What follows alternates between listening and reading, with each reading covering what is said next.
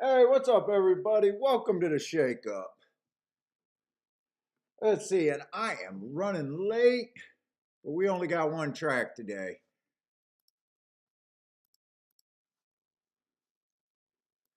So I want to, let's see, get set up.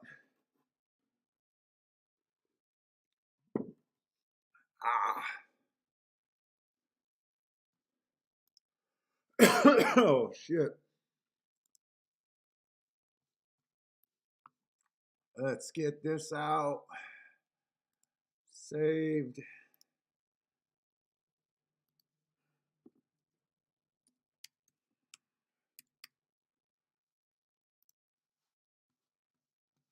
Let's see. That should be good. Let's go here. Oh, fuck.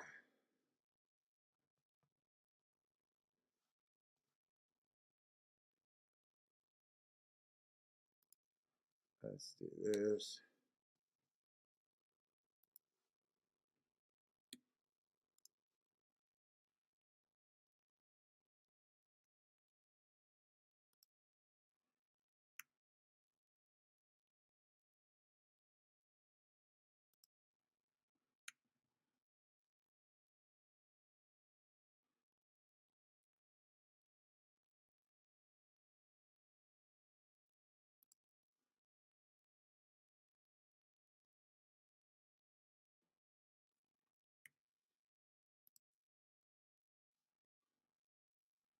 All right, let's go here. Hold up. I'm just getting set up real quick.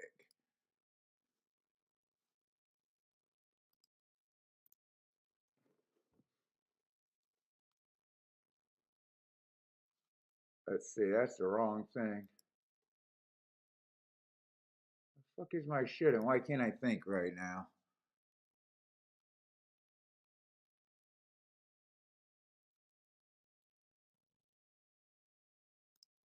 That should be it. All right.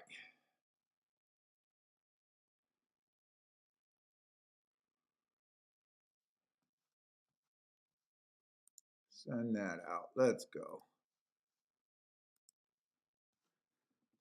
Hiram, what's up, man? Boulder, how's it going?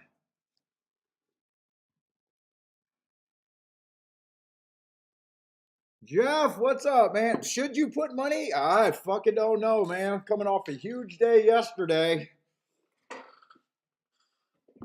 All we got is Gulfstream today. Let's see. I want to set this up. I don't know which way to tell you. What's up, Michael Lester? How's it going, man?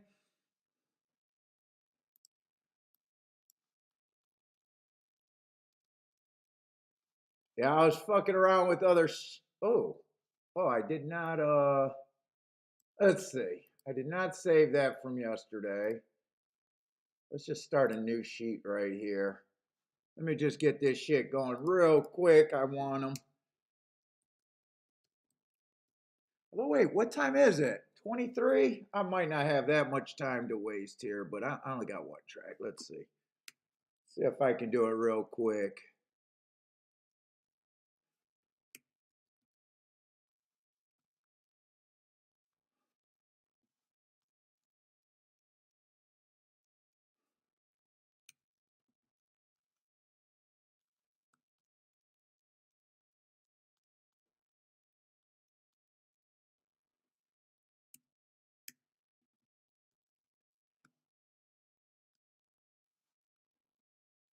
Bender, how's it going, man?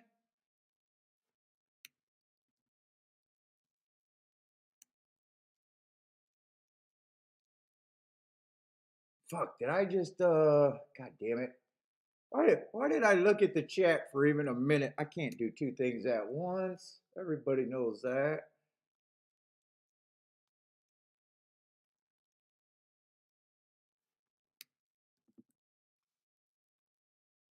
Only one track today, so we'll try to look at extra stuff if I can, if I don't get distracted 100 times like I usually do.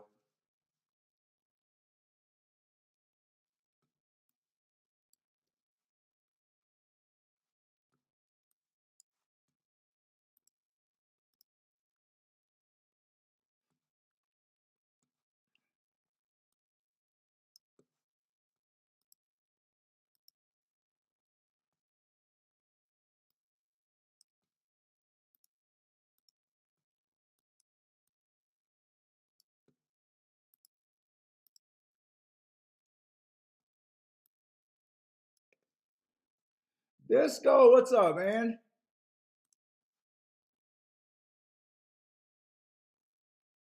Let's see. I think there was a 13 in that race, and he might have got scratched, but I got to leave that spot there. All right, this is all I'm going to set up.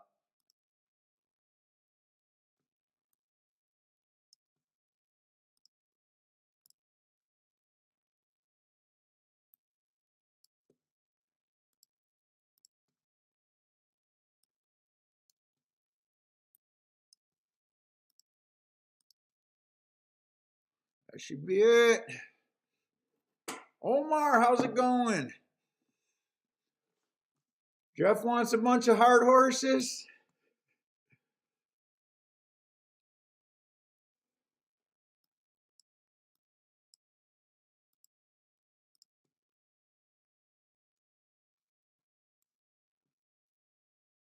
All right, look at that. I think I'm set up right there. Let's see, grow the form a little bit.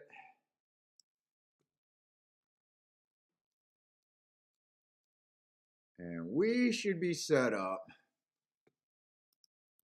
Tweet this out.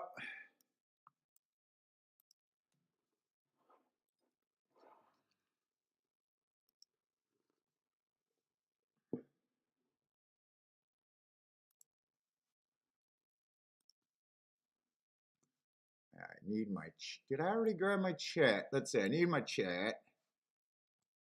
And all I need is a betting window. And I'll be caught up with you guys. Let's see, there's my chat. Minimize that, minimize this.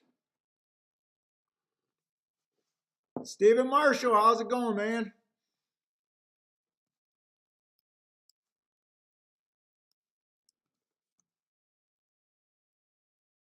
Yesterday was one of those days. Could do no wrong, but there was two serious wagers that, fuck it, I should have had. I fuck up that 40 to 1. And honestly, cashing that 25 to 1 and having the 1, the 3, and the 5 and not cashing that exact, even though I wasn't going after that, felt kind of like I missed that. Hit the win ticket in the last race, but still. I can't complain after yesterday. I think I hit four exact as one double. 11 to 1, 25 to 1, 7 to 1 on a huge bet, and a 4 to 1 winner. I can't do any better than that.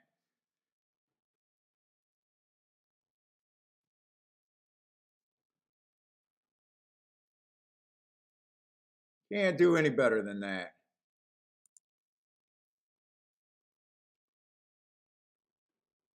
Let's see.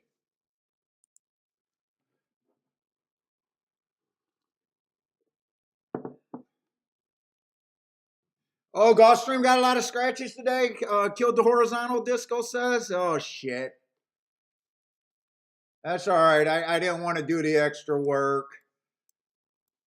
Well, Aqueduct's not even running. I think it would have had to be Tampa, or not Tampa. Tampa's not running. Oaklawn, it would have had to be, I guess. Oaklawn or Fairgrounds.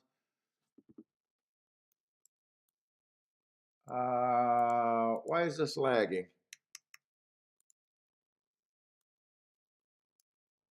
There we go.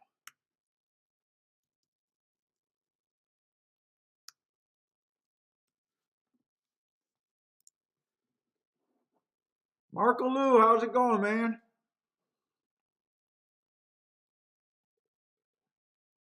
I ended up, Steven, I ended up finishing. I'm not sure if it was 18th or 19th. Honestly, I don't remember. I did get a check for that. It was like 3 or 5,000. I went down to pay wise. I think they paid the top 20 back then, maybe the top 25. But I think it was so I was as high as third on the leaderboard late on the tournament, but going in the last race, I think I was like fifth or seventh, somewhere around there. I think I slipped a little bit farther back.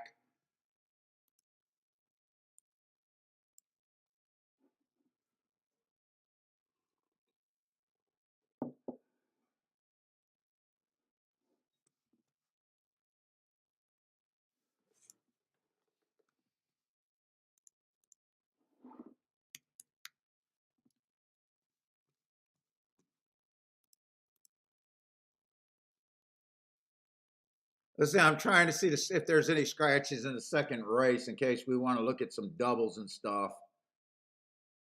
Doesn't look like there's any scratches. What about the third race in case I do any go farther than that? Let's see if I can get the scratches. Well, I probably don't want to go any farther than that because we got about 9 minutes for the first race. Roland, what's up, Roland?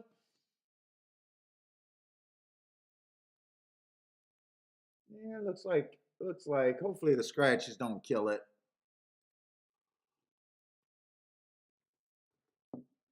Oh, Steven, no, I got rid of the web page. It wasn't doing anything. It wasn't generating traffic. I stopped doing any new content on it. I thought I was going to be able to. Dude, everything in my head, I think is so easy to write videos and write. I'm just not a writer. It's hard enough for me to do the videos. I was going to go through everything and do everything on there, but dude, it was just too much work. And then I stopped doing it for like a year. And then when I think I had a 2-year thing for that website. And I just wasn't grabbing any too much traffic or anything. So I just let it go away.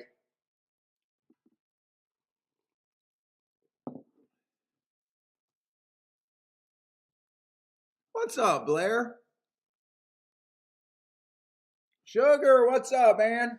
We'll try. I'm just gonna handicap if I don't try to play every race. So Paul gave up on his dream. Well, I'm still doing this. I haven't completely given up. What is that? Getting so many hits that the powers to be have to take me serious. I can sit them at a conference table and slap them in the face with my dick. That's honestly my dream in horse racing. I want to get all the top executives. I want them to fucking be forced to listen to what I say, and I'm not even going to say anything. I'm going to pull out my dick and slap them in the face with it. That's my dream, Marco Lou. I stated that publicly before. How did you let the game go to shit, you dumb motherfuckers? How can you not sell gambling to a bunch of fucking addicts? What the fuck? Are you kidding me? You can't sell gambling?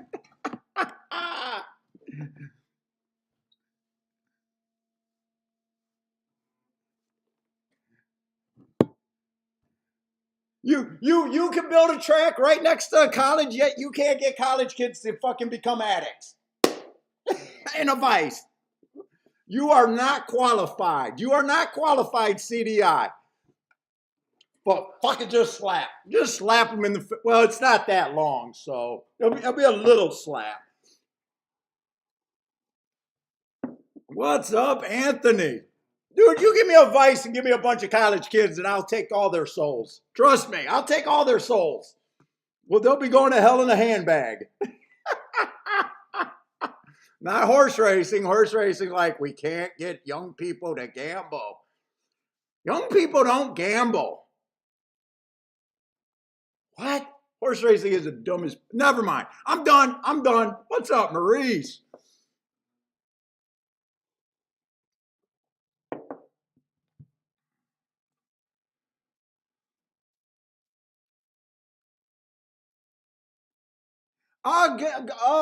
Marco Lou, Kiki's looking for airfare. Kiki's just going to find a deal. It's not set in stone. All we got to do is let them know a couple days ahead of time to go down to Gulfstream. I got the contact information. It's just really just based on not last minute, but she's just looking for a reasonable airfare. That's all. She's looking. She looked out, but she keeps looking.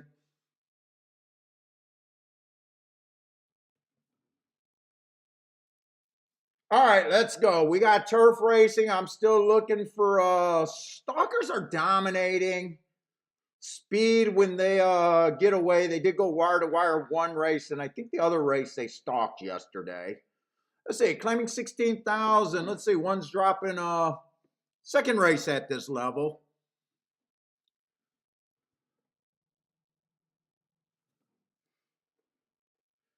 Probably gotta be a little too far back. Doing an okay job getting in position. Eh, I don't like or hate one way or another. Just is what it is. Same with the two. Two got a little bit more of a class drop. Probably has a little bit more than an edge. I'm gonna have to see what they're betting here because so far I'm not completely overwhelmed. Let's see. 3 horse at 8-1 might have a little bit of upside. He is a little cheap though. Little cheap. I like last race, match of strides with the fastest winner. I like 2 races ago, stalking closing day, trying to go wire to wire.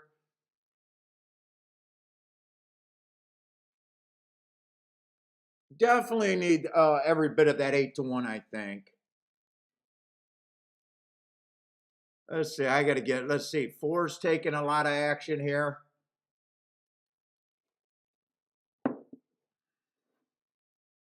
4, I got no problem with the 4 taking action.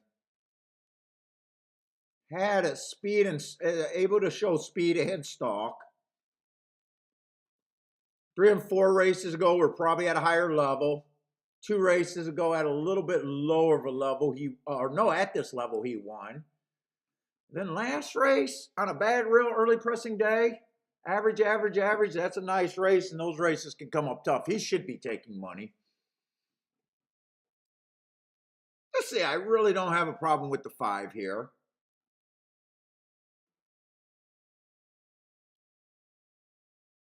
Six is the favorite. Let's see. Do I got a problem with him? I got to find a reason. Right now, I'm not seeing a real reason for me to even bet this race.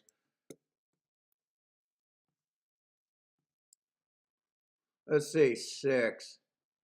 A little bit of higher level. I do like last race. Stalking closing day, going too fast to win. That's a nice race. 2 races ago, slowest winner of the day. 4 races ago, another race too fast to win. I like that one. Man, my biggest problem with the 6 is the price.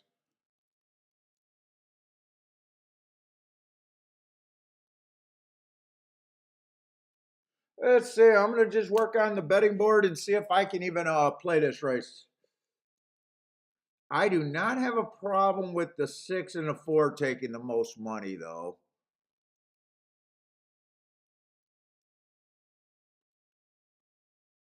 Three barely holds up, or wait a minute, was it the 3 horse?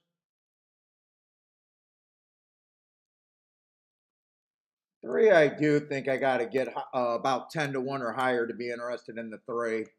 Not impossible. I just think it's a little bit more of a stretch. Same with the 1. I think I need at least 10-1 or higher on the 1.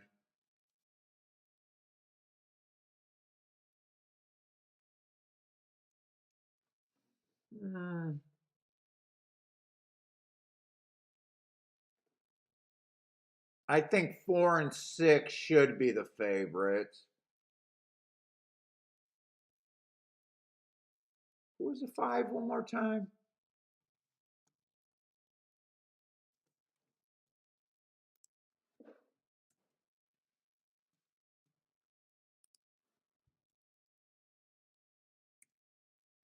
Can I work with 15% on all of these?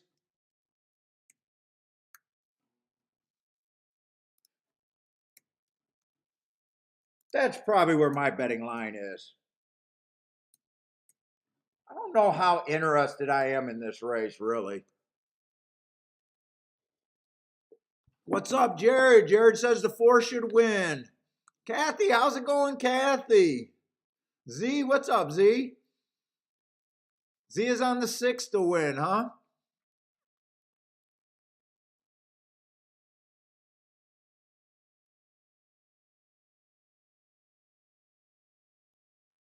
Rent is due. How's it going, man? John, how's it going, John?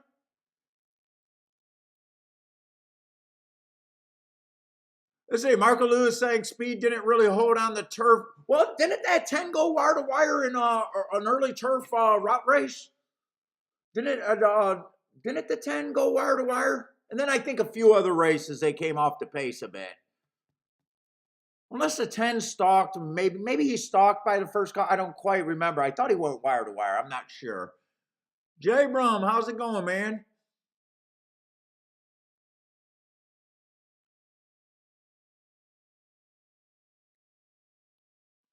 Jay Brum's coming in with the Trackmaster. Man, like we said yesterday, man, I haven't heard that forever. Let's see, on my betting line, I do got the 4 and the 6 to me should be the favorite. So the 6 is obviously overbet, in my opinion, a little bit. 4 is a little bit of an overlay, but not enough for me to jump there for a win bet. 1 is a decent overlay. 2 is a little overbet, in my opinion. 3, not a big enough overlay for me to jump in on. 1, I'd rather take the spot with the 1 than the 3. 5's a little bit of an overlay, and so is the 8.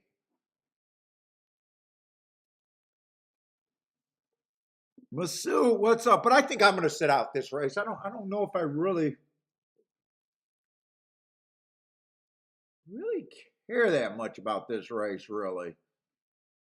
I think the 6 and the 4 are fairly legit. To get them both out of first or second, I think is going to be fairly tough.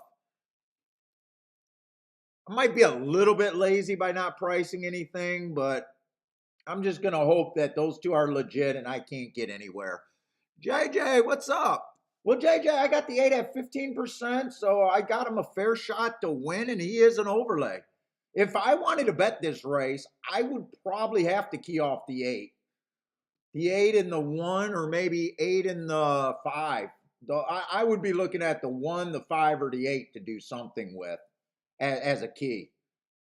I'm not sure which one I like better, but I think at 8-1, he's more than a fair price if you want to go that way. What's up, Trust the Profit? How's it going, man?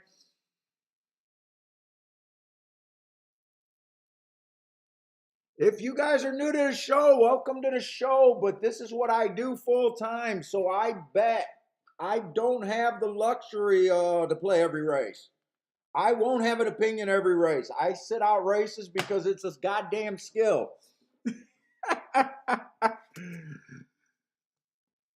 Let's say Trust the Prophet says Taylor wins for fun. So if you're new, hopefully take part in the chat room. Feel free to ask for picks from the chat room. Feel free to give picks. Just put the track that you're playing with it. And other than that, don't be a dick. Deerham, what's up, man? Christopher, how's it going? 1, 2. Let's see. They are off. Buy stocks. What's up, man?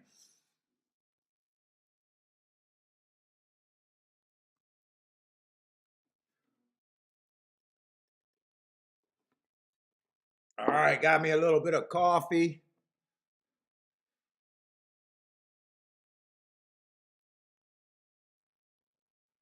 Ah, 25. That should help on the front end. That's slower than what I think they were going yesterday.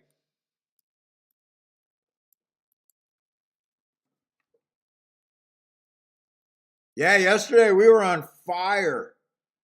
Fire, fire, fire. Couldn't do anything wrong. Gregory, what's up, man? Yesterday was a huge day, made up for a tired week last week.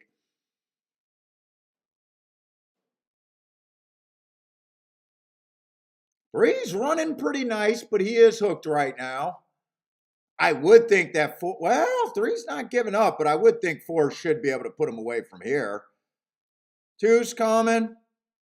Wow, 3 is not going away. There he goes, a little bit. He's still fighting.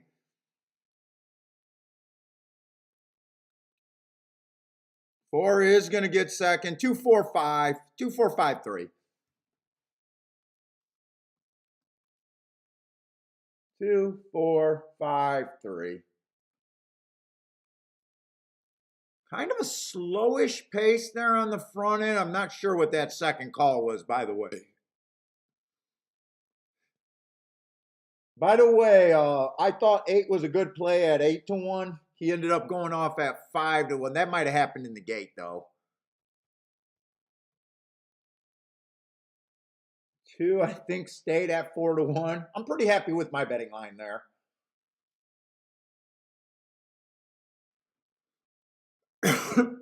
I did no bet, so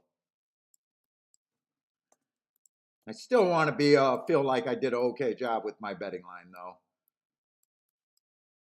But I didn't see much there. The 2-4 exact is probably not bad. Oh, 2 actually went up. 2 actually went up to 6-1. I thought he stayed at the 4-1 price. Let's see, Rennes due off to a nice start. Looks like buy stocks all over that. Disco with the boom. Yes, good luck everyone in Vegas in the NHC. Yes, I don't think no hearts. Well, unless some of the other paces are even slower than this, it'd be hard to get a heart out of this race. Unless the other early fractions are going like 26 and change, 51, then you can end up with hearts. You can end up with hearts on super slow time. But the slower, right now I would be like, yeah, it's going to be rough to get a heart out of there.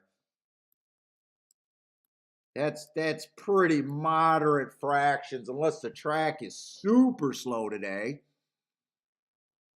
What's up, Sean?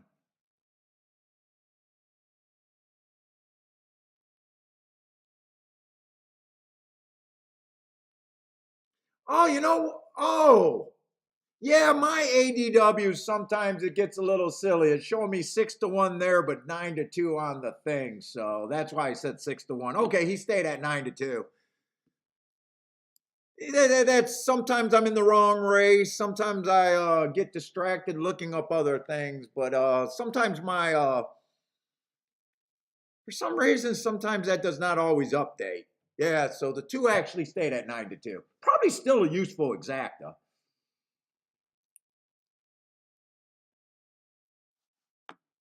Let's see. Think about the math. Irad is 36-1 in 2003 when horses are 4-1 or longer. You have to bet them. Yeah, well, we said that automatic.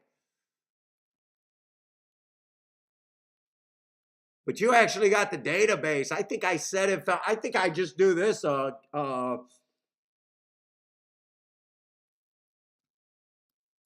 I do the same thing with just looking at their running style. If all you know is a horse's not running style, I'm talking about jockey percentage. If you think Irad is gonna keep winning at a 27% clip or go up, well, you can bet them at more than 5-2. Give you a point and a half, 4-1. Just bet them automatically whenever you like them at 4-1. If that's all you know, at least at least use math. Disco got a database that actually says for a time being, but you can also do that with just the little things too. But Disco takes it farther. No, Partez. I stopped being interested when they got out of all the live money tournaments. So for the most part, since 2006 or 2007, whenever the last time we went, is when they started going out to the online tournament. It wasn't until maybe 2 years ago that I found a few local live money, not local, Chicago, I'm Michigan. We found Indiana and Chicago has a few. So I only have 3 shots in the last 2 years. So I went the last 2 years and tried to and didn't qualify, but I'm not chasing it like I used to. And for years, from 2006 until maybe 2 years ago, I wasn't chasing it.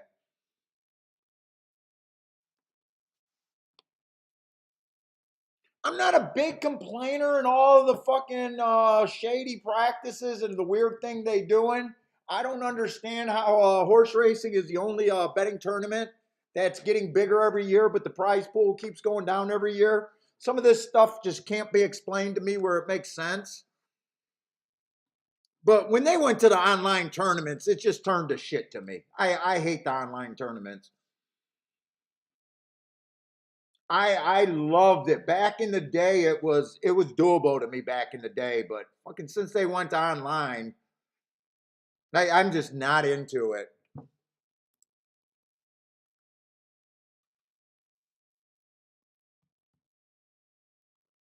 And to get my fix, we were doing the Orleans tournament every year, multiple times a year.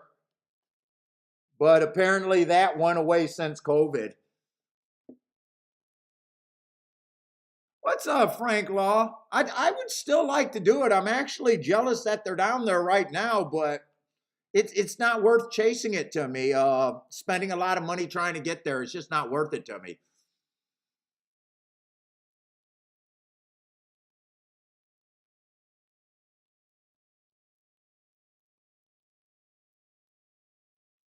But yeah, I'm interested, but I'm not. I'm interested, but I can't chase it. Especially those online tournaments. You got so many online tournaments where they're spending all this money just trying to win a seat. Think about it. There's guys that are probably putting $10,000, $20,000 just chasing the tournament seats, playing for that one tournament. And if they don't cash in the big tournament, yeah, they got there. Where when I used to qualify, dude, I used to get a seat and anywhere from $5,000 to $20,000 in purse money. Back then, that's what I said. That back in the day, it used to be, dude. You used to go to a tournament. It would cost between $200 and $500 to get in, and you'd be competing with 200 or 300 people. You get to pick your races. They gave you some shitty chicken. Dude, it was an event. It was fun back then, and it was doable because they had decent prizes. You hit. Let's just say you got third and you picked up $7,000. Well, you can chase another 5 or 6 tournaments with expenses. Even if you're paying for travel and they took all of that away from it. So that's the real reason. And then it's weird. So last night I wanted to see who qualified. So I found the site, and the thing that caught my eye was the top money winners in the NHC, the people that cashed the most in the NHC. Well, if it was any other tournament, like World Series of Poker, any sporting event, anything, right? The person that won it last, unless someone won it multiple times, would usually be up at top, right? Let's just say they'd be at top. The kid that won it last was actually in 10th place, and no one cashed for any amount more than once. It was mostly someone that won, maybe they had a minor finish or two. But when you think about that, and then the field's getting bigger, like, where's the prize money going? Wait a minute, something doesn't make sense. But that's not why I'm not chasing it. If I'm only paying fucking maybe $2,000 chasing it, probably not even that much. I don't really care if I get there. I'll be happy winning 750, but I'm not going to chase it where I'm spending a ton of money chasing it. Yeah, they keep saying that, Marco Lou, that it's $10,000 a seat and all this bullshit. So right now they got 750 people in it.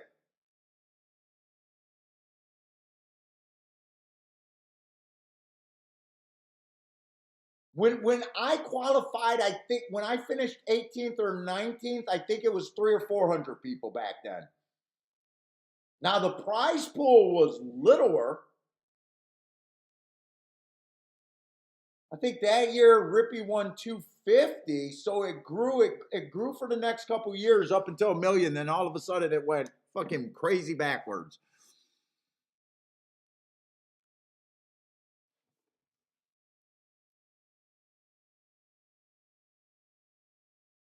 Yeah, Disco says he play every year, but he only puts a couple bucks in it. Right, Disco? You said you only play like maybe 200, 300 bucks, I think you said, and a bunch of $18 tournaments.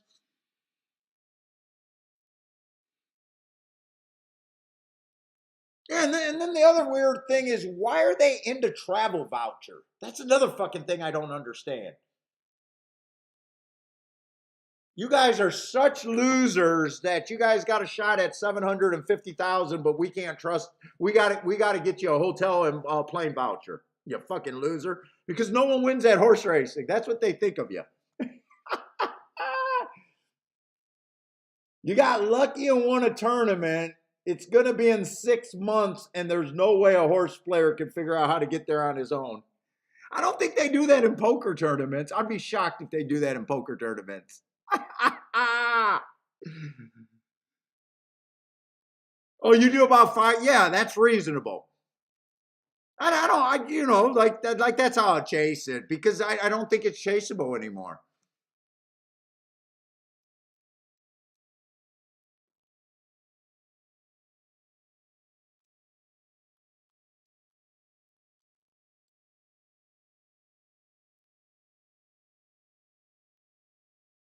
Jared be in Vegas on May 10th. Nice.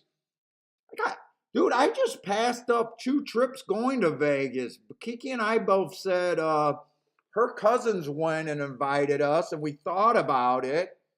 Then we both looked at each other and said, if the cousin wasn't going, would we even consider? And we both said, no, not really. And we had 2 offers like that, and both of them I don't. Vegas is kind of, I don't know. I'm kind of done with Vegas for a while, I think. Unless Debbie can get her act together and give us the fucking tournament back at Orleans.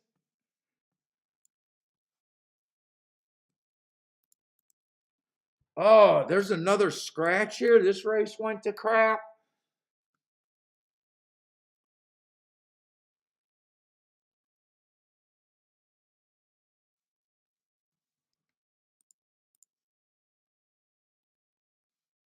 Yeah, Cape Cod is out. Let me look ahead for today to see what we even got. Let's see, we got a 5-horse field here.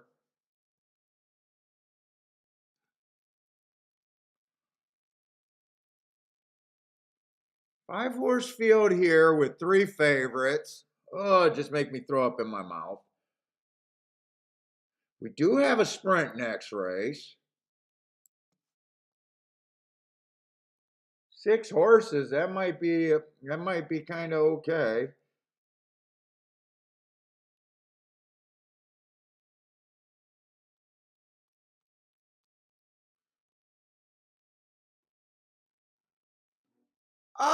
Maurice, just because it's no longer, it's just not horse racing friendly. The sports book is dead. The fucking horse, even the horse players, dude. When I used to go to a sports book, it'd be like 20 to 30 people at every sports book betting horses. Last couple times, it's been me. It's been me by myself. I pretty much have the sports books by myself. So there's no one to talk about. Half the time you get there and the signals they don't have all the signals. I'm doing workarounds on my laptops.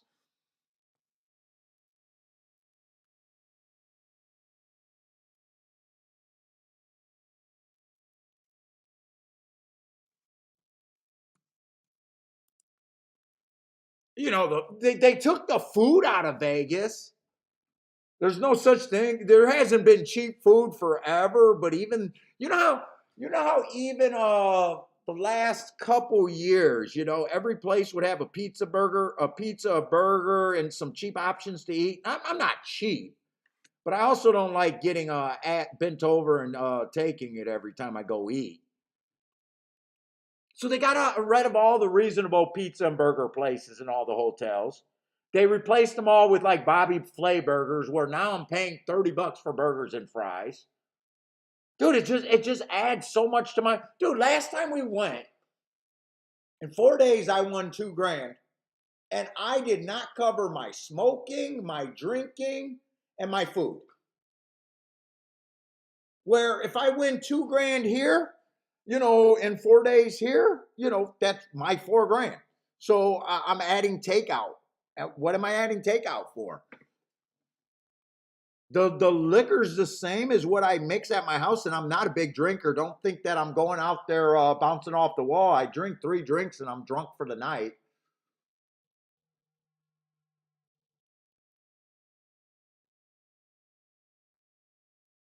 Bender, I might for Sunday.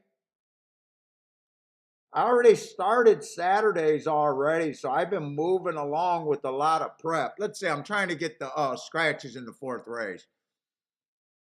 Yeah, and then me and my wife aren't clubbing. I'm not trying to get laid anymore by girls not named Keith. Well, so I kind of lost that, you know. So fuck married guy. And I don't do any other gambling, Maurice. I don't play blackjack, poker, slot, but yeah, I don't do anything.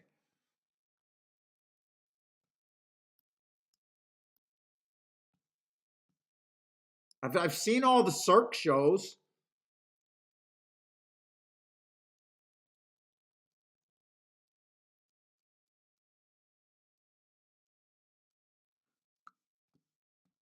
All right, let's try to look at some shit. I'm on short time like always, but let's just look. See you guys taunting that I'm not looking at pick threes. Let's see. Back to front. I'm wiping back to front this time. Let's see where we're at. I'm going to look at the fourth race to see if I even want to play a pick three. I think we got 2 dirt races back to back. Oh, we do. We got 2 dirt races back to back in the third and the fourth race. I'm usually interested on the inside.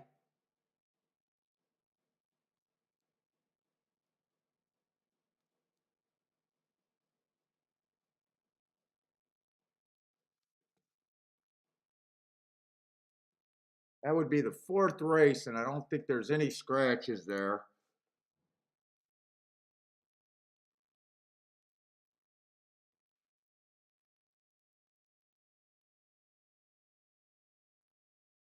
Holy shit! The first thing that spots on the that race is the better horses are on the outside. Fuck.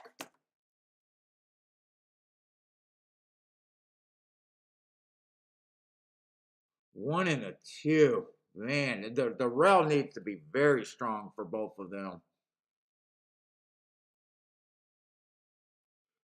Choose lightly raced.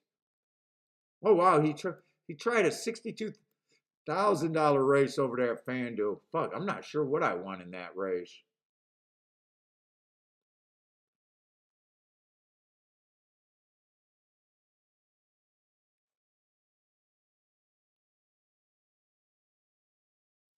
Seven, six, four. I don't think I don't I'm not sure what I'm gonna think about that race, to be honest. Let me look at the third race real quick.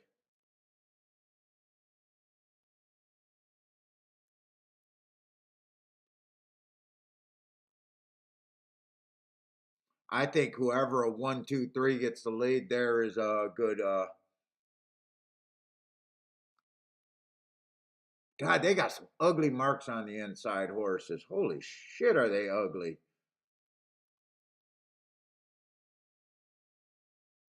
Fuck, these are actually I don't think great spots. I think 3 would probably.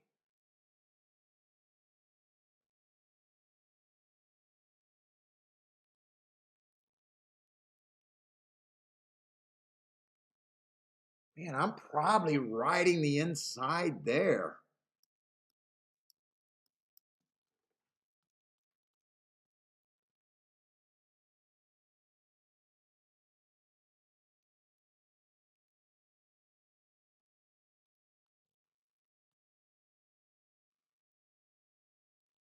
Three, four, six, and seven there. See if I can build a ticket. I'm not going to do a betting board in this race. I'm going to try to build a ticket here. By the way, I'm not using all of those horses on any table, on any ticket.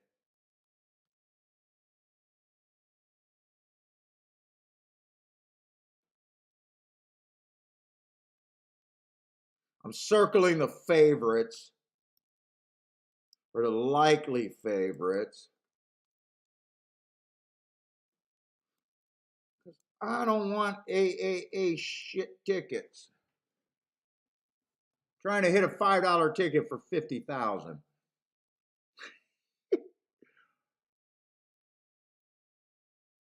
All right. Can I put together some tickets quickly? 2 has been off for a year.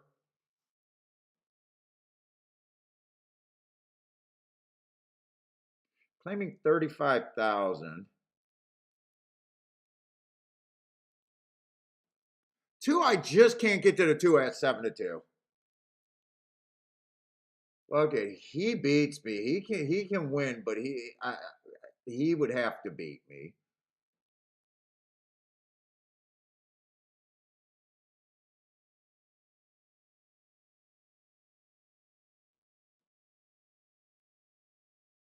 Four would be good for me. Four is a bit of a reach. Man, I'm honestly not that crazy about this sequence. I am really not crazy about this sequence. Four's definitely good for me.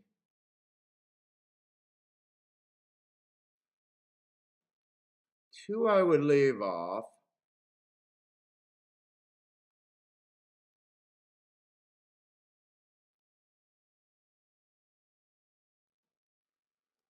Let me just see. I don't even need to do much here.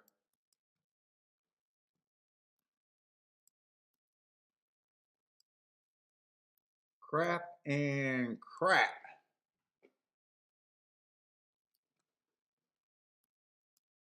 Let's say if I just use those, I'm just writing out some tickets that I can go with. You could go all of them. King off the better shit. I can go wider. I think that's 6 and 7.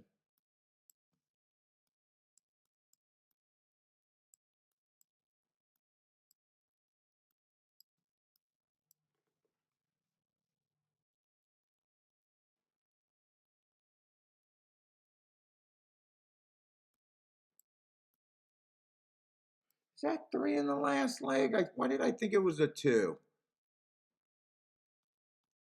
Make sure I got the right number there. Second, third, fourth, fifth race.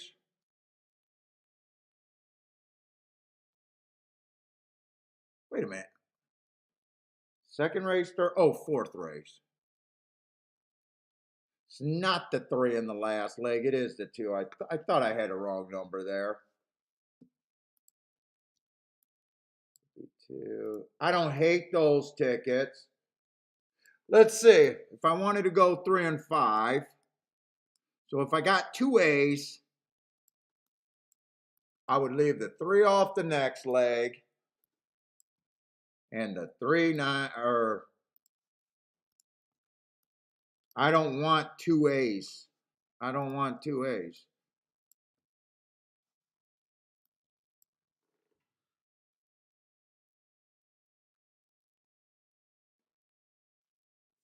That's not 3-5. That's 3-6. I could do that if I'm dude, why do I got wrong numbers everywhere?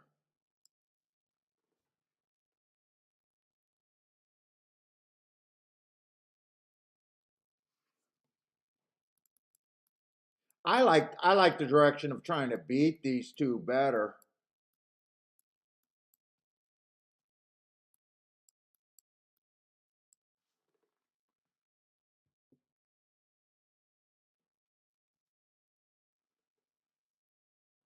I probably want to use both of the favorites there to make this ticket better. I'd pick between one or the other. Oh, Disco, yeah, trying to send me a ticket generator here.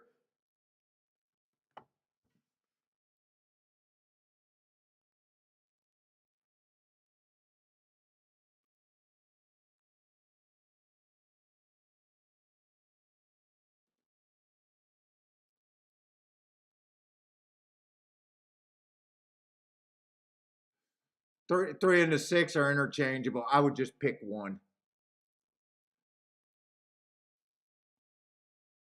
Pick one, move on. February.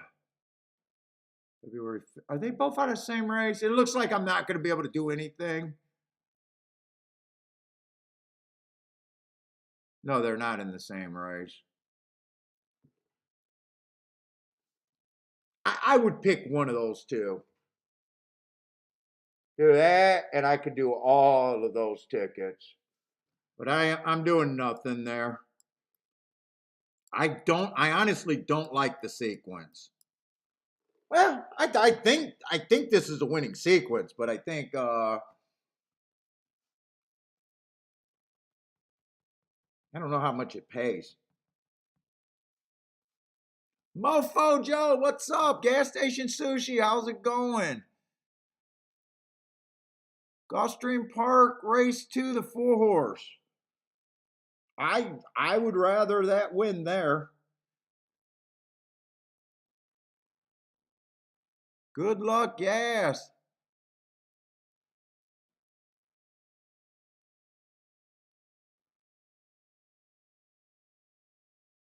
Yeah, it was that 2-horse in the third leg, right? Bender seen that I was yeah, in the race 4.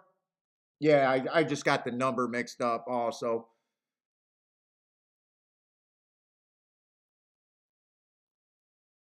Plus, I wouldn't want him to make my betting line. I was just trying to put together some tickets that I thought made sense. I would definitely be against the 2 here. I just don't think playing the 3 and the 6 would have been good there. I say you pick one and fucking lose if the other one wins.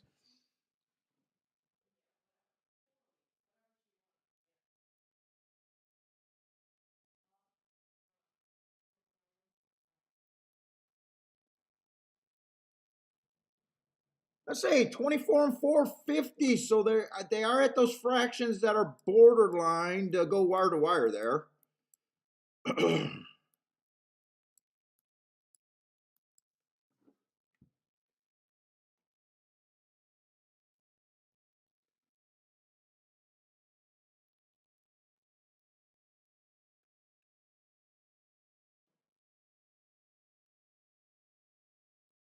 Close out that 2 because 2's the definite horse that I would not have.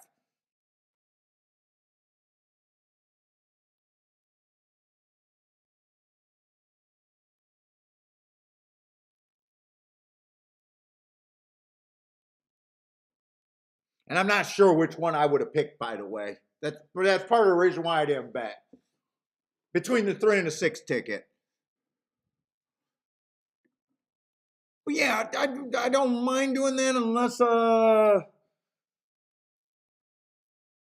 now if I would have looked at the doubles, I couldn't have done a $12 ticket, I don't think. Let me just see real quick before they take the doubles away if I fucked around and got shut out or fucked around at the wrong time.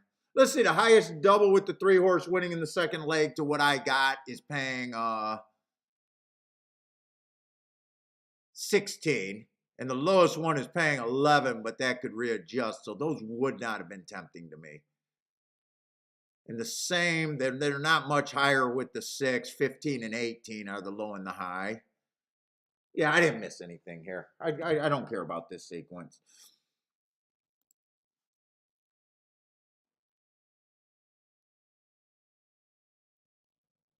Let's see, Disco got some pick threes. Jared with a boom. What does Disco? Live all A's for $5. All A and a C for $2. So I take it Disco's doing the ABC generator. See, I don't, yeah, but the thing is, I always do it by odds. And I don't know what's an A, a B, or a C to me. When I go ahead and look at races ahead without odds line, just looking at what I like is never good for me to say what's an A, a B, a C. When I'm in a race and I see my horse that I think has a 15% chance and he's going off at 20 to 1, he becomes the A based on math. I might not like him anymore. Yeah, that's why it's so hard for me. And I would have problems ranking horses ABC. Because what I like and what I want to bet are two different things completely. They're not even close.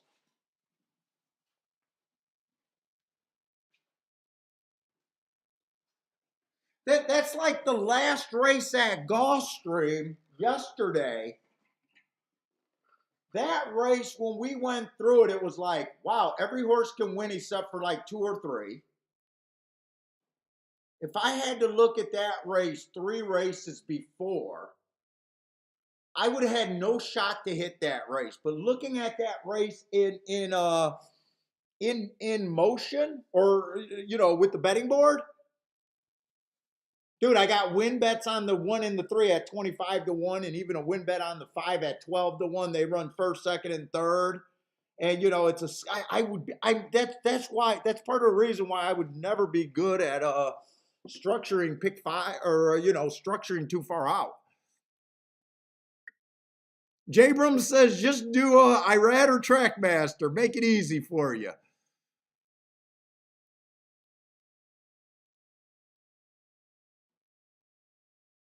Yeah, well, that's the other thing. So, Disco, I'm terrible at, or Bender, I'm terrible at looking ahead, or Disco, I'm terrible at looking ahead because my handicapping and the way my mind works is just so far out of the box. People say a good handicapper should be able to look at the lines and see what the publics are looking at. Dude, I can't even do that because my head's so far out there. Dude, there's no way I could be locked. Like, I can't even predict. That's why I had to just circle whoever the morning line is. That's the only way I could look ahead. But yeah, basically you're right. When I'm in race, if my top choice is the favorite, he automatically becomes farther back unless I can't get around him. If my middle of the road choices are super high prices, they automatically become my odds, or my bets, or my keys, or whatever I'm doing. It's just game theory, really.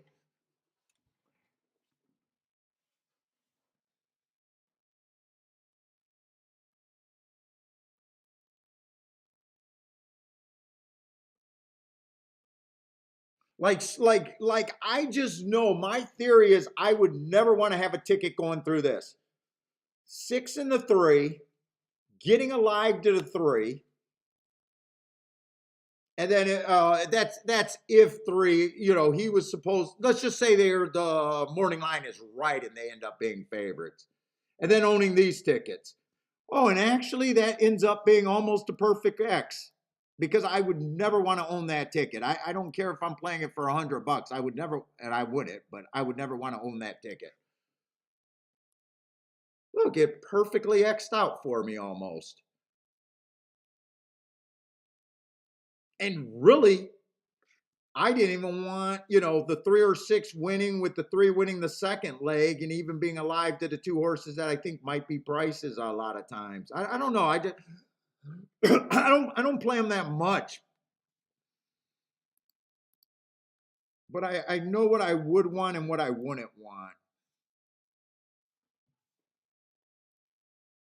Yeah, and I could see that would help using the probables, but you see how I don't have time to look up that because I have no game plan.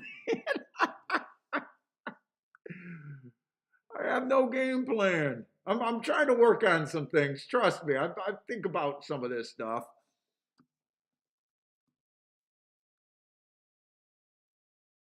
But anyways, who won that race? 3. Irad. So we got an Irad double. Is that what happened? Is that just what they put on us?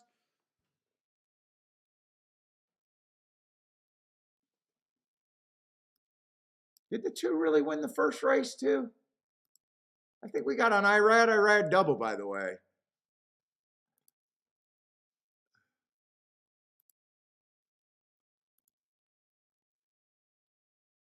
Although Irad did win at 11-1, or not 11-1, $11, 9-2. Okay.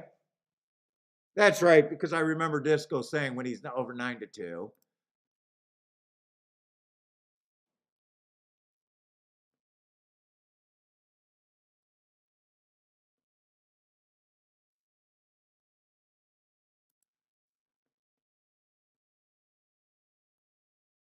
Attila says, "Well, I'm not convinced I'm there though, Attila, but I'm trying on a short show."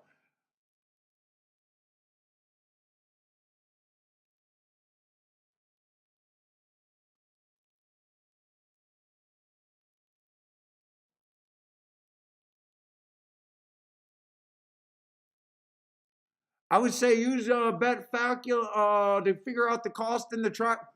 Well, right now, you know what? When I'm working on too much for cost right now on your ADW, it's just nice to punch in the ticket without hitting send. You can also do that to quickly figure it out. If you're just talking about cost of tries and supers, right?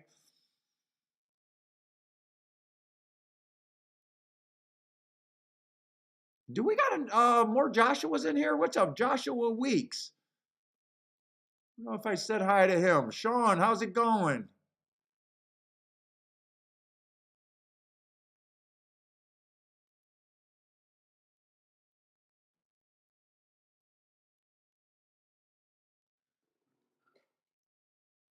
And see, even the way I did it, I was like, okay, three's going to be the favorite here. I don't want to use the three. I should, if I would have had time, I might have been able to look at a daily double if I knew which direction I wanted to go. I just said I wouldn't want these horses with the three, but right now the three's 5-1, and I'm a little shocked.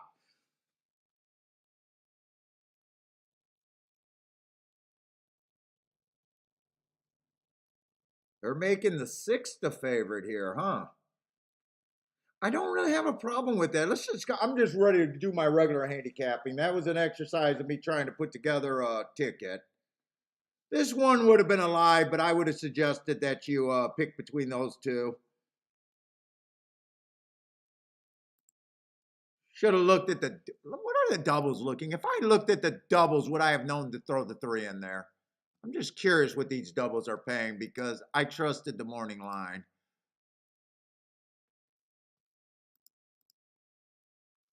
I haven't played a bet yet. Well, the six is going to be at a double and the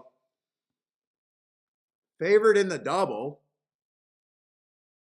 Two's probably going to be second choice. Right now, he's $11. Well, he is second choice in the double because that's not going to change. He's $11, and the three and the one are actually 16-1. Although the odds are flopping all over the place. This is not a good sequence that I'm all that interested in.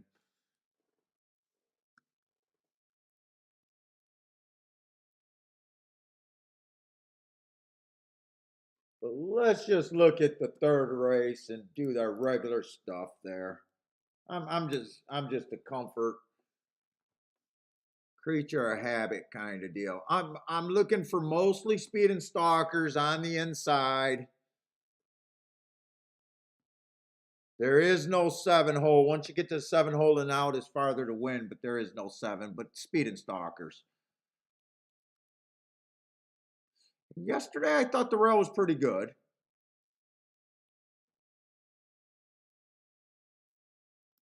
Let's see, 4 races ago before. Oh, these are still maidens. Tried a stakes race, bad rail, early pressing day. Look, even when the rail's bad at Gulfstream, the 10 hole is almost never good.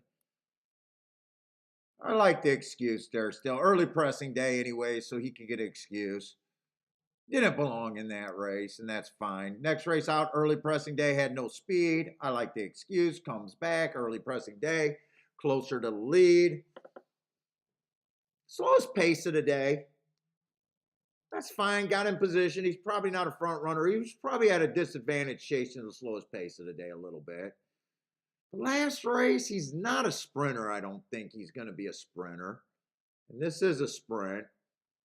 He was just slow, slow, slow that day.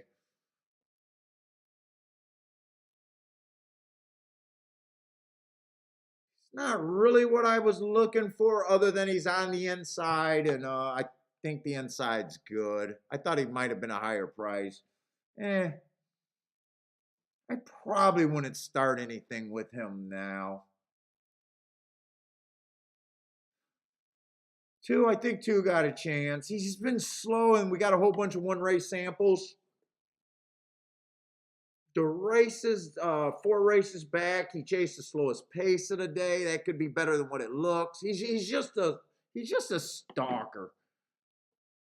Here's a one race sample. Again, he did a deep stalk, almost a close there for a second. Another early pressing day, slowest pace of the day. I think he needs a fast pace to chase. And then another one race sample. It's just kind of annoying not knowing what those one race sample paces are.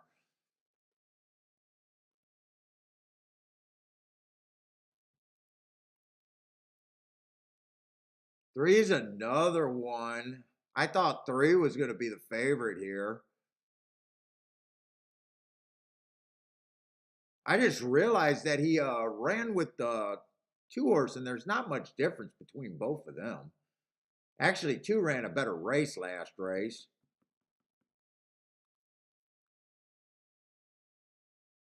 This is just a race where I don't see much upside. Let's see, the four is scratched. The five is a first time starter. What's up, Gregory Ross? How's it going, man?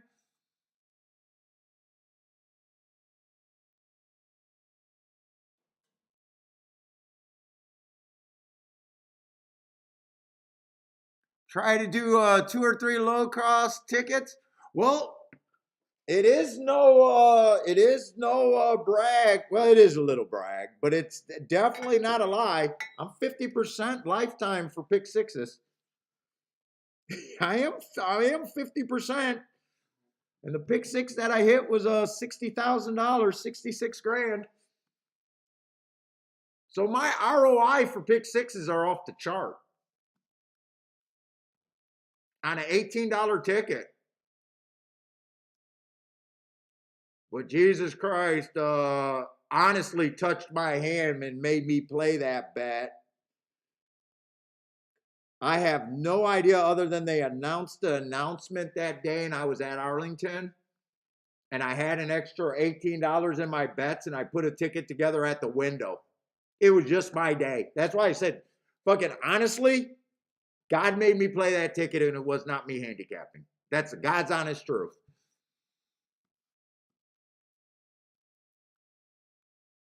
But it is a fact. I am 50% in pick sixes. And then I played the next day and never played again. I just can't put those tickets together and take them serious.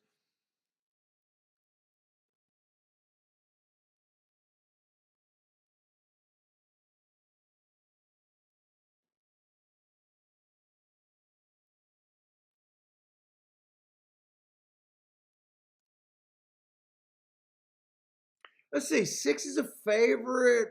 Fuck. This is a race where I think whoever gets the lead and probably towards the inside is going to win this race.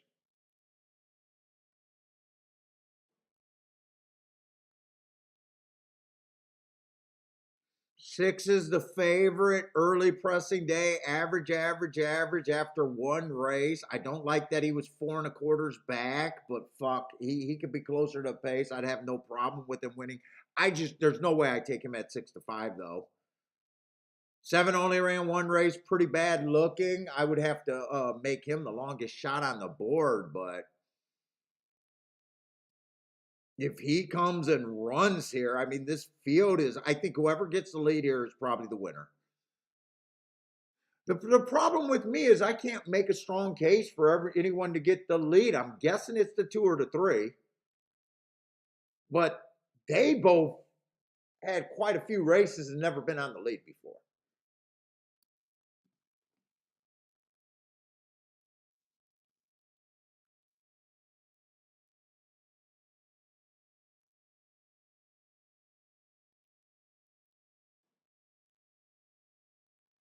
Joshua, I don't know anything about the other countries' international racing, really. I don't know if we breed different. I think I hear that we breed more for speed, but I don't read. I don't read and listen to anyone else for the most part. In fact, most of my history playing, the only time I started actually looking at other people's content is because I started thinking about doing a show. Before that, I think I used to read a little bit of not Bloodstock, but there was like a fucking gambling magazine back in the day. That was pretty shit. It was pretty shit. I'm trying to think of what it was even called, but I never paid attention to industry news. So I really don't know the differences in other countries or even too much about anything about racing.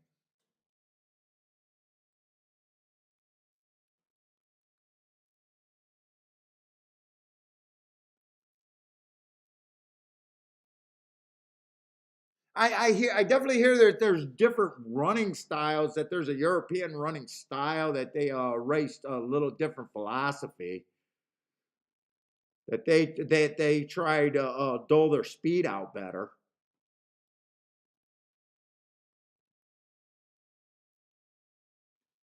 Paul saying he can't single Forte. Now I could single him. I just thought I could have beat him last race.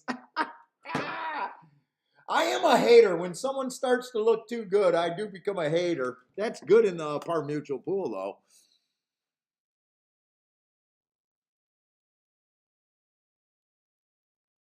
Oh, when you watch U.S. racing, it seems like we're pushing a lot faster than you guys are, than your European jockeys are.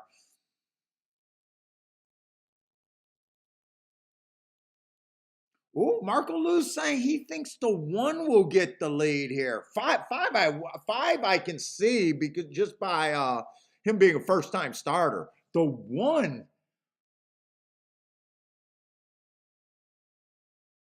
man, for some reason I just think the two and the three has a better shot. But I've never seen a race where no one got the lead, so he wouldn't shock me. I'm leaning towards the one in the or the two and the three is more likely in my book, especially the three for some reason. Five would not shock me being a first time starter. He would not shock me. One, I'd probably be shocked because he's had quite a few races and never been closer than two lengths.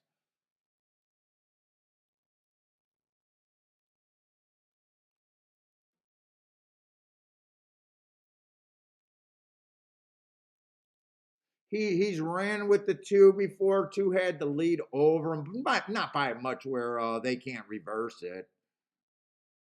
I don't know. I'm having a tough time with this race. Really, the horse that's the best horse for a better is someone that I normally wouldn't touch.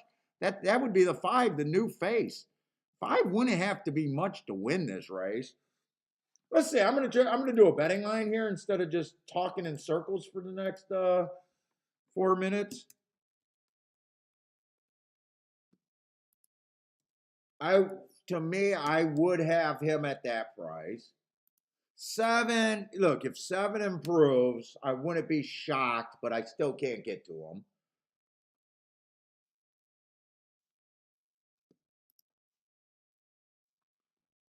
All of these horses, yeah, I can make an argument for any one of them,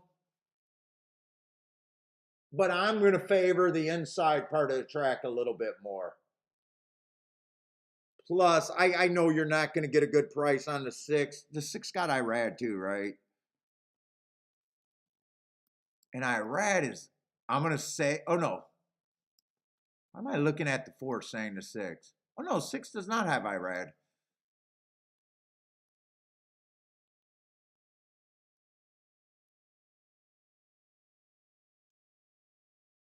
Irad got the amount off. I'm going to be a little bit harder on the six.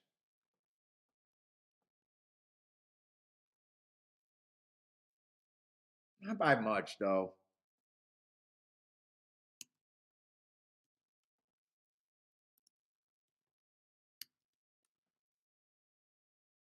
Oh, that didn't give me any extra points really at all.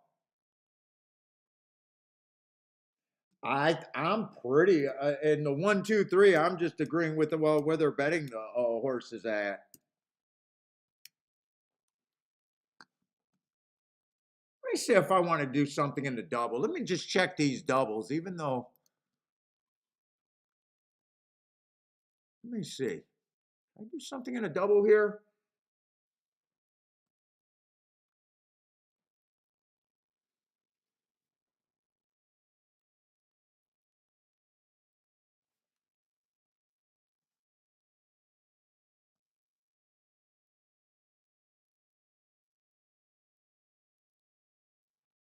One to everything to the 2 is good. 1 to the 4 is okay. 2 to the 4 is okay. 3 to the 4 would be a no-go. I don't know if I'm doing these. I'm just writing down where I think I can go.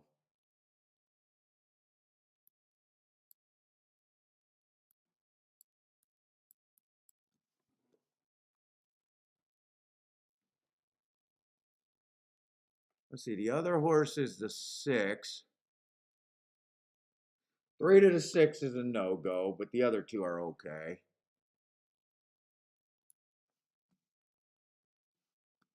Why do I have the 1 here? It's not the fucking 1. It's the 2. Man, I'm having trouble just concentrating enough to get my. Do I do drugs or something? I don't do drugs and I have this much problem concentrating sometimes. I would have to beat the 3 horse here.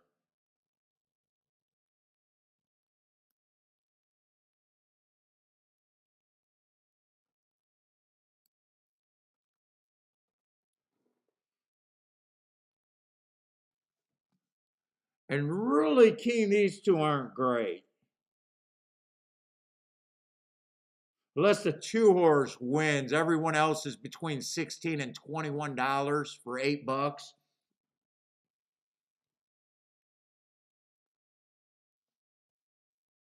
And 2, if I remember right, that was that shipper that was just a throw-in for me.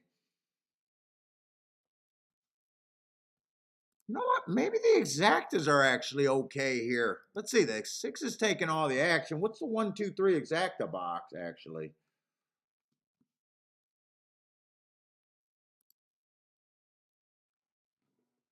Three on top of the 1 and 2 are kind of just, that would be an even money bet. You're getting about, for every $6 you bet, you get 12. That's not what I'm really about. There's just,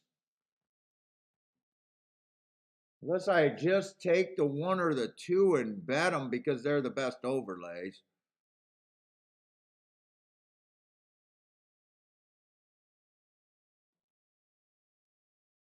It'd probably be the 2. Dude, how is there no room in those exactas? The exacta players aren't really falling into this 6 horse all that much.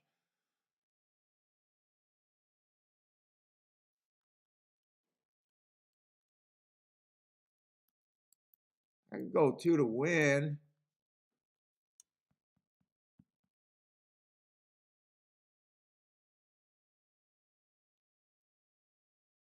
You know what? I could try to get push to 5 to get first and second with the 1, 2, 3. I mean, that is a spot I can get to.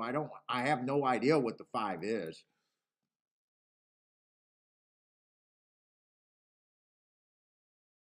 Those actually are not paying back. Those are actually paying home run positions. I don't know how likely it is. Let's see, doubles are shit. Exactas are kind of shit.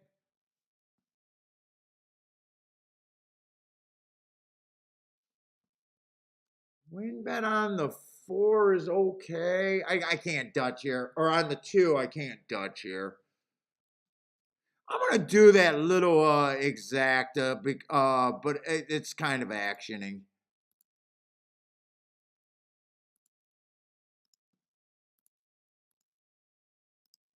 I with the 1, 2, 3 key box. Now I'll do a little win bet on the 2.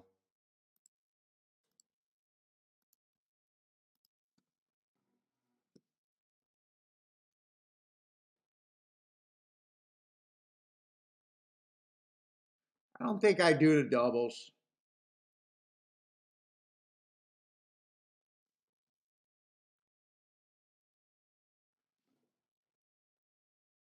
I think whoever gets the lead towards the inside is probably a winner. And 6 ends up getting the lead. I would have played against this horse again. I would have played against him again.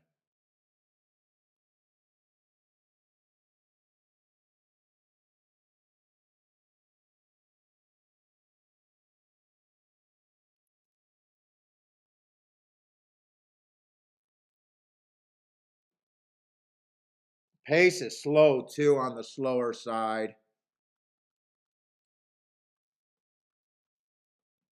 I don't think 2 can make up any ground on that pace. I'd be kind of surprised if he went. Well, he's coming.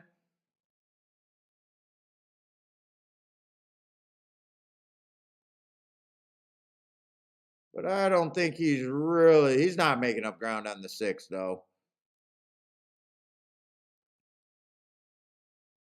He's second best, but still. I just see no real potential there.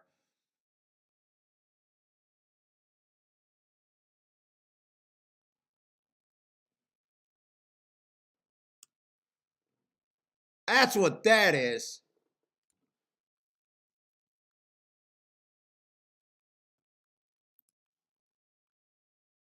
What's up, tallest? How's it going? Yeah, that's a bad race right there. I mean,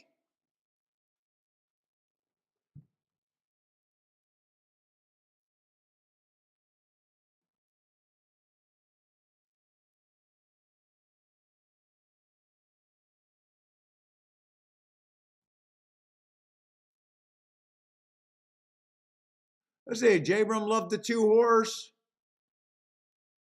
The pace setter will not win. Is setting up for the 2 horse first time Lasix suggested. He ran. He was second best. He was the best group of the horses that I thought I understood. Disco went dead on that pick 3. I would have went dead on the pick 3s that I was looking at.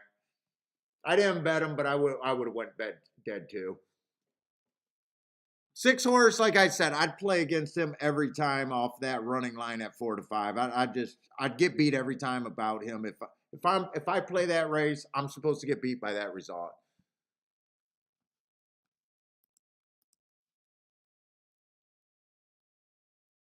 $4 exacta.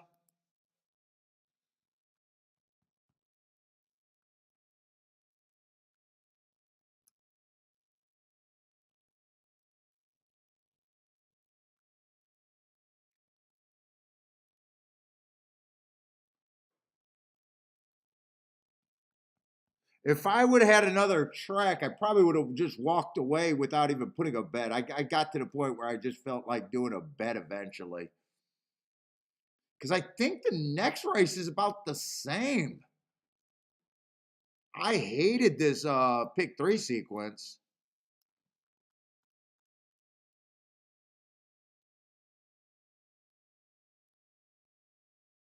I thought the 2 was a complete throwout. I thought the better horses were on the outside. Then I seen that $60,000 and I thought, you know what, he might have a little bit of upside. I'm probably going to look up that race. Let me look at the later races. Hopefully we got some all right. After that race, hopefully the racing gets a lot better though.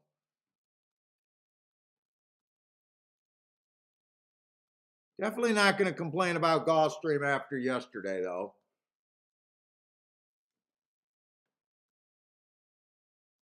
Yeah, that was the shortest exacta with the 6-2. If you play that race, I would say if you play that race, you're supposed to lose that race if you're playing right.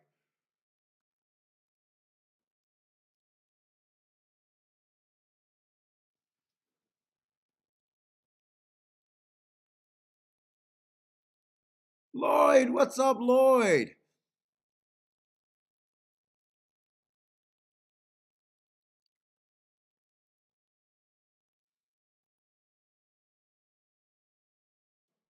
Bender's saying, yeah, the 5 through 9 are where it gets better. It definitely looks like it's going to have to pick up from what we've seen so far.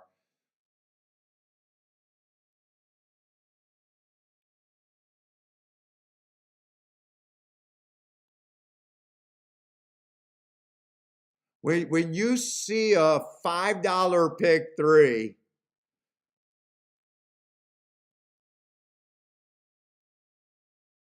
unless the in race racing was good, meaning exact as doubles and supers, you're probably hoping that you didn't invest that much money.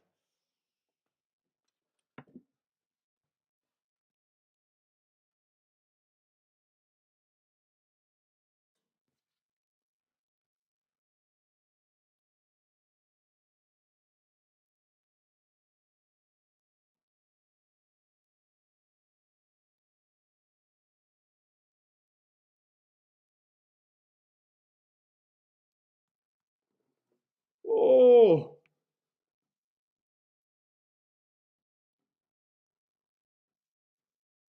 is there other racing going on? Do you guys got picks otherwhere where I don't like focusing too far in advance? Eh, looks like there's nothing really going on. Oaklawn is just as long as Gulfstream away. I wish there was a little something, a little filler to throw in there.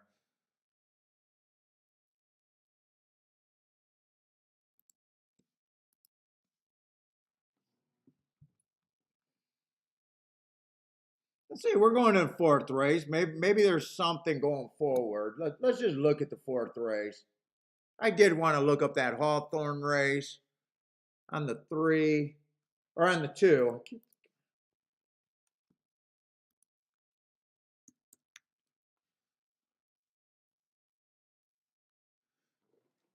Lowest pick 3 that you've seen in a while? Yeah, I'd say $5 pretty much cuts it.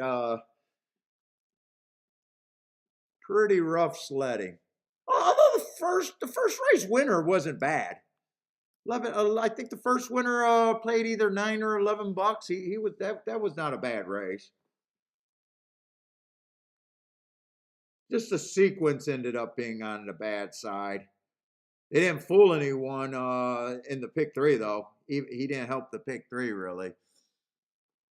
They would have fooled me in the pick 3 because glancing the 6 was not on my radar. I would have played against them 100 more times. Although I would hope that I would have sat out a good number of those times. In that exact same field, I would hope that I was sitting out higher than 50%. Let's see, what am I looking for? Hawthorne?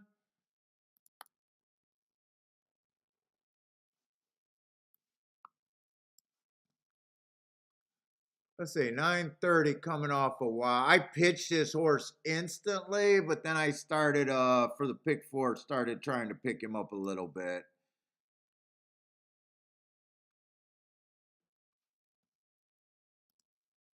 That was a stalking closing day.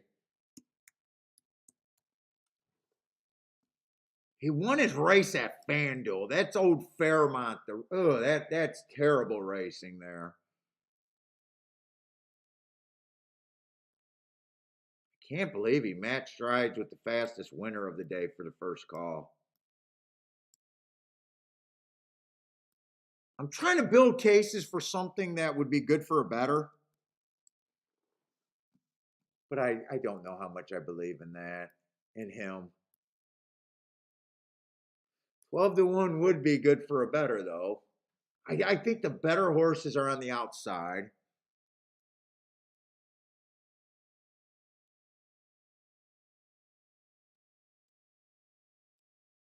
This race is almost a duplicate of last race, except there's an extra horse or two.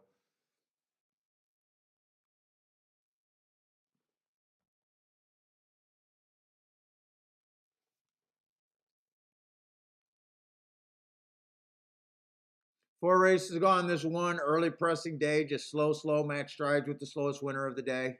Okay. Higher level at least. 3 races ago, a little bit higher level, average, slow. Pretty ugly.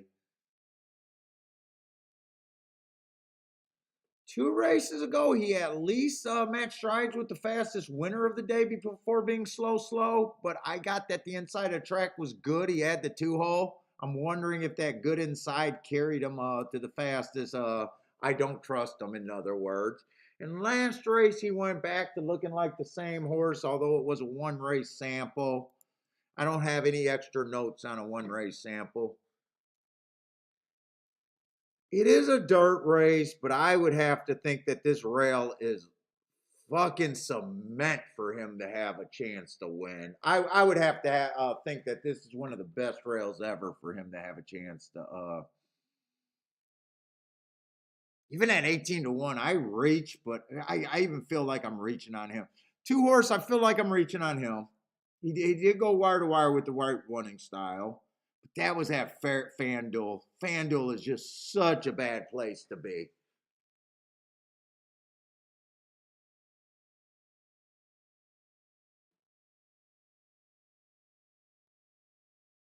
Jesus Christ, it's such a bad place to be. He did go to Hawthorne. I'm shocked he even earned a match strides with the fastest winner in that Hawthorne race.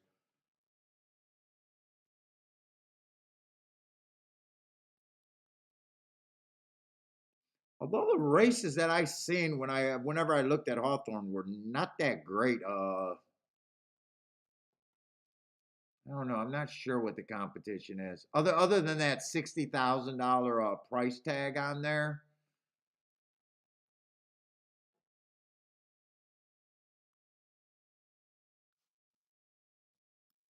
He just gives me a headache that I'm not sure it's worth it. What's up, Simbo? How's it going, man? Roland, sounds like you might be oh, he likes the 1 at Gulfstream in the 4th race. Yeah, a little bit of a class drop. I don't know. I kind of you taking a negative view off the race that he earned the best mark. Rail would have to be good. If the rail carries him, I wouldn't. You like him? I definitely wouldn't get out off if you've seen something at that price.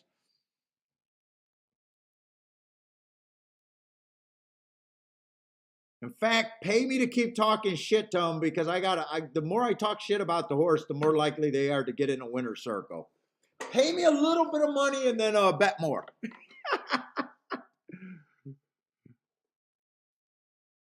4 I thought had a chance here, but fuck 7-5 is all wrong for me at the 4. Just all wrong. He's a stalker. Sometimes he's a closer. He recently dropping in class. He ran against early early stalking track last race.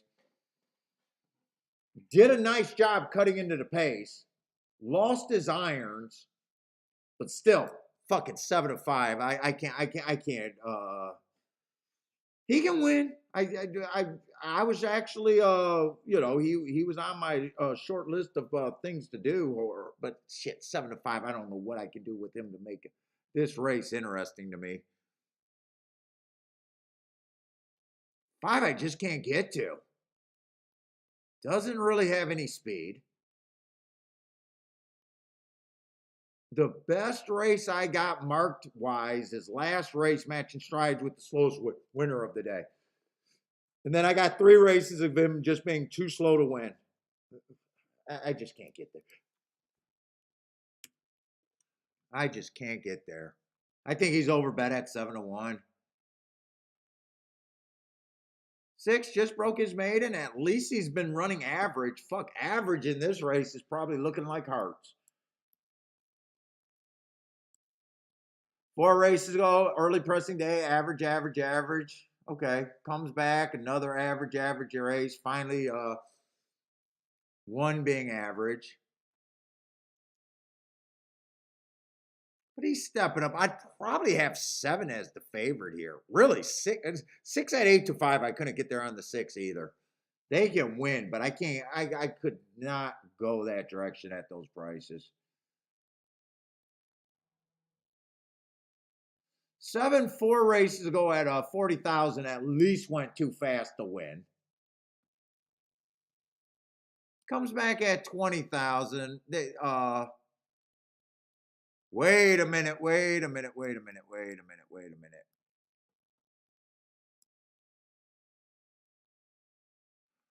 4 races ago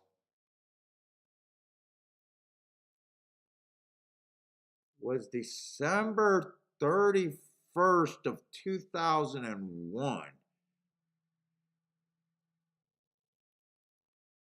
I'm not sure I trust those marks. I might have used 2022 to give those marks.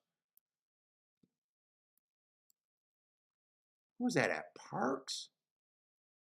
I am not sure I trust those.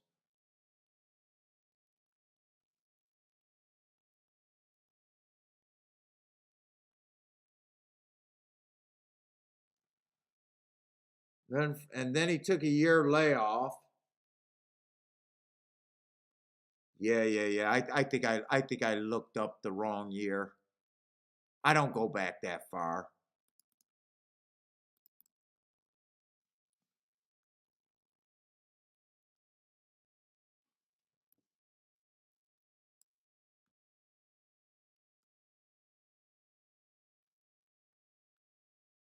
Yeah, I looked up the wrong year.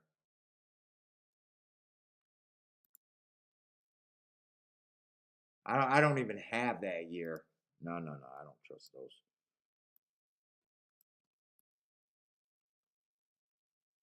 That's me. Just thinking that the not looking at the year.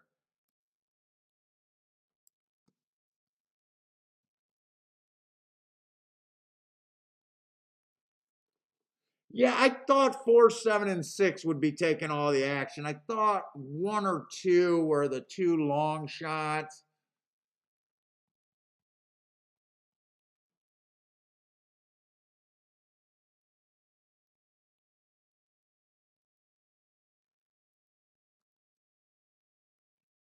Five, I think, is insanely overbet here. Let's see. If I continue on my betting line, this is roughly how it would look. I I wouldn't I wouldn't choose between that group. Breaking it down between my top 4 choices. So that makes the 4 a little overbet. That makes the 6 fair value. And that makes the 7 a little bit of an overlay as in now, but by the time the race goes off, who knows if he's going to be an overlay. Uh, 1 and 2 are a little bit of overlays. But I think I probably just sit out this race. This card can't be unplayable for me the whole day. It could be. Actually, it could be.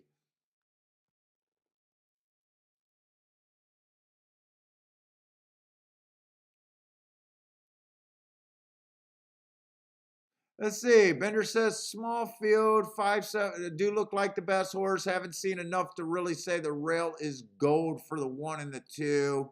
So it's set. That's kind of where I'm at. 2, I got mixed messages. He wins at FanDuel, but FanDuel is bad. It is bad. I'm pretty sure you can beat half the stock at FanDuel on a bicycle.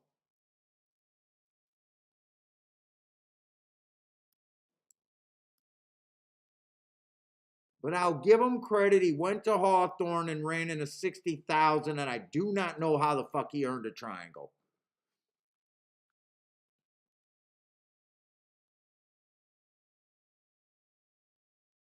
If everything goes right, if the 2 doesn't break, the rail's better than what I think it is. The 4's not quick, so the 4 will probably rate.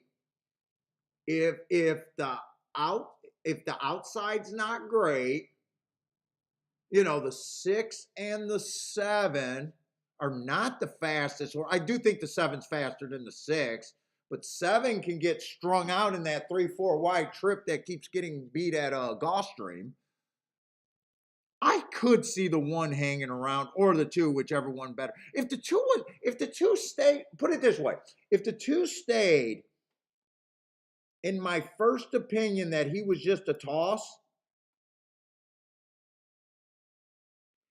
I wouldn't be against playing to that 1 angle that he can suck up for first and second if he gets enough to go right in his. I do not hate that bet. But with me trying to pick between the 1 and the 2, I'm going to write it down because I do think that's a fairly okay way to go. If the exact had come in, that would be a big hit. In fact, I can even bet the 1 with everything in that situation for less.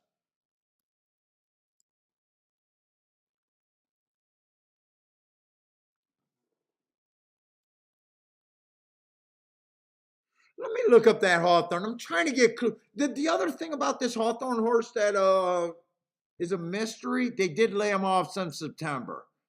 So I seen that he was hard to load. They had problems. I could even forgive him off that race. But part of me is keep questioning why the multiple month layoff. If 2 doesn't go, I think that helps the 1's chances here.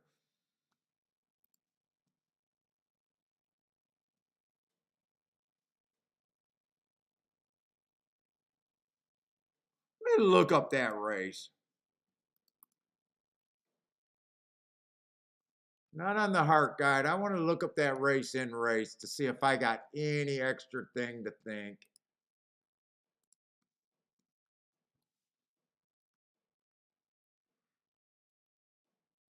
Let's see, that's Hawthorne 930.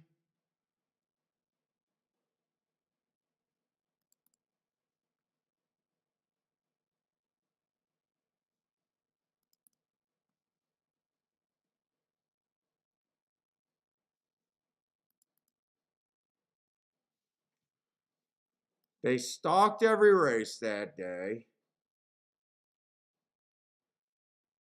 22 and 3. Well, I even questioned if that was the fastest first call of the day. It was. It was.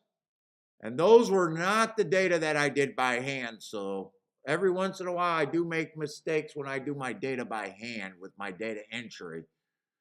That was not one that I did by hand.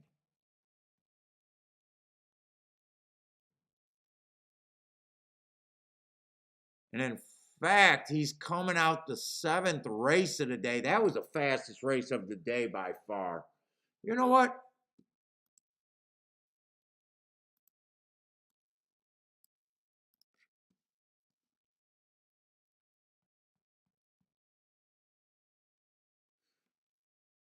I talked myself into just enough to be willing to play.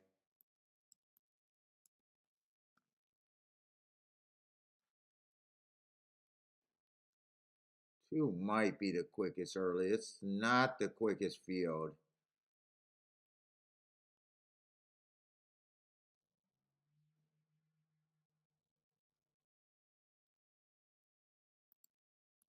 Maybe I relax off of that. Do a win bet on those 2 horses and force them to get first and second, or maybe even just first. Let's see. If I don't think I want to go that much into this race.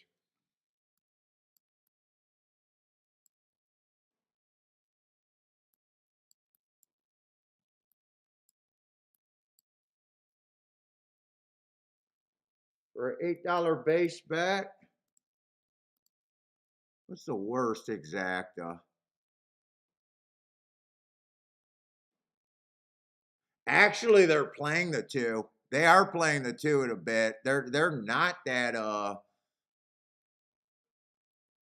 4-2 is paying $21 and 4-6 is paying $25.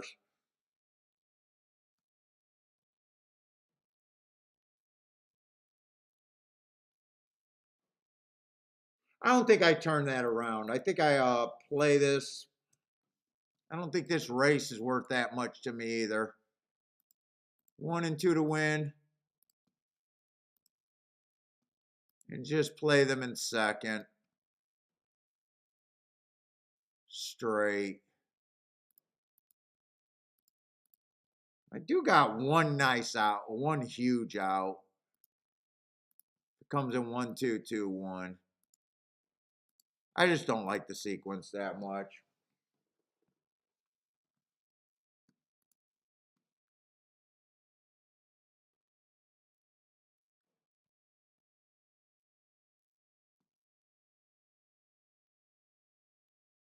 Yeah, well, I'm never sure about horses getting the lead. I'm with Marco Lou. 2 could get the lead, but not sure he could go hold on. Put it this way. If this race was almost, let's just say this race was at Hawthorne, that first race out, I'm probably loving the 2 here. But with that being at I don't know why I marked that in red. Ah, fuck it. I don't know where that's at. I don't care. FanDuel is that bad.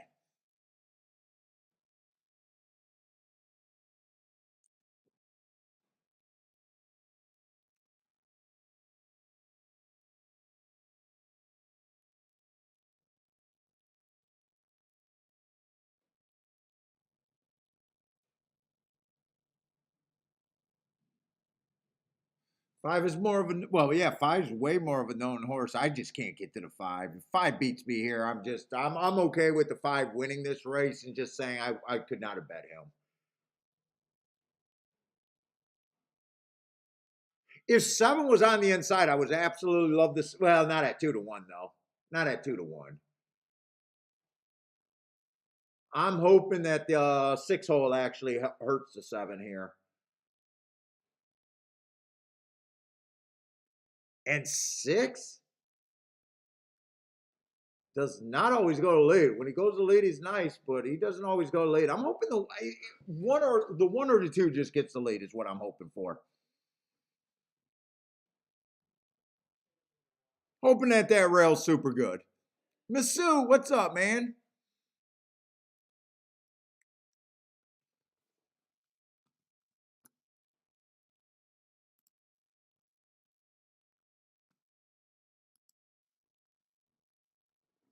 It's cold down here today, Kiki.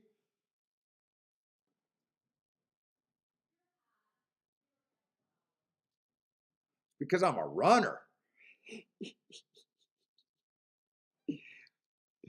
I keep teasing around the house because I've been trying to run. Instead of my walks, I've been running.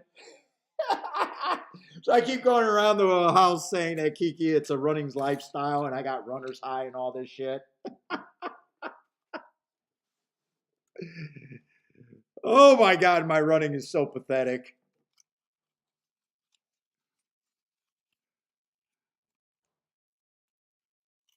Long shot Louie, what's up, man? How's it been?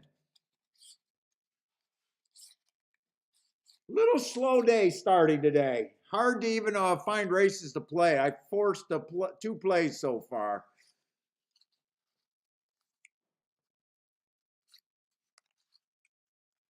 All right, they're finally loaded, and that felt like that was taking forever.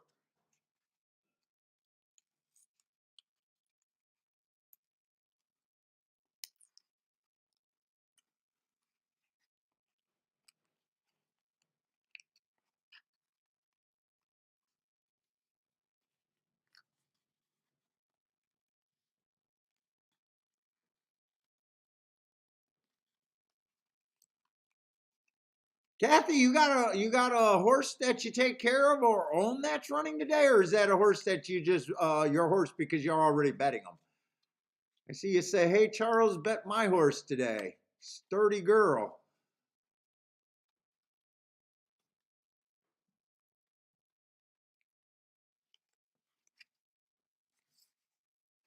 All right, just give me the lead on the 1 or the 2 and see what happens. That's all I want. 2 kind of missed the break.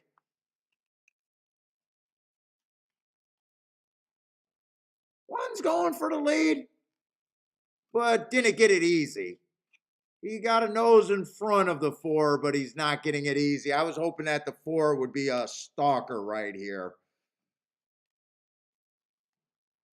So I wanted the lead. And 2's rushing up like a dumbass and going to get steadied now.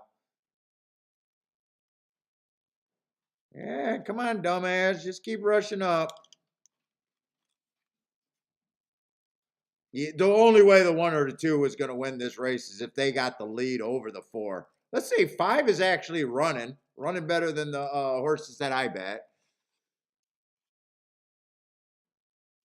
1, don't give up because I think 7. Well, no, 7's not tired. This just came to what they were betting.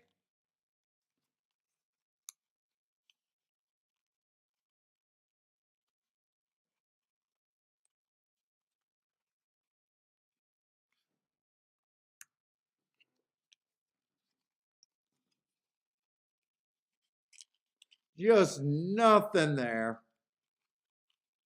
The best I could have played would just been sit out of every race so far today. Yeah, that was pretty easy, Jared, if you were back in that. Pretty easy.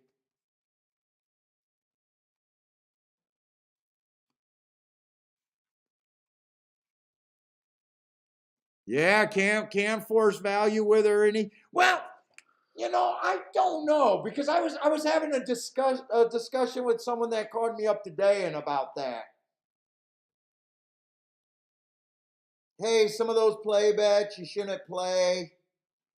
And then you see the 25-1 hit. It's a philosophy, of trying to put in enough bets. Like, I don't know. I kind of beg to differ on that too. Not, you're never sure what's right. I'd rather bet to the highest thing that I think I can reasonably get to. You might argue that I wasn't really reasonably getting there.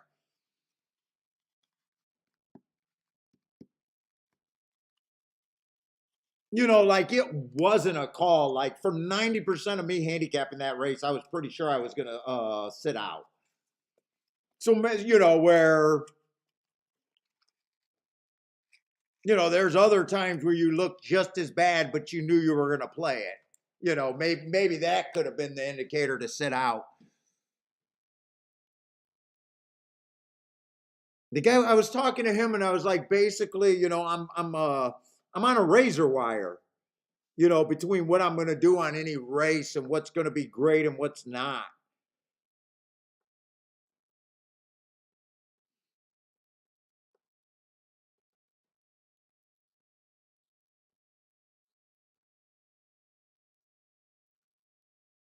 But yeah, I wish other than I did, I'll bet almost nothing there. The best I could have done was sit out though.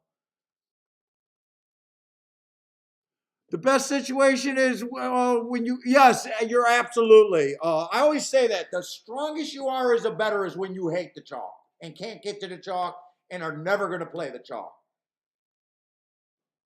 The next best situation that you're really on the razor wire is when, like this race, you could poke holes in the chalk a little bit. You're not going to play them at that price. And you know that when they win, you're just going to look bad. Like there is a lot of your portfolio. Well, unless you just only look for the one situation, but you'll be missing a lot of plays on the other situation.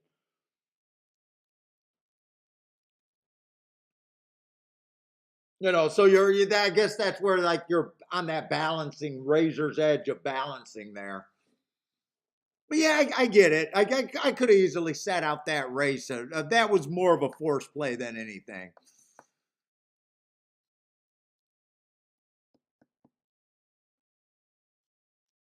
So I definitely would not argue with you on that one.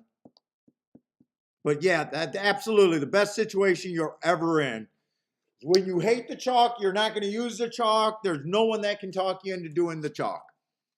Whether he wins or loses, you just know for a fact he's not going to be anywhere on your ticket. That's honestly the best situation you are as a gambler in horse racing.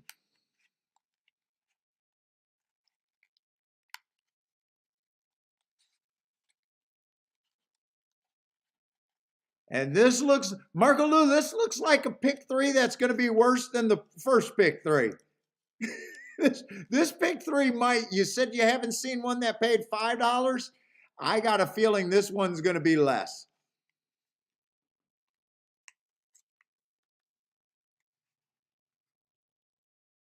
Let's see. J. Brum says Trackmaster is finally wrong. It had the 6 showing its human side right now.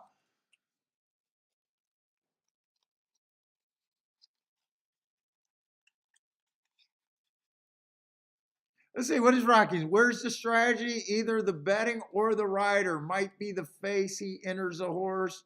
Emily likes the 8, thinking about to come back from a dead angle. Let's see. I'm not sure which track he's talking about. Likes the 8. Or which race he's talking about. Charles, what's up, Charles? Charles, are you gonna boom that one? Charles wants no part of that super $1.71. Oh, that's brutal. Holy cow, is that brutal?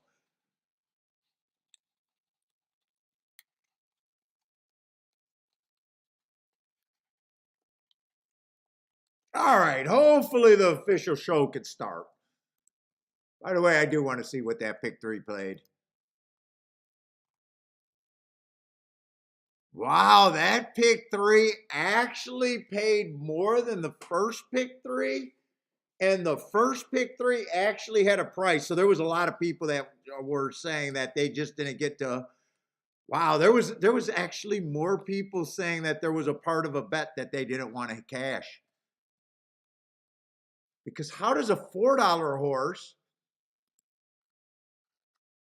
a $3 horse, and a $4.80 horse pays more than an $11 horse with the same $4.80 and the same $3 horse?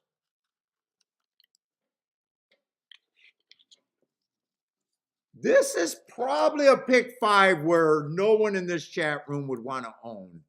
Let's see. Well, the highest pick 5 is maybe $600. There might be a few people that would want to own that if they got to it easy enough. Well, maybe there might be some upside there. If it was like single here. Nick, what's up, man? Oh, did I read the early pick 3 wrong? Why did I think it paid $5? Did I read that wrong?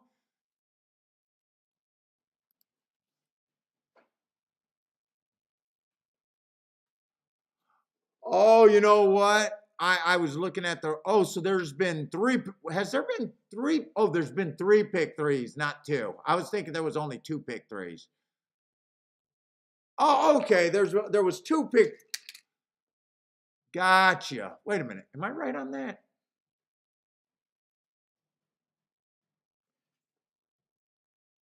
Oh, am I looking at consolation payouts, he says? Is that what I was looking at?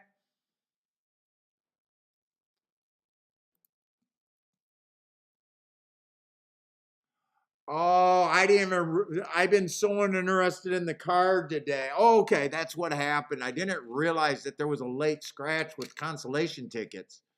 So we were looking at the consolation payouts when I kept saying that was $5. Okay, $13 was the first one. That makes more sense. Okay, that makes more sense.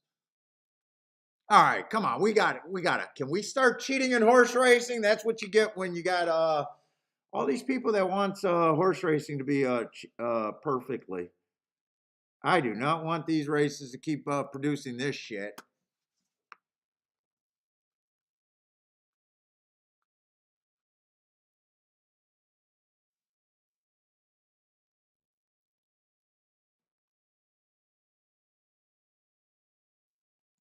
Am I doing that again on the pick fives, by the way?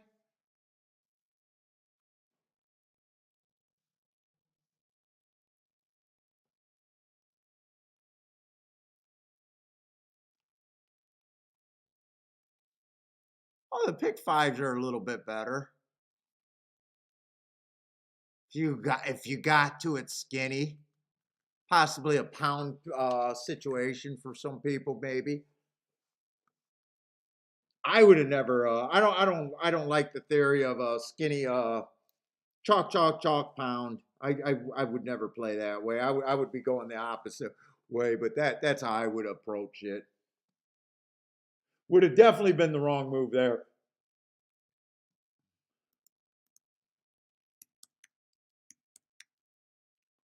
All right, we got at least the field and hopefully some handicapping here. Finally feel like we're ready to start something.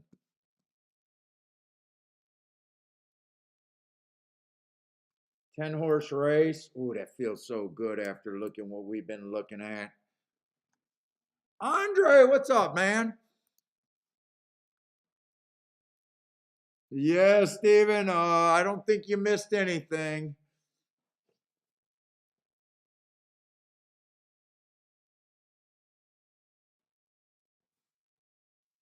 Pick payouts are based on the final odds at the beginning of the first leg sequence and based on the total amount in the pools.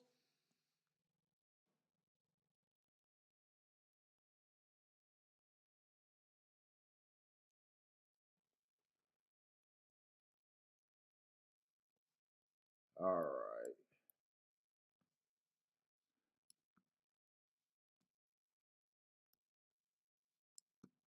All right, we got a turf route race. 13 is out. Did not want to hang around after the scratches. Okay. 32,000. Let's say one stepping up a little bit. Feels like a closer. Stalker's been dominated, and that's all I know so far on the turf. Stalker's been dominant. 1 to 4 lengths off the lead. I just think he's going to be a little far back. By the way, stalking tracks are what I hate most. When I just think it's a straight up stalking track is always the profile that I hate the most.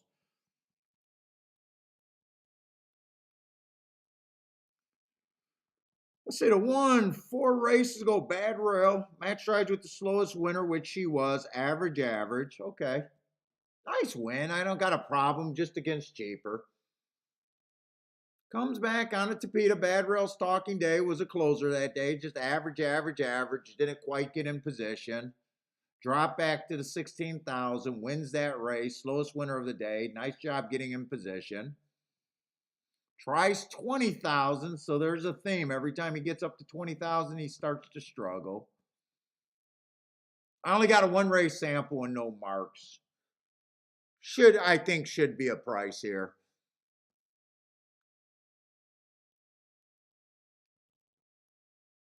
Let's say 2's been at this level 4 races ago. Stalking closing day, got in position at the top of stretch. Slow, average, average. To me, with the closer, it's just important that they get in position at the top of the stretch. Comes back starter allowance. Those can come back as tougher. Didn't really do anything there. Drops back to 32,000, this level. Again, just average, slow, slow, but did a nice job getting in position and did a nice job running a nice second by a neck. By the way, you guys know that I only marked to the first 6 furlongs. So he's not average, slow, slow, and that last slow is at the finish of the race. That's at the 6 furlong mark. He was just going too slow to win that day, is all that meant. So the pace, he had an average, slow, slow pace that day. And then last race, slow, slow, slow. Rallied, only finished 2 lengths behind. I think this horse got a chance here. Not crazy about one way or another, but I will say does fit better than the 1.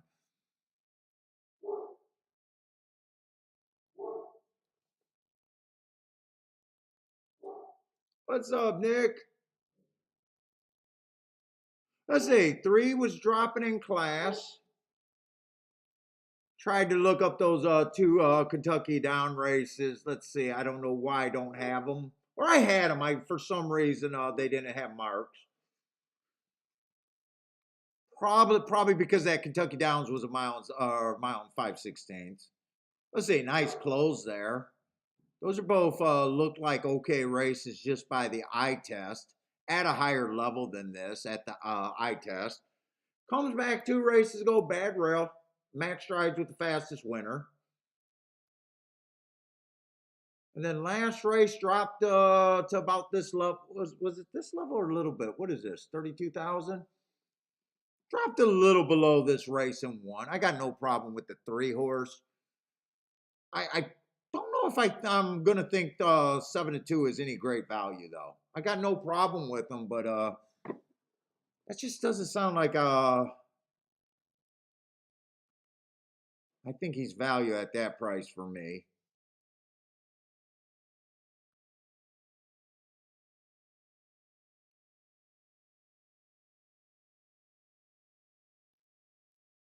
Force quick.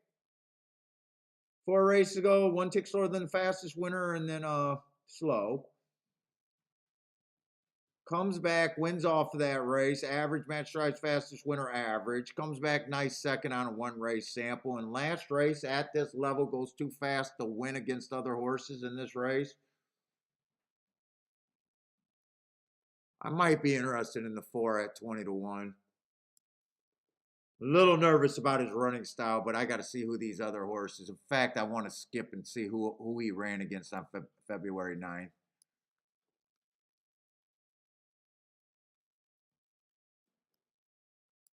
He ran against the 2 who's taken a decent amount of action, and to me, he ran a superior race, being closer to the pace.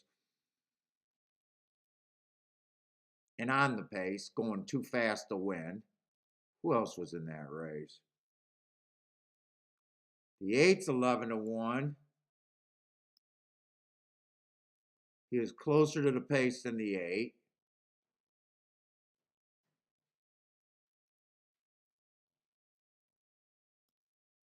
The 9 was in that race. 9's 5-2. Yeah, I'm interested in the 4 here.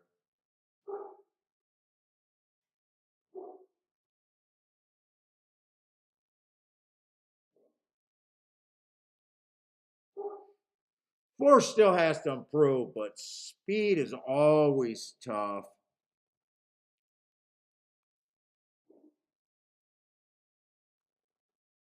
All right. 7 horse, I got no problem with the 7 horse. Stalking closing day last race, ran against the bias going too. Dad, that's going to hurt my 4. I think if I play this race, I play this race for a home run, and I'm not looking to be that in the box here. I think this is that type of race for me.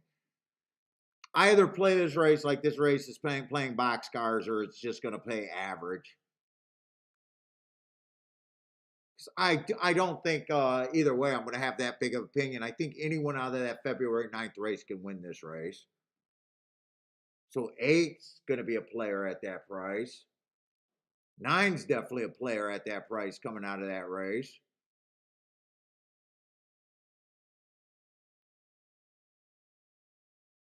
10, I'll be against the 10, but honestly, I'm just fading him because of Delaware.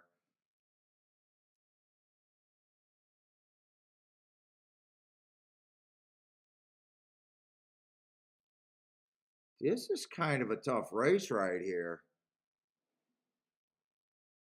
11 at 6-1. That's probably the right price on him. And I'll tell you what, 12, if I like I like that February 9th race. There's some reasonable long shots I can get to off of that race. 12 was off of that race too and was coming. In fact, I want to look up the individual files on that race. I'm digging. I play this race for a box cars and nothing else. If it comes in reasonable, I won't have a chance here.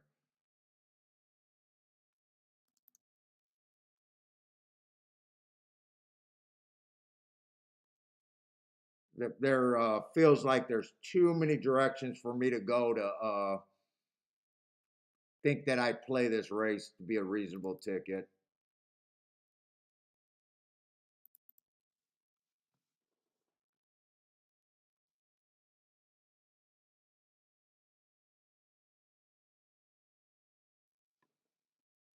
They were all coming out of ninth race.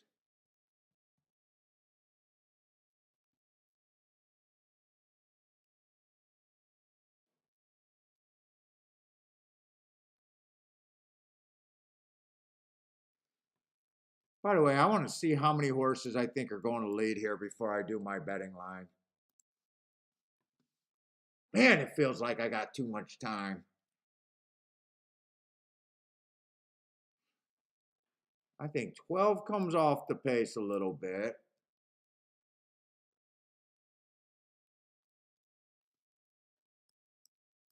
I think 11 might be a threat to go lead. 10 wants the lead.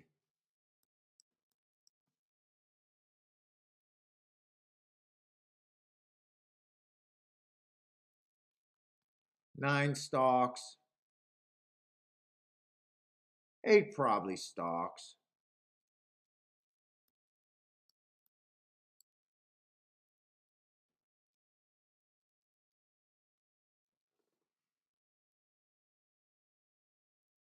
Seven can do a little bit of everything.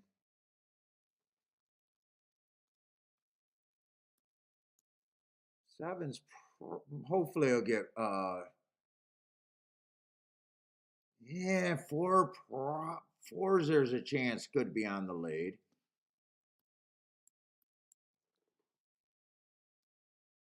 Pace is kind of iffy. Three's coming off the pace. Two's coming farther off the pace.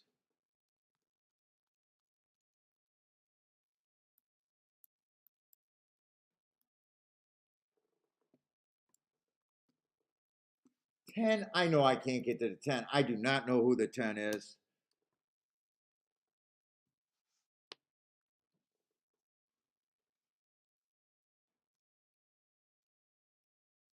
One and two, I'm not sure closers are doing real well. And actually they're good for a batter.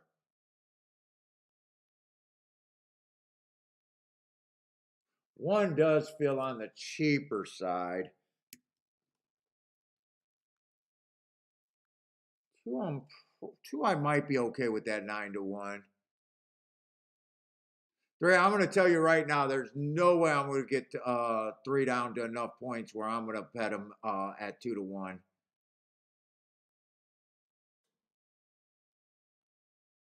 Four. Four is definitely a high risk long shot. Do you think he's going to be over a lay? Same with the 12.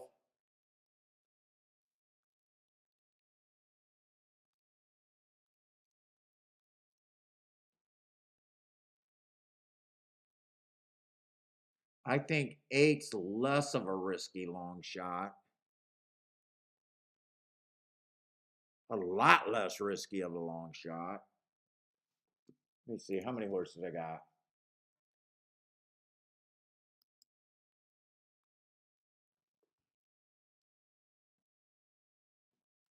Wait a minute. I gave this the wrong horse.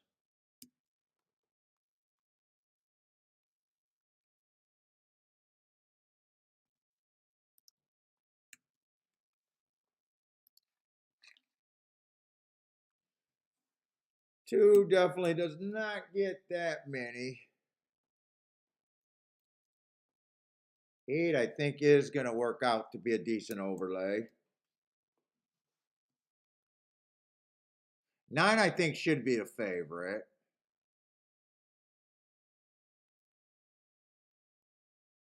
11 should definitely get decent points.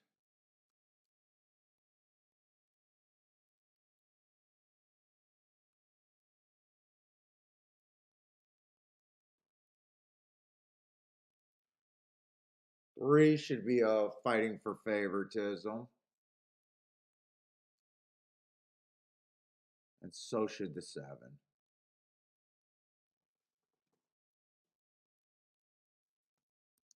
I think this is where I'm at. I wouldn't be touching anyone for a win bet, getting less than I think 4-1.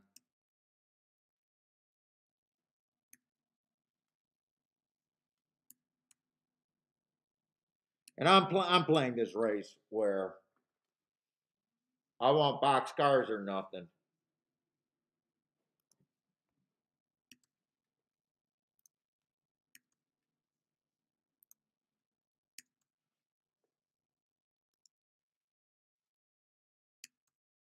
I want box cars or nothing. 12, 4, and 8 is all. I've already made it up in my mind where I'm going here.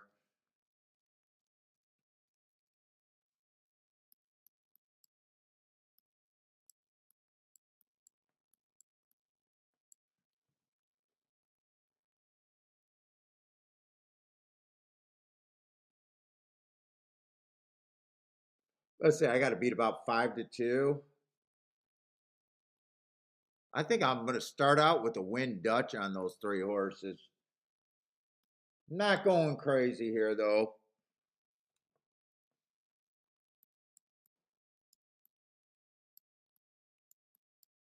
Not going to make the mistake I did yesterday with the 225-1 shots in the exact. I'm going to play that exact to small.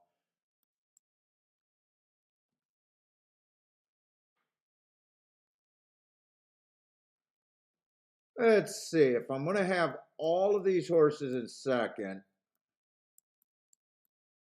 I got to make sure. I probably don't want to use the 3. Let's see. If I use all the horses that I gave a decent chance to, what would that be?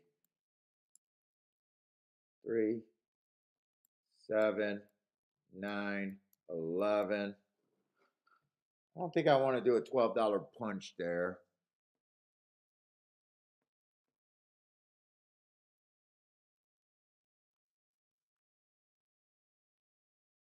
You know what? Fuck it. I will.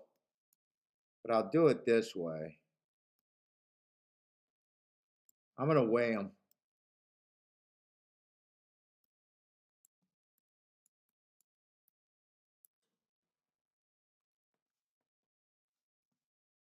I'm going to pay the 9 and the 7 for more on top.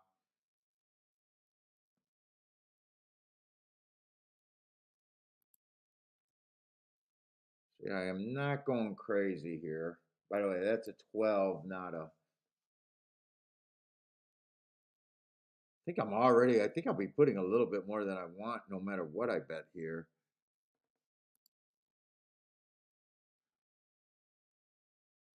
Let's say Mr. Clutch says the one's going to close on them all. Maybe. I don't think this is going to be the craziest fast pace. It might be. Let's see. Let me get my bets in.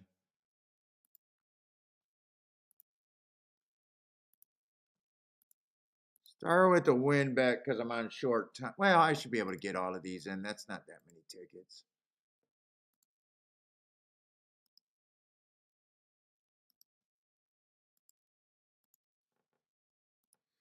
And I'm betting some of these exact is less than what I normally would. The 3-horse exacta box and then the 4 over to 3. But the smaller ticket I'll play for more. That's if I even get it all in.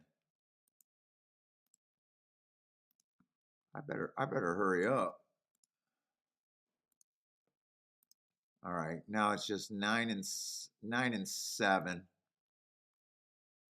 over the 4, the 8, and the 12. Will I get that in? I should be able to get that in. Yeah, I'll be able to get that in. So I played this for more, but still, that only paid for $5. Only did this one for 2. Only did this one for 2. So I am playing this light for me. Light for me.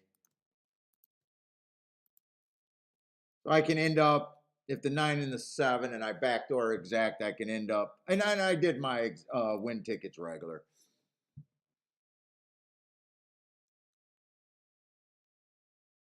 Four makes it a fast pace right now. It looks like it. But I'm glad all of my horses aren't there. 22 and 2, yes, that's a fast pace for the 4. I think that's too fast for him to carry on. I like where the 12 is at, though, getting first run with some of the horses. 4, I don't mind rooting for that if the speed's holding. I don't think it will, but I'm a fan of the 4 right now until he gets tired. I like where the 12 is. Who's the other horse that I... Oh, the 8.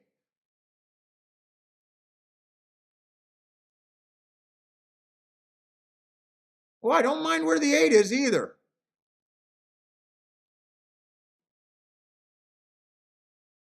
I think 4 is going to go away, but he did his job. 7's up there. Come on, 7-4. I'll take a 7-4 or 7-12.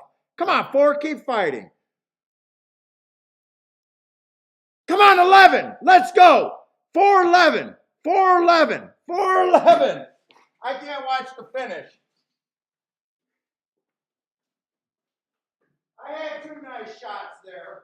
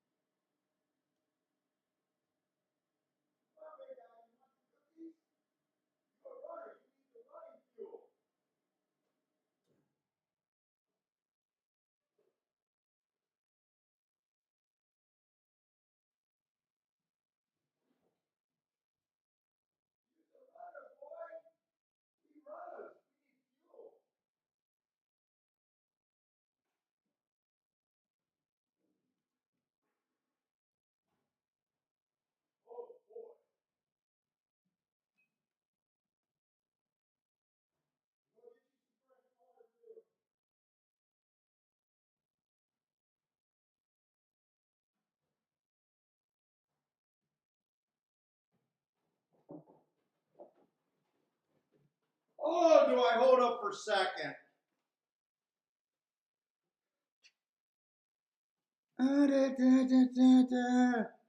I stroke, baby. That's just me giving out a love stroke.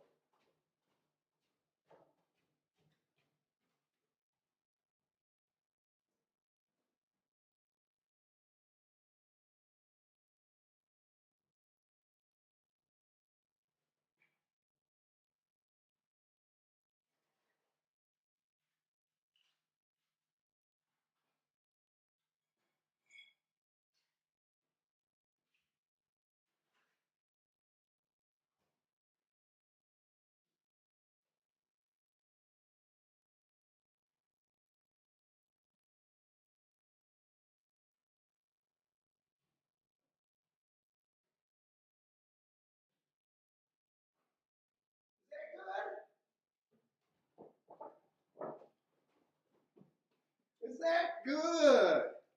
Oh, it's so good to be me. Oh, wait a minute. I was rooting for the 11, thinking it was a 12. Oh my God, I thought I had 2 outs for second. I was thinking the 11 was a 12 at 35-1. Okay, so I needed that 4 to hold up.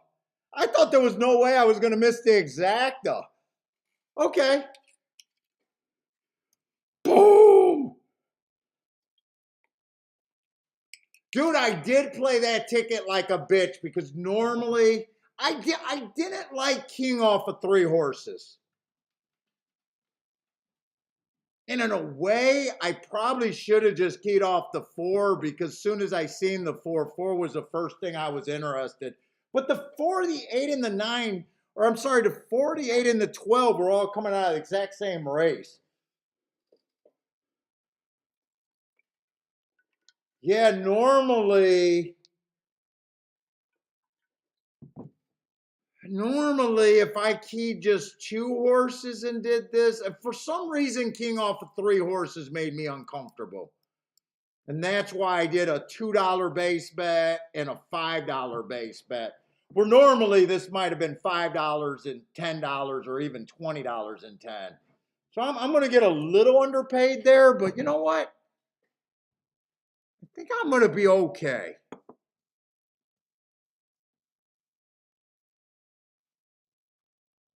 I love the February 9th race. I absolutely loved it. Hearts are my best number.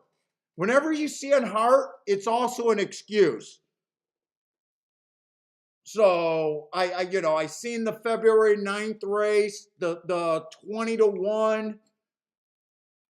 You know how I said earlier, Maurice, because I seen your name earlier, if you didn't miss any of the show.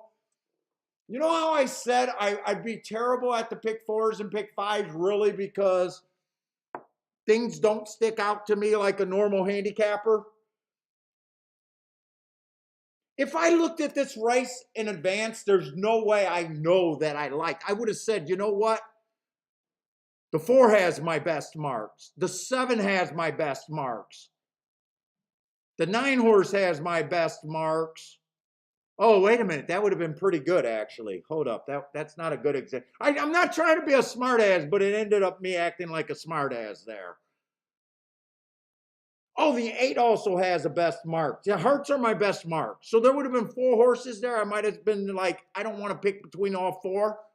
But soon as I seen them, they're ridiculously ignoring a horse that has a chance at that price. So I'll hit this exacta for $7. I am getting underpaid, but I think it's like 90-1 or something like that.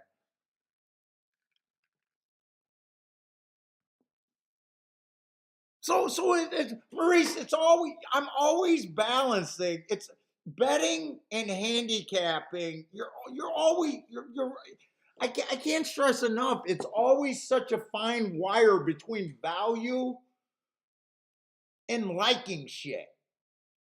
Liking shit to me is no good. There are spots where you love horses and that's where you're going to be and you're getting the prices. But I think most races fall under,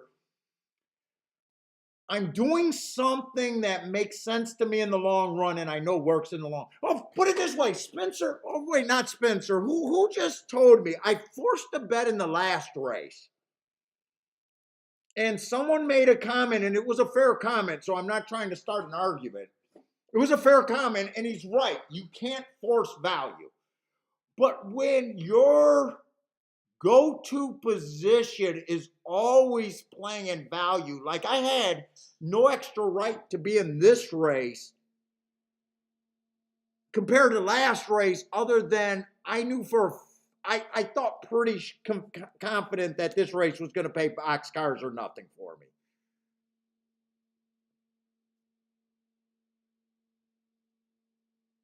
Oh, yeah, Steven, that's what was going on. I was cheering. Yeah, I thought the 11 was also third. I thought 11 was the 12 horse. And I was like, okay, I'm going to win this race, even if the 4. I'm lucky because I would have been celebrating if it came in 7-11 and I would have went back and realized that, yeah, there's no money in the account. I did lose. I lost my mind.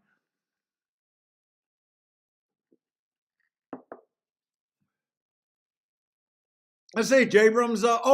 7 was on the ticket. Well, I thought 7 was a safe bet. By the way, if I would have broke this down farther, I would have honestly. Now you got to take my word for it, but I would have made the 7 and the. Well, okay, I don't think you got to take my word for it.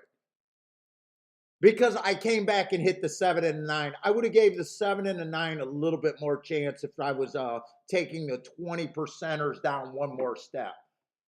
You know, they might have been 25 or 28. They wouldn't have been under 2-1.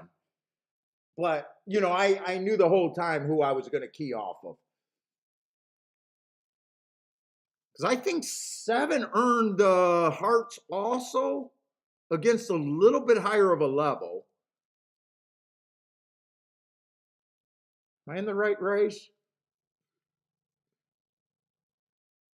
Yeah, 7 earned the hearts against a little bit higher of a level. And I thought 9 was the favorite last time. And I thought 9 would be coming again with a nice trip.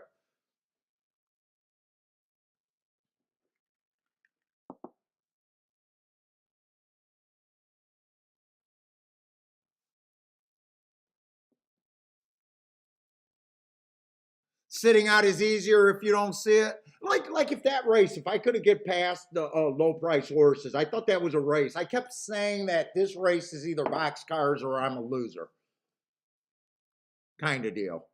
Some races just feel like that to you. You know, there's so many directions that you could have went there. And to me, the more directions that you can go, yeah, I'll never say something's a wide open race and then end up on ABC. I see guys do that all the time. I love the YouTube now watching guys make tickets. They'll declare, and they're a lot of times they're right. Hey, the race is wide open. And then you watch when they narrow down their bet, and you're like, wait a minute, why is the race wide open? And you're on first, second, and fourth choice. As soon as you say that, you know you got to have XYZ on part of the ticket. I never say that. So you know some races just have a feel.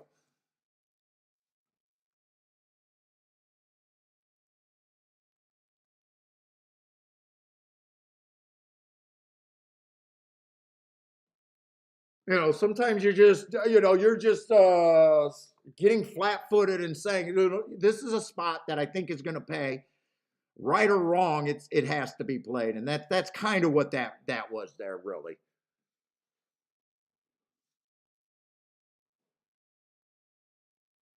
Please name it clearly and simply. Gulfstream new turf course favoring front runners in speed. My dude, Attila, I know you said that yesterday, and you had a horse go wire to wire. I think these horses pretty. I, so far, hey, Attila, what's your? Help me out first. My definition for speed is they got to be on the lead or within the body of the leader at the first call, meaning they can't be a length behind. I know some people when they say a speed favoring track, they might have a wider definition. And I know you watch races because you've been on here forever.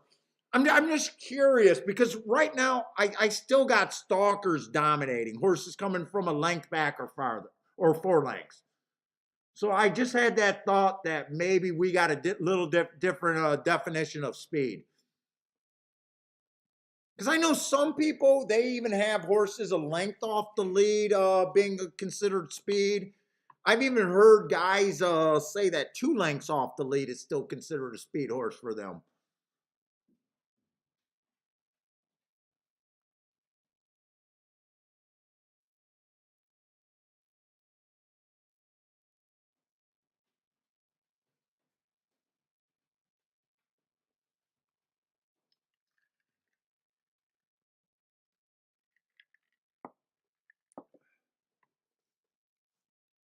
All right, that livened up today, that's for sure.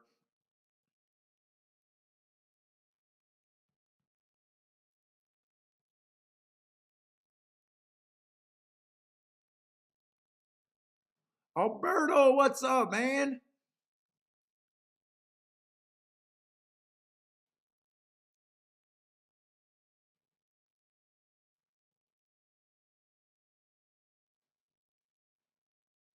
For horse, yeah, you know, well, no, that pace was extremely fast.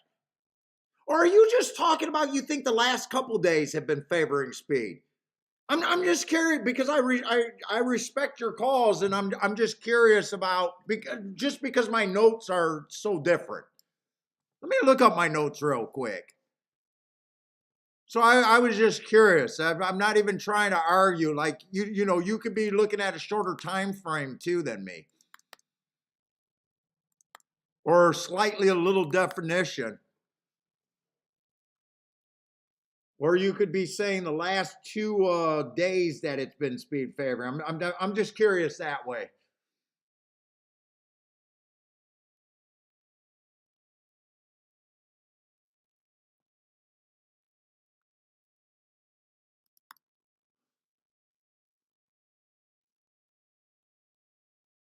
Because I got last week that they only went wire to wire twice out of 19 races, which would be 11%. They stalked 1 to 4 lengths off the lead, 74. And for the meet, that's lining up pretty good for the meet. They're only 20% going wire to wire, 59% stalking 1 to 4 lengths off the lead.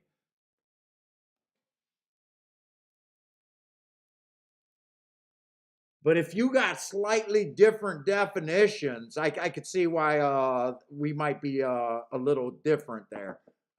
So that's all I'm curious about.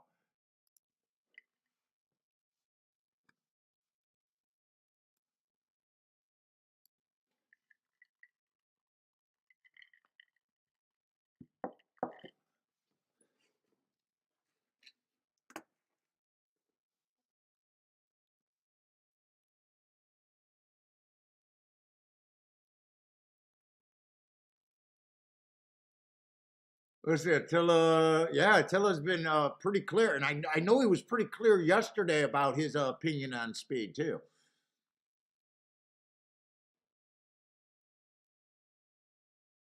I'm definitely glad it held up there. Cause seven, if four didn't go wire to wire, seven was right there in his guts the whole time too. Impact of long shots payout matters to you a lot. Oh my God, Bender's trying to make me do a pick three after I fucking keep saying that fucking that's not my bag. We'll try. Let's go. Let's start handicapping.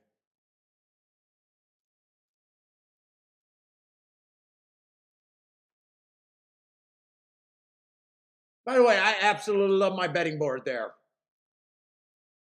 I got 8 at 11%. Didn't win. Was definitely an overlay. 7, I had. Yeah, my bet says that I liked him better, but 7 and 11 were in that group of the 20 percenters. I don't mind that betting board. All right.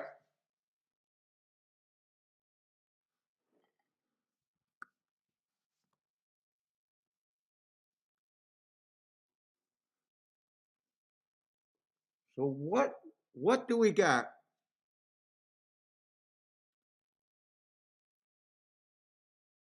Yeah, no. I get that four was a front and runner. I'm just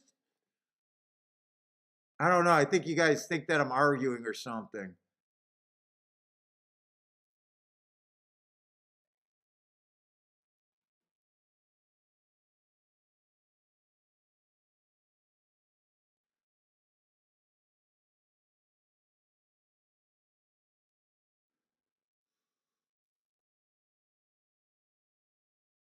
So 7 won that race stalking by my definition.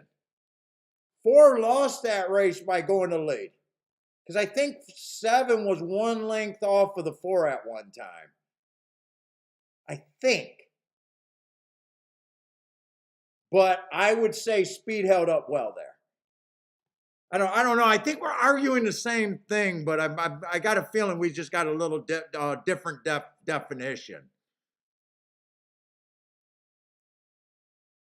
And like I keep saying, I'm not arguing because I respect Attila's race watching. I've been watching him make calls for at least the last year, Attila.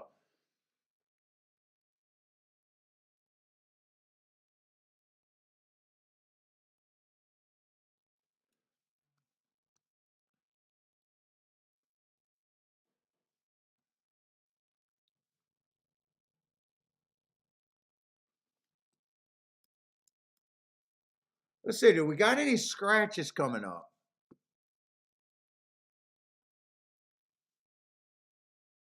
Benner, are you telling me to start with this 6 race on the dirt or the next race? I'm trying to get the scratches either way.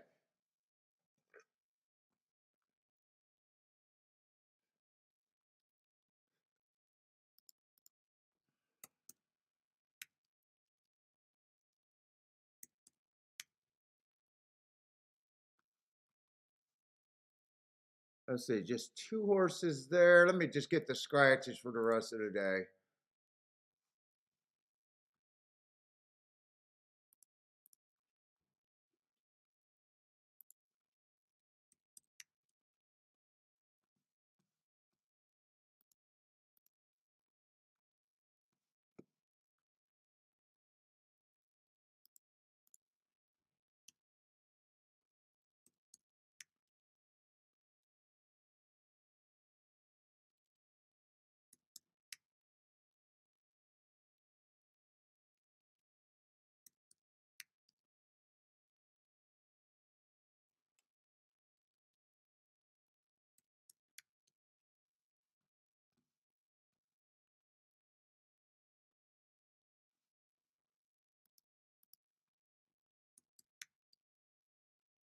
All right.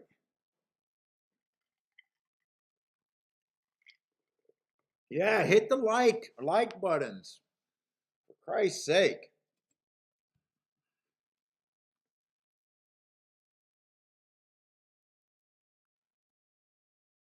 Paul is still a not guy. Not guy? What do you mean, Gregory? I don't get that one.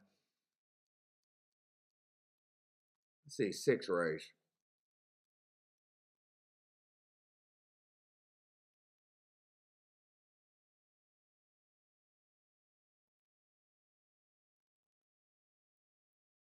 Paul is still a not a guy.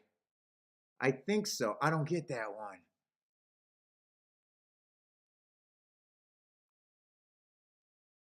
one. I don't get that. Okay, let's get to handicapping. I'm getting lost already.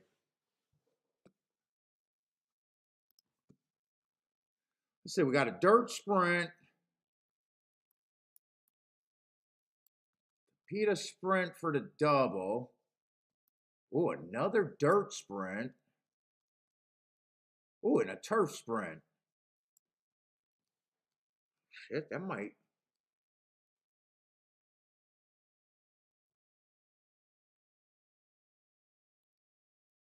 All right, let's just try to cover this real quick. Maybe I could put together some decent tickets for a change, going longer.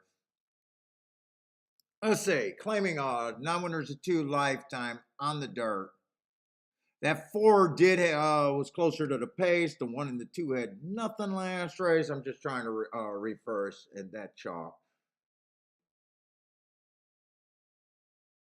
And in the race before that, the 6 won from the outside and the inside all came, but 6 got the lead and went to the. I think the rail's okay.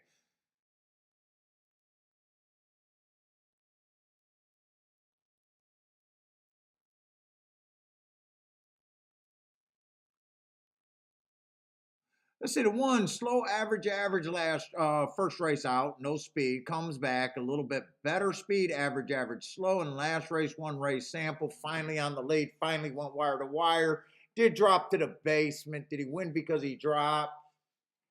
Oh, we got the 2 favorites, and actually all the top 3 horses are betting horses are in the top 4 betting post positions. Okay, so he won quick, but he won at maiden claiming. He's stepping up against winners for the first time. Ugh, I have no idea what he probably could have won. In a way, I think he could have won a better than maiden claiming 12. But maiden claiming 12 is pretty much the basement. Has speed.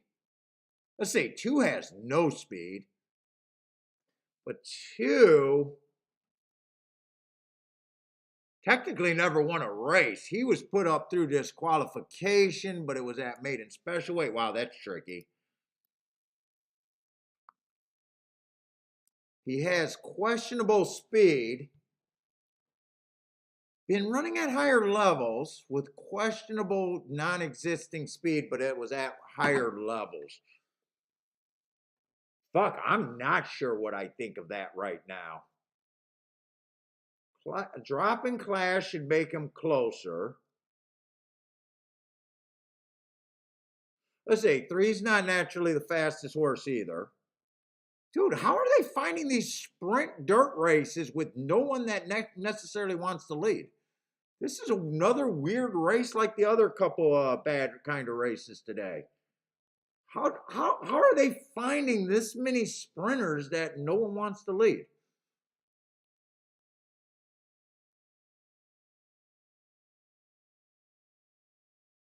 Hmm.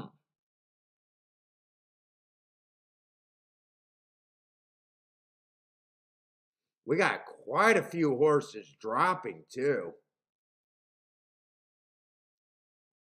Let's say the five, I probably just get out of there because he's been at this level and lower than this level and never showed any speed. Where, you got the six, the seven, basically everyone else who showed not speed at higher, but drop into the basement where all of a sudden they can show speed. Wow, this is a. There's no way I would take the one and the two at those prices, especially the one, two at least. I can say, wow, but he never broke his maiden either, technically.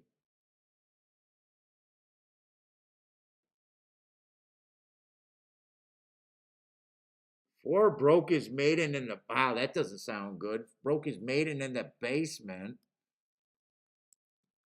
7-2. 7-2. Even if he wins, I'll say that I'm not getting overpaid on him. Does anyone overpay me if they win or run second? Is there any spot to get overpaid in this race?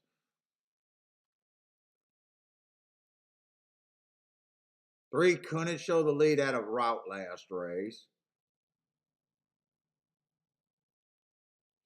She at least managed to be close to the lead and got the lead at maiden special weight on the sprint.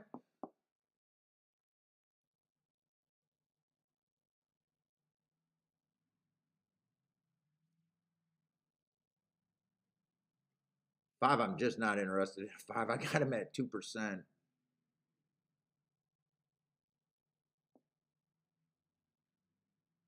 Oh, seven was at Finger Lakes. Oh, Jesus Christ. Oh, oh.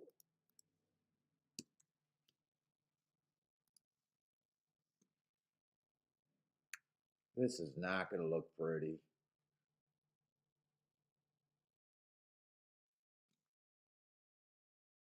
Dude, I think I am landing on two and the three to meet. Is it two and the three? Yeah, two and the three is who I would have favorites here, I think. I think I am sitting out this race, though.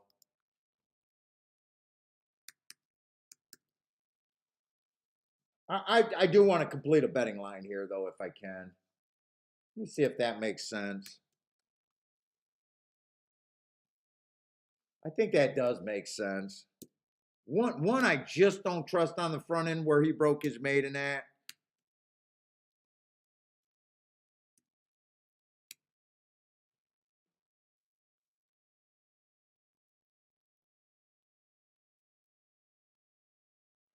Two got no speed, so I can't completely trust him, but he got the inside.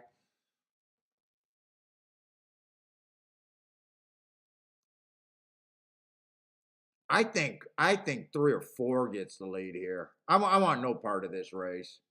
That's how I see the race, but I want no part.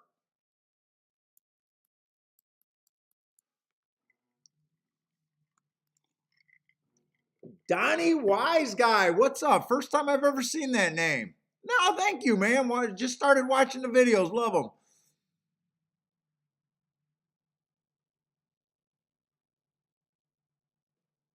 Oh, you looking at, so it sounds like you're using Brisnet and you're looking at prime number and you're saying that third prime power number usually never wins. You know what? I never went down that road. When I was doing all my experimenting and figuring out how to win at this game, it was before Brisnet. So I never went down the rabbit hole of playing with prime numbers or these ratings. But you're looking at that stuff, so. But I never went down that rabbit hole, so I have no opinion there. Let's say one ends up getting the lead there. As much as it pains me,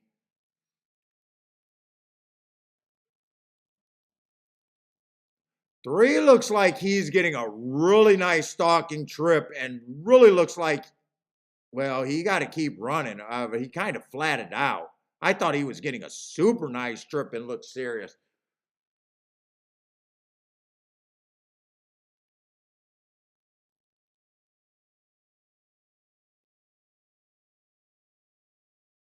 Maybe he was just waiting for room. And three, they bet all the value out of the three. Three was 5-1 going in the gate, and he ends up winning at 2-1. If I seen that right. But what's up, Donnie Wise Guy? First time I seen your name in here, and thank you for the comment, man. But yeah, honestly, I have not done any work with that, but glad you're looking at some things and trying to go down some, I don't know, rabbit holes or whatever you want to call them. Earhand says yes to the three. Lloyd says boom. I think you guys are going to be sick because unless my eyes deceived me, man, I thought you guys were going to win at 5-1. Yeah, all the late money. The computer guys fucked you.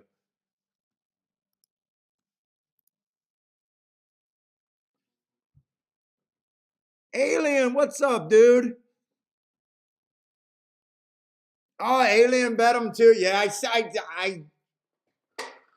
I didn't do it. I set out that race. Three was a spot that I could get to. I set out that race. It wasn't me that time. I promise it wasn't me. That sucks. That just sucked all the value out of him.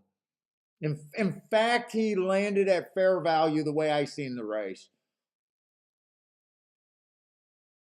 Nice call though. Alien, Earhand, Lloyd.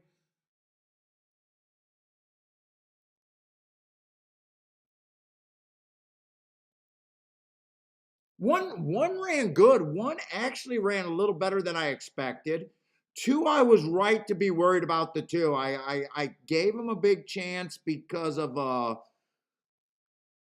he ran in a better races, but I was leery of his lack of speed.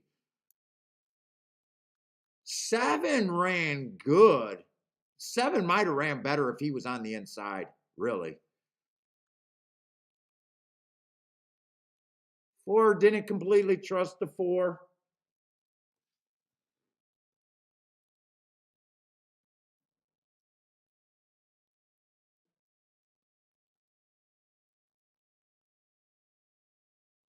Yeah, he was 5-1 when loading the gate. That just caught my eye because that was the horse that I thought was the best spot that I could have got to. That's why I was watching it and I noticed it around the turn like, holy shit, all the value was bet out of him.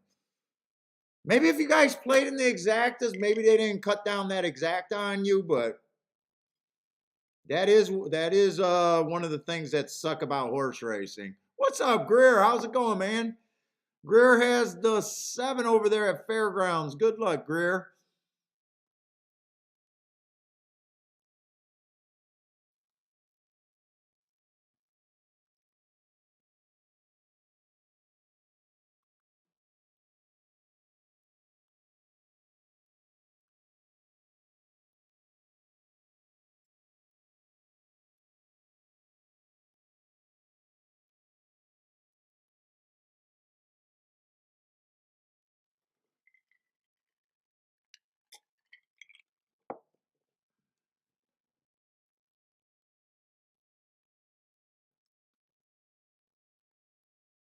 Greer, we're doing great today. I played 3 bets all of them on the small side and hit that very nice turf exacta with the 7-4.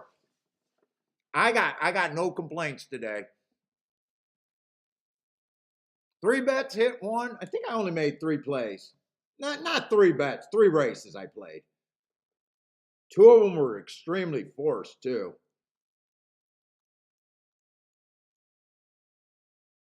That was a no bet, but we were going to the drawing board there. We did a lot of working out bets there. Trying to work through a pick 3 I even tried to do, but did not play. I think I only played 3 bets today. 1, 2. Then we hit that 7-4 on multiple tickets, even though I got underpaid.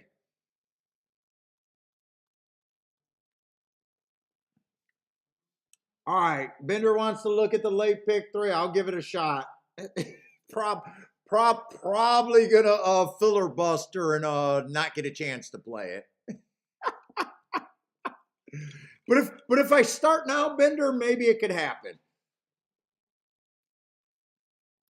Let's see, we're going into 7th race, right? Another Tapeta sprint. I'm looking for speed and stalkers on the Tapeta.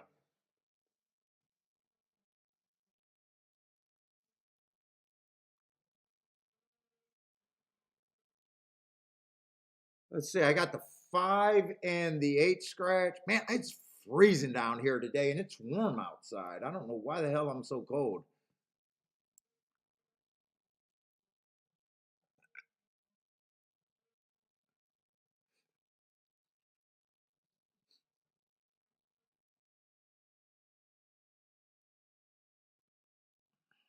I think the theory in Airhand is they got really good betting models. A lot of handicappers, but I think the real problem is the CDWs. And they got really good betting models, and they're really able to spread. And they're able to put in, I guess, thousands of bets in a split second. And all they're trying to do is make the odds right based on their betting models. And they're working with a lot of money to get very small returns, like 2 and 3% returns.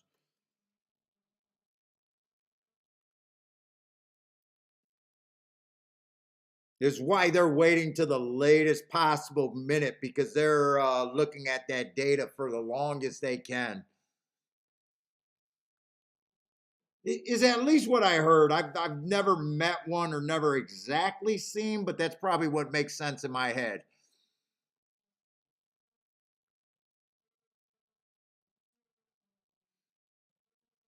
Let's see, did I write down these scratches? I liked how people thought that in the New York, what was the New York race? Where that exacta underpaid? You know, where I hit the 25 to 1 winner. Oh, and the 30 to 1 third choice.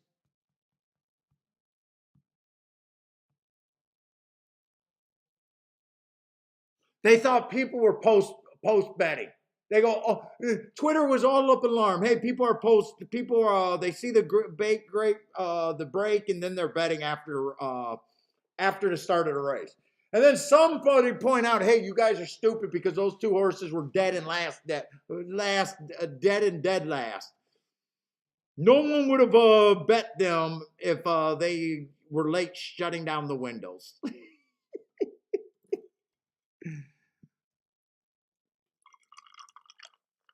But you can't talk to most horse players. But I thought that was hilarious. There's always theory like, hey, the odds went down. That's because some people are betting after the race has started. I mean, it has happened throughout our history. But no one's betting the last and the second last horse at the last call, and they were dead and dead last by 100 fucking lengths. It's not like someone was excited to bet them.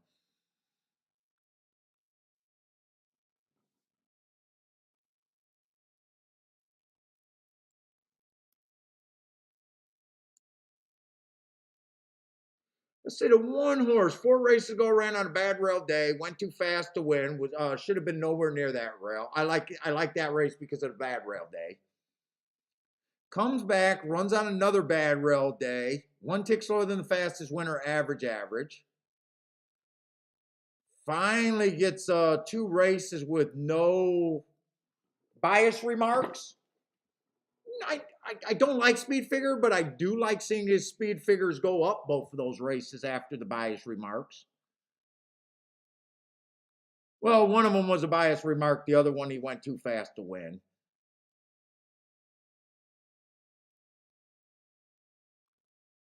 Wow, he's 15-1. I don't think he's impossible.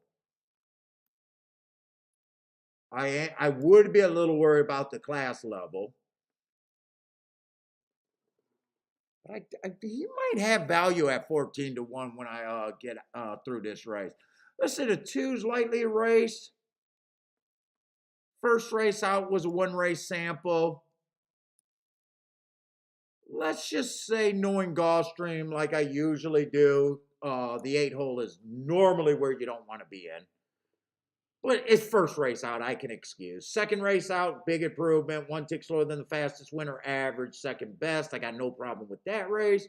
And last race, early pressing day at maiden special weight. Match strides with the fastest winner, 1 tick slower than the fastest winner, slow. Making a little bit of drop, has speed against maiden special weight. I got no problem with this horse taking money. My biggest problem is just, can I bet him at 3-2? It's probably my biggest problem. What's up, Matt Gray? How's it going? Let's say the 3 has the inside. I don't do anything with first-time starters. Every once in a while, I'll throw them in just because of the position of the track. Wait a minute. This is actually a Tapeta race and not a dirt race, though. So position on the track does not matter to me in the Tapeta, actually.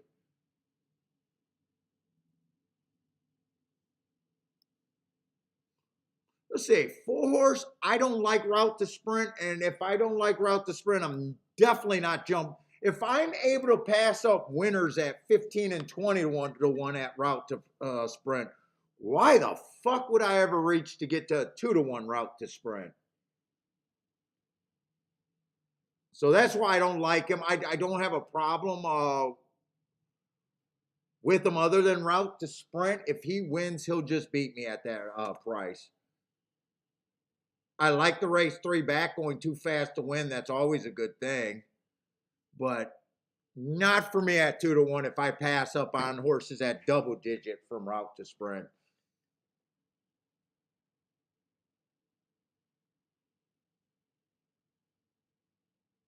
Six is lightly raced. Last race was route to sprint, but mostly he's a sprinter.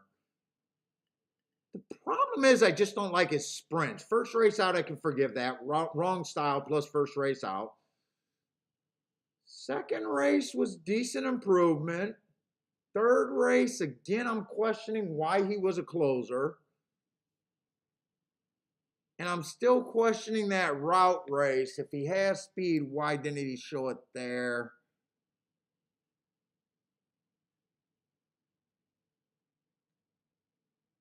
I probably can't get to the 6. Well, I think the 7 is just ran 1 race. I got him. I gave him an asterisk because of the wrong running style. It says he had broke in. You might want to watch that and was bumped at the start. He did take a lot of money.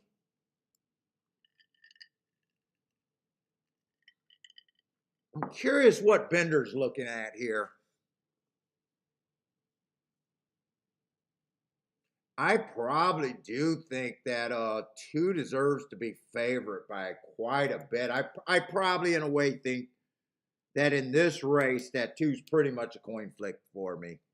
If the first time starter doesn't improve, or if the first time starter doesn't beat him, if the 4-horse is just bad because he's a router in a sprint, 6 would have to improve too much. I'm pretty sure I think that, and 7, would have to improve. I pretty much got this horse as a coin flip.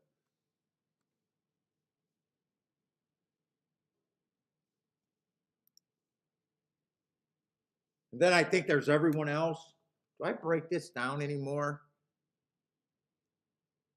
I don't even break that down anymore.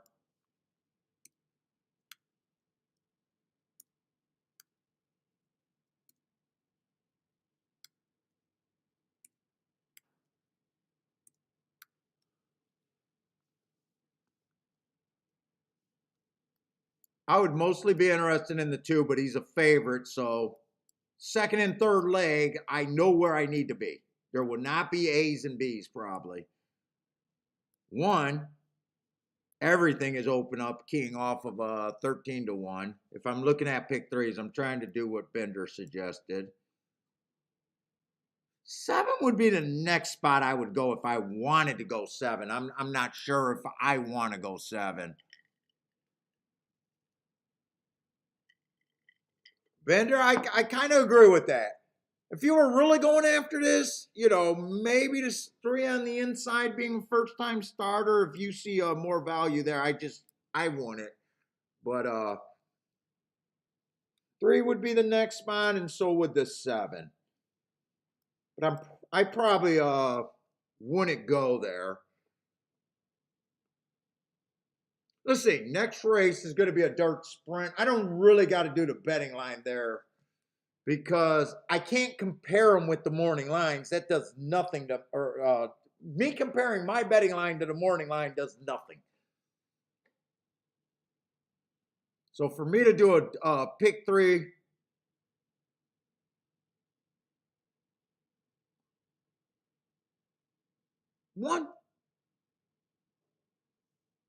one's probably on my short list, and I know I got to speed this up right away if I'm going to try to construct tickets.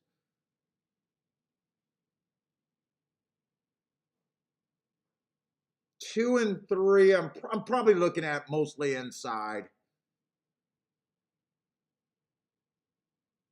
I hate the fact that this race was ridden on a 1 race sample. He won.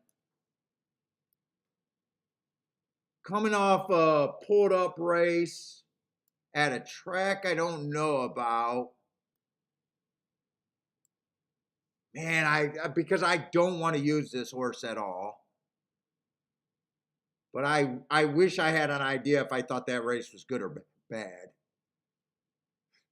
And with that being a maiden race, none of these horses would have ran with him. I'm just gonna have to trust that I don't like him. I have no idea what he is.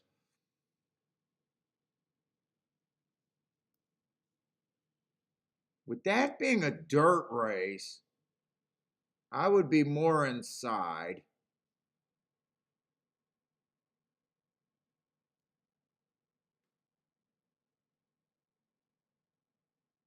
Dude, I do like 1, but do I really think 1's a 5-2 here?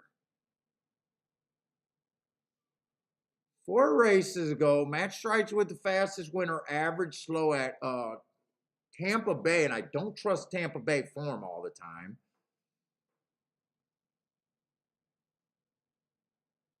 Comes right off of that race, was slow at Gulfstream. That was at 50,000 though. He did win off of that race at 33-1 from the 7 hole, basically being the fastest. Maybe I should trust him. And then last race, he went back up to 75. I think I trust him. Now, I do got to mark that he would be the favorite. Let's see. Or right now, he's a favorite. 2's not the quickest thing. God, and 3 would be probably second choice if the betting line is right.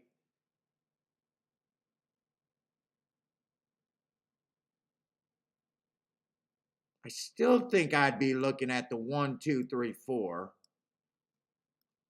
By the way, I'm circling what I think is the favorites. 2's definitely a favorite in the first leg.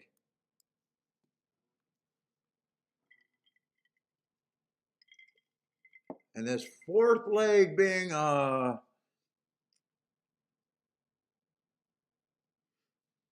let's see. I'm making good time here. I don't know if it's going to be a good ticket.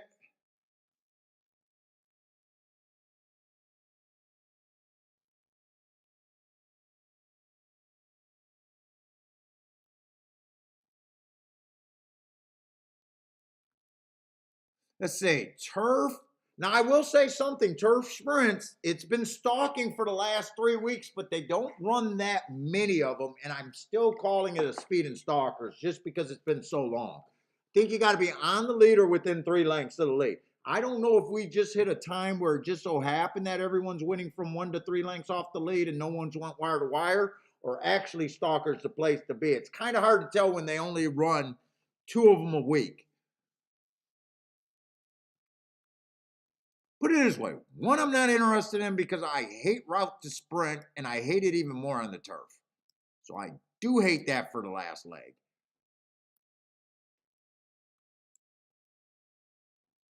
2, I don't trust his speed. Trying turf for the first time. Let's see. Were there scratches? Well, wait a minute. I got to get the scratches before I waste too much time. Shit, and why is my computer dragging?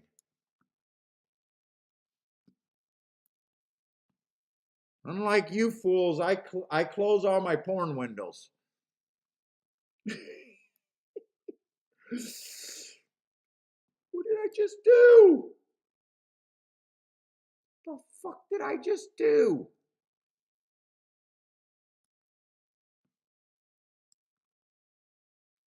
All right, it didn't let me take it to the next page.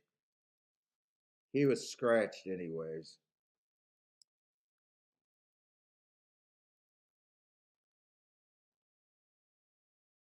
Okay. Yeah, I'm doing the scratches. I'm getting confused looking at comments and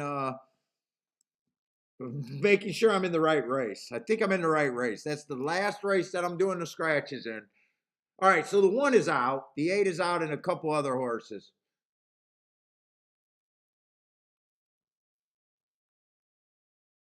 Make sure the 4 is out. Yeah, 1, 4, 8, 11, 12. And let me get this to the right race, because if I do try to play a pick 3, I'm probably going to get shut out if I or won't be able to bet it.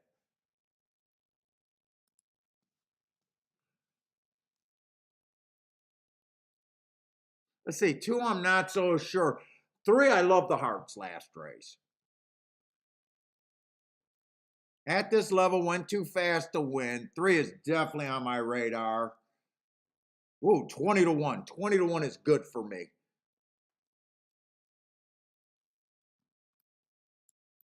Fucking good for me as a star.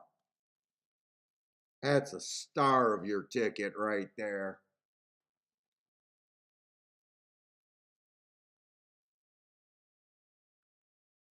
Five's a big mix, but 5, if he wasn't a 12 to 1 morning line,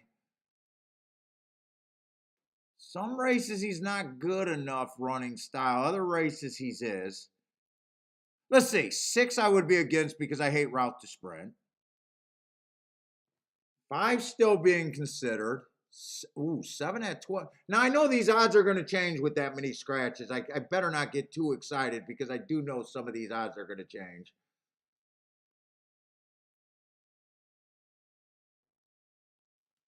Fuck, the 9 works, but he's the, oh shit. We got 2 West Coast shippers that fit running style. I don't know what to do with them. They're, well, the 10 is good for a better. 9, 10. 9, 10, 7. 9, 10, 7, 5 with that star horse. 9, 10, 7, 5. 9, 10, 7, 5. 5, I think, was 12 to 1. That's good. What is a 9 and the 7 at?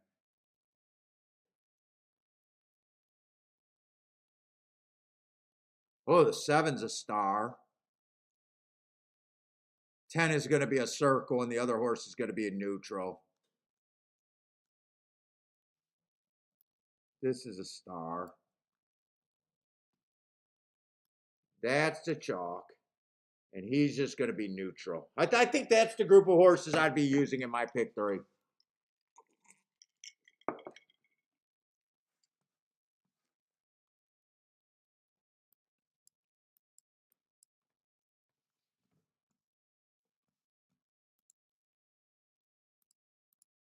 I got to see why my shit's fucking me up. Quick time player. You should not be on. I think that's it. All right. I do like the 2 the best, and I do think he should be the favorite. Let's see. If I did the 1 and the 3, I know the last leg is only star horses. I don't even want the 10 at 5 to 1. It would be the 3, 7, and 5.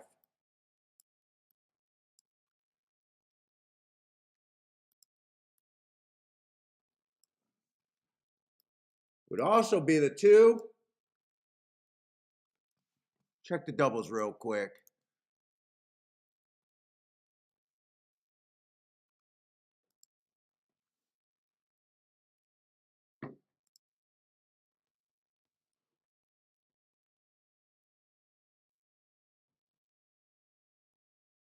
Two with the 2 is paying $31, and 2 with the 4 is actually scratched, huh?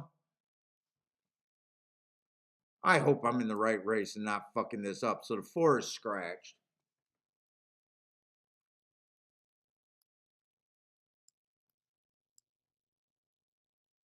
This could be all of these horses. When I say all, I'm not talking about all. I'm talking about all in those 5 horses.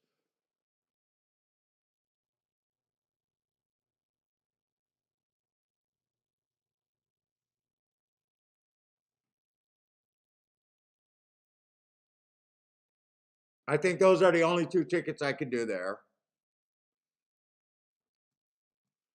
Any ticket I do with the 1.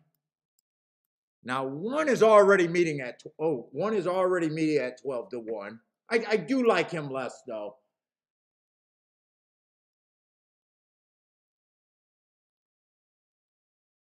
But he's a nice overlay. You could do all of the horses to all.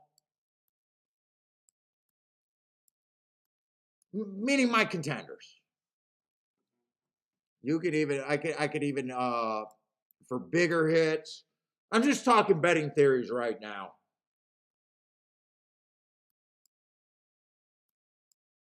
You could also play the 1 and the 3, but those I would still only pay to these mostly because I'll have that there. I'm not sure if I'm doing these tickets, but you guys wanted me to make pick 3s.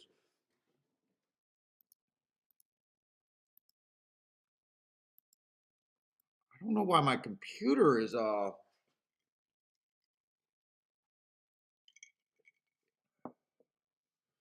PDT says use a 2 in the last leg. Who's the 2?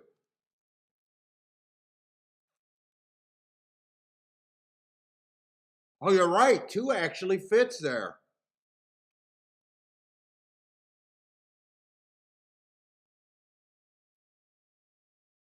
Two I don't trust, but 2 fits. Now, even if you were king off the 12 to 1, I could even justify going 2 all, not even my contenders, 2 in the, or not 2 in the all, 1 in the all, I'm sorry, 1 in the all to start off a ticket, then come back in all in the contenders, and then pare it down from there. Because you're already starting with something that's fat. Now, 2 you can't do that with. Fuck, I just realized that they're loading. It just takes me too long. You guys can see why I don't.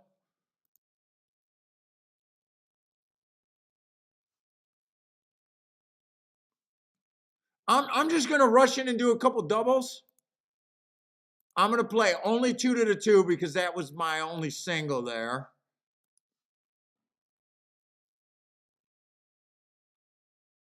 Guess I'm going to play one. You know what? I'll do the one to win. Oh, man, I might have fucked up flipping that. Because I was going to, no, I got it. One to the 1, 2, 3. And in fact, I am going to play a double with the, now I did play the 2, 2 double. Oh, for more. I'm not going to get a double with the 1. I was going to play a double with the 1, 3, 2.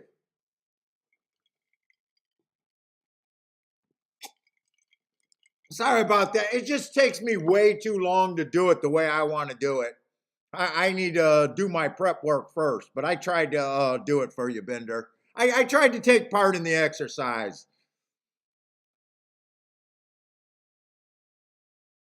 One's not running a lick. 2 is scaring me letting these horses in the race. I'll tell you what, unless 2 re-breaks. Okay, there he goes. I was going to say. He let the horses back in the race, but he had everything.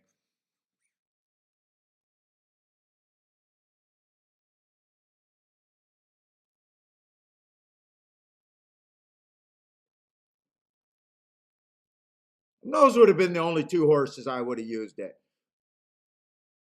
But for me and my theory, the fat of the ticket is always where I would imagine I would be spending the most if I was going pick 3s. You know, even though these are skinny tickets, because you know what, I just got a theory that I don't want crap. Like I don't want to play. I know guys can single on short price and hammer, but to me, I want to play where I'm allowed errors. Like I think you got to be so good being so narrow with just short prices. I don't care. I'm not saying I don't like narrow tickets. I'm just saying the short price slam tickets. I never went down the road playing them, but I don't think I would want to, put it that way. I don't got anything to back it up other than what I think in my regular play is where I would want to be, if that makes sense. 2 and 7, I think that did come in 2-7, so the 1 didn't run at all. Yes, 7-7 was the horse where I think I even wrote down the 7 here. That would have been the next spot. But with him at 2-1 and the 1 at 9, or the 2 at 9-5 and the 7 at 2-1, I would have did both of them. He was the horse that was the most likely to improve.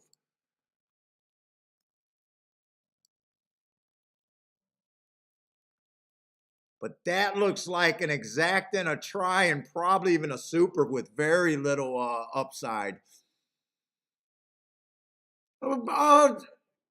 Bender, was I similar to where you were at on your spots? Were we much different? So I actually am alive to a little double. I lost a win ticket and I lost well, no, I didn't get the double with the 1 in. I only got a 2-2 double. I got to write that down, actually. I got so much writing here that I want to have this up for my review. So I just got to write the bet here.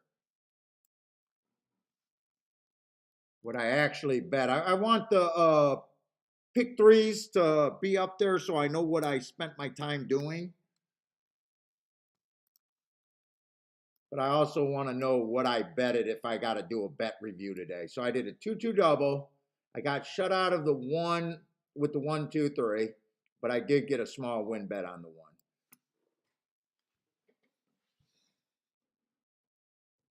What's up, Raider for life? How's it going, man?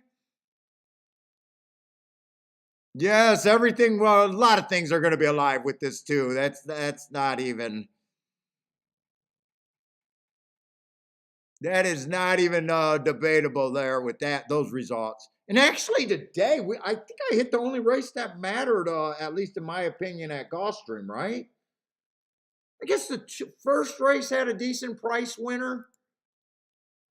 But I did not play that race, so I guess that was a decent race, result-wise. 21-1 exacta with an $11 horse. But then we went super chalky everywhere for the next 3 or 4 races.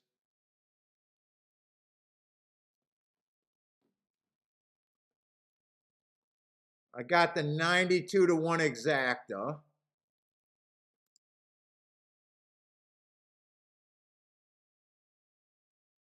And 3-1, that was at 3 that was bet down from, I thought that was a spot to go, but I would have been disappointed. I sat out that race. But I thought he was the spot to go at 5-1. In the gate, he went down to 2-1. I know some of you guys had him, but I would have been disappointed with you. And then we got this 2-home almost as a single.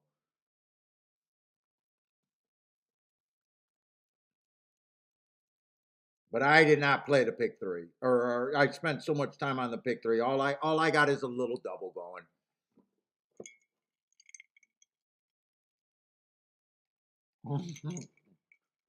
Right? Hey, Raider for life. If I want to play pick 3s, pick 4, pick 5s, pick 6, it's I get to go to the bathroom right after the show, and then I got to start doing the tickets right after that. The way I do it, huh?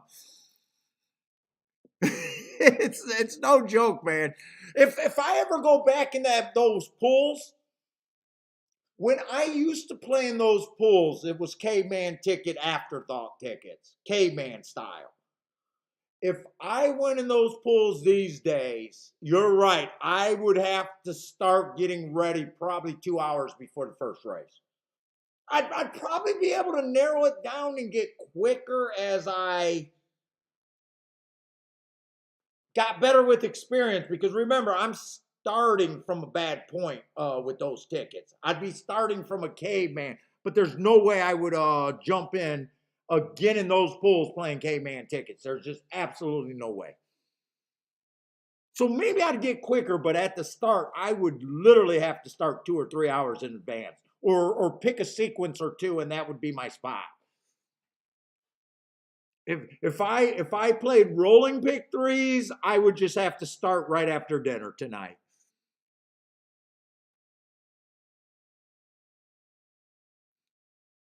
Oh, Bender, we're pretty close, but you went a little bit heavier.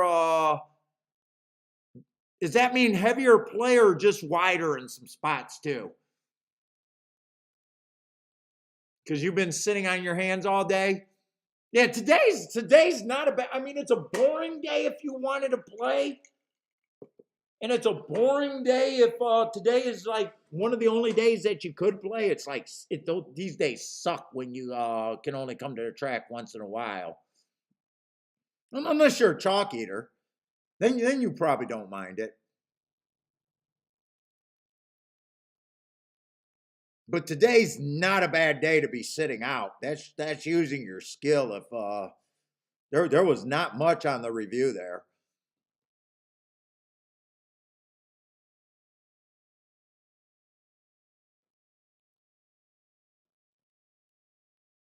And really, I can make an argument, because I even said 2 of the 3 plays that I made, they were force plays.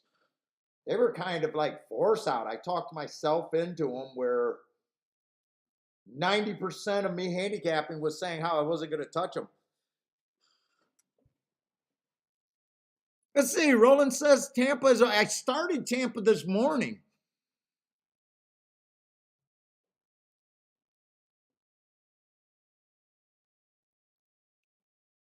Although I never look at the top of the race. I don't know. I just marked it like a computer. Yeah, long shot. You can't be a chalk eater with a long shot Louis. Otherwise, you're a fat guy named Slim, or a slim guy named Fats, right? you can't be called long shot Louis and play nothing but short prices, right?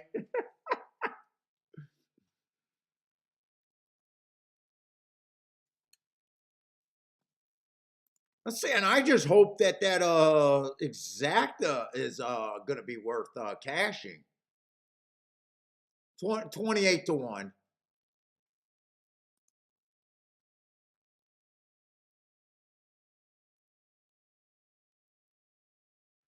Yeah, but I got underpaid on that. I played that like maybe if I would have maybe if I took your guys' advice and looked at the rest of the card, I might have realized. I knew that was a spot, but dude, I do not like king off of three horses. Even though that was a $12 punch,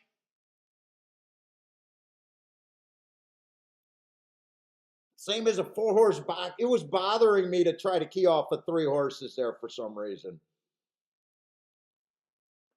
And I'm probably gonna look back and wish that I know that I should have had it for more than $7. But you know what? Seven times at 92 to 1 on a small action day is not bad. That's not a bad working day for most people. I'll take it. Yesterday was a huge day. Last week was a losing week, but only a 2-day losing week. So not coming off a bad stretch. And the week before that was a Rolex week. So I am not complaining. I was mostly worried yesterday coming into the show, just wondering why I was struggling. My win percentage was down. That was my biggest concern yesterday. I was like, fuck, last week I only hit one ticket a day. Although I did fuck up quite a few spots. And then yesterday, I think I went 5 or 6 for 7 or something like that. Yesterday I could almost do no wrong, but I still fucked up a 40 to 1. And then I bet three horses to win, and they were the try, and they were 25, 21, 5, and 12. Now, the try wouldn't have had, but not to hit that exacta bugged me a little bit.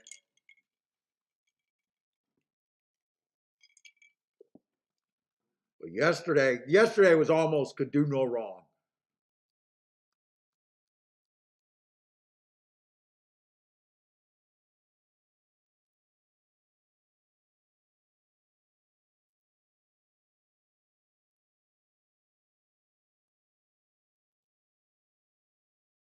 Yeah, you're right. But you know what? When you look at the races for the first time, Four was the first horse that gave me a racing boner. That is true. But then he did shrink. He did shrink in my mind, talking about that turf race, because I noticed that like 5 horses ran in that race and they all were close enough to, where he kind of shrank on me. He still, maybe I shouldn't have went 3 horses, but I love that race. But I did kind of shrink because it was look at all of these horses that were right there off of that race. The 8 was 12 to 1 or 15 to 1. 9 was in there, and 12 was off of that race, if I remember right. 12 was 3 lengths off and 2 lengths off of that pace. So he did kind of shrink as I went through the rest of the race.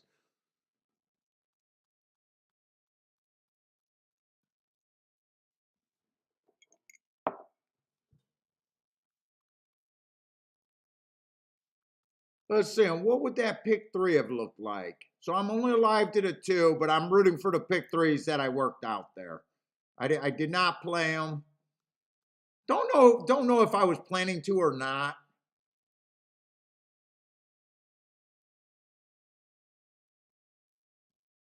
So if the 2 wins, that would be an all, but not an all in the last leg. That would be all of these contenders. Let me write that down just so it looks right on there.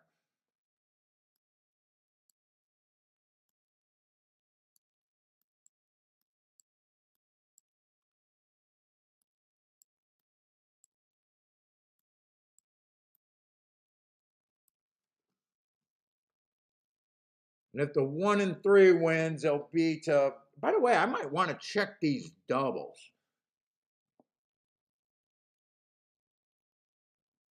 You know what? We were trying to get together. I'm supposed to be doing Santa Anita, but I'm getting my supply chain is lacking. part of my help is lacking. He's sending them to me, but he's hit or miss. Some weeks I'm doing everything by hand, and we fall behind, and then other weeks he's getting me everything. But I was trying to add Santa Anita and Del Mar.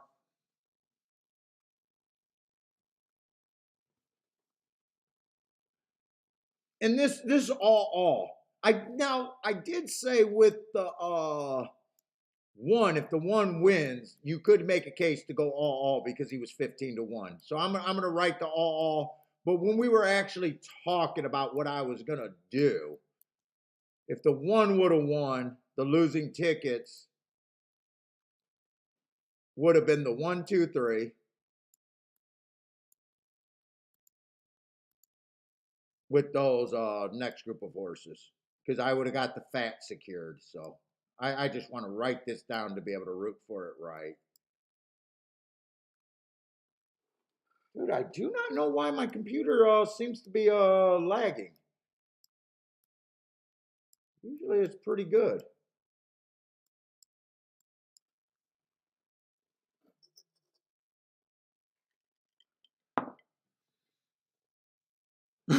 Oh, the shrinkage? I did get a little shrinkage.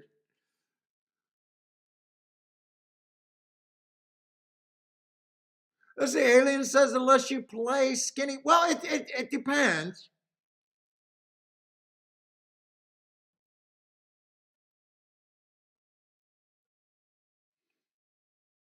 Like, I think you should play tickets based on, how do you say this? I think a good part of your ticket should not be afraid to lose. Put it that way.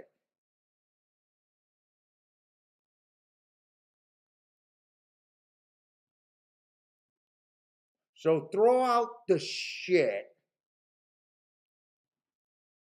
You know, it wins, but dude, put it this way: you never want to cash tickets and say it's better than interest, or better than banking, or I cashed the ticket, but we got to wait for the results to come back to know if I make money. So you definitely, that's the first part about ticket structure. The game is not being a right and being pick winners. You don't want to say, hey, I just got off the snide to get off the snide, in my opinion. I'd rather take a losing day than just getting off the snide just to say I'm right. So if you got a sequence where you're convinced that it's good for you and it's going to pay boxcars, I would say play that ticket as much as you think that ticket's worth to give you a reasonable chance to hit it.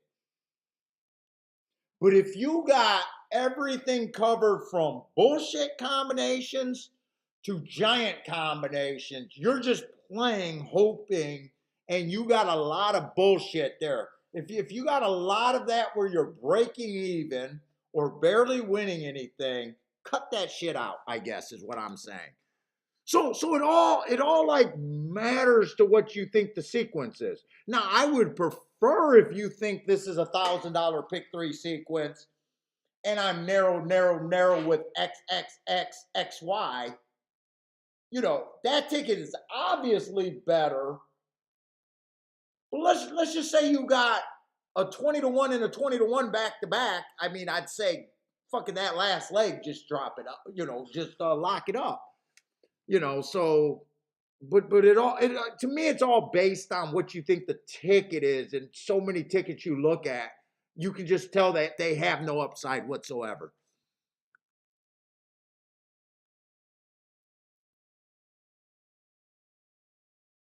Let's see, Sean. What's up, Sean? Hoping the 6 runs here.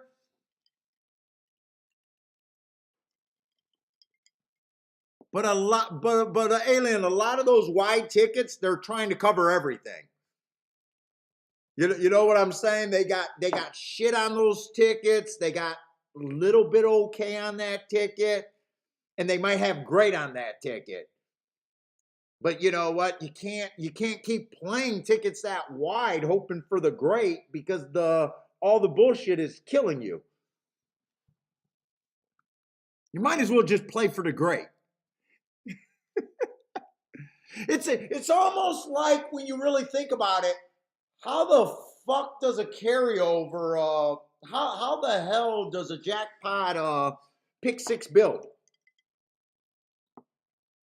Why would anyone go in a jackpot pick six? Because the goal is to hit the jackpot and you're getting that extra takeout. Why the fuck would you live at ABC? If I just played jackpot tickets, I wouldn't even handicap.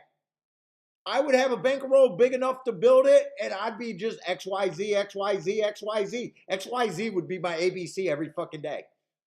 Now, I'd have to have a big enough bankroll to hit it, but when I hit it, I got a shot to take the whole goddamn thing, kind of deal.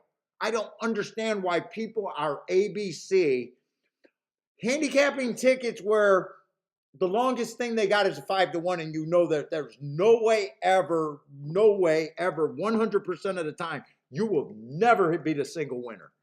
I don't understand how it builds.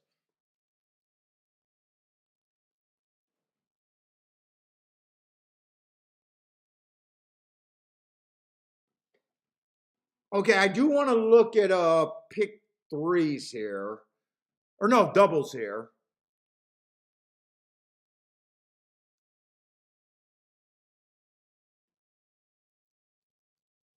I need my paper. Let's see. I like 1, 2, 3. 4 is out.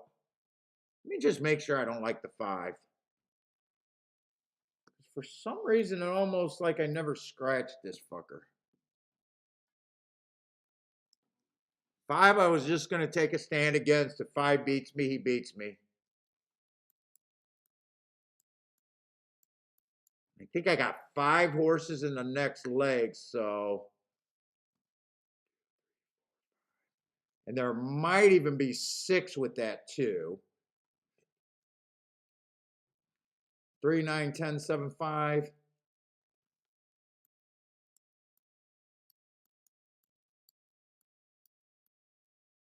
And maybe even the 2. Now I don't that would not be played like that by me.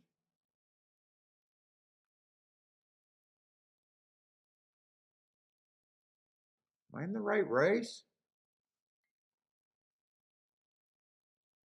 Did they scratch the 1? Why is the 1? Wait a minute.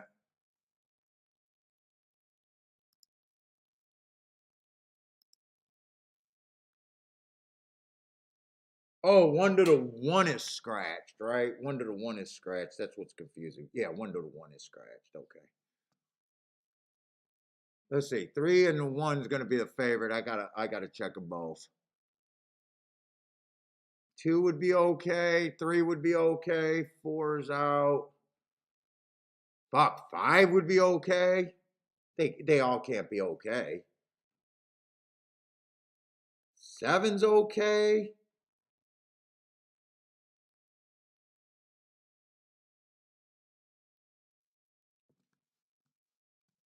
2, 9 would be the only one that's playable.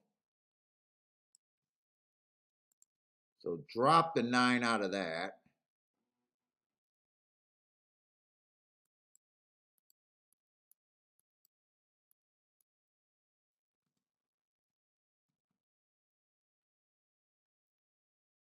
And you know what? The 10 is kind of crappy too.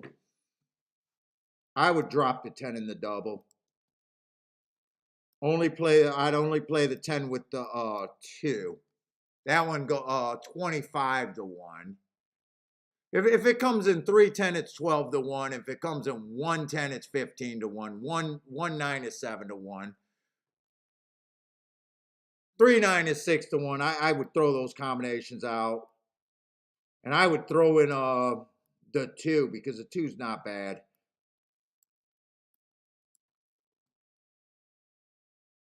Although, wait a minute, that makes it a little bit more expensive than I think I even want to play. Wait a minute. This is two combinations.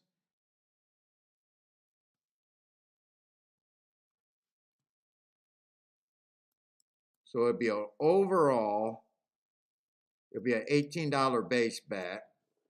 That's for some reason that's more than what I want to do in doubles for the most part. Let's see. If the two wins, I already hit the double this leg because I'm alive to the two. So you know what? I throw out the two chalks. I get rid of that double.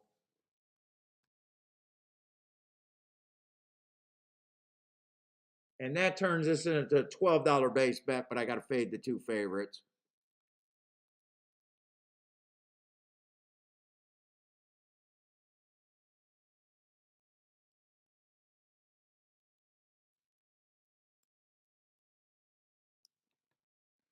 I don't like anyone more than anyone else, right? One can get the lead, don't trust them. Two's going to be a stalker. I don't really you know what? If I was doing, I never did a betting line here.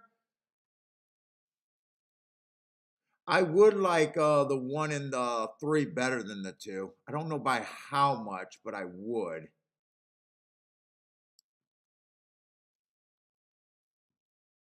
God damn, this thing is just dragging and it's pissing me off.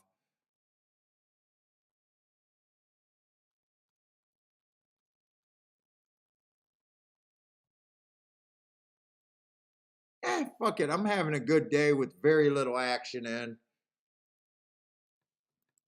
$12 base bet's not terrible.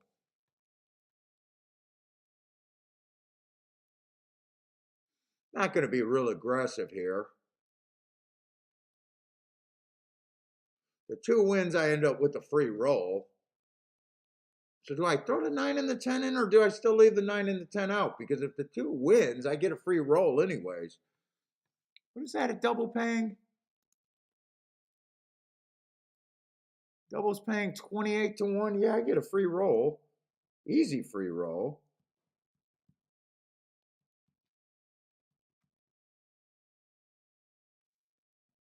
I think the only horse I got to worry about is the 5. If 6 beats me, I'm willing to lose by the 6.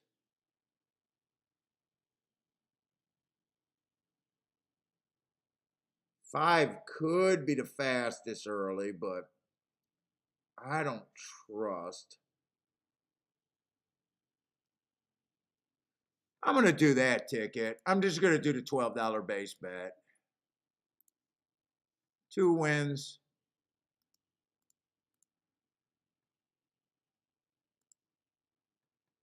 2, 3, 7, 5 in the double.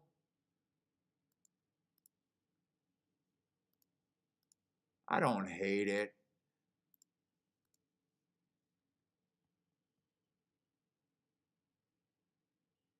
You know what? I played that double kind of soft. I think I'm going to do something. I'm not sure what these exactas is going to play. I'm going to wheel the 2 first and second in the exacta if I could get that in. And I'm going to use the 5, the 1 and the 3. Will I get that in? I will get that in.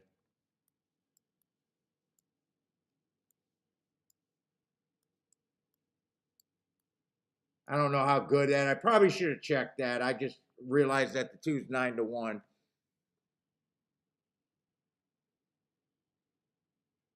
Oh, 2 looks like he's already riding hard. Wow.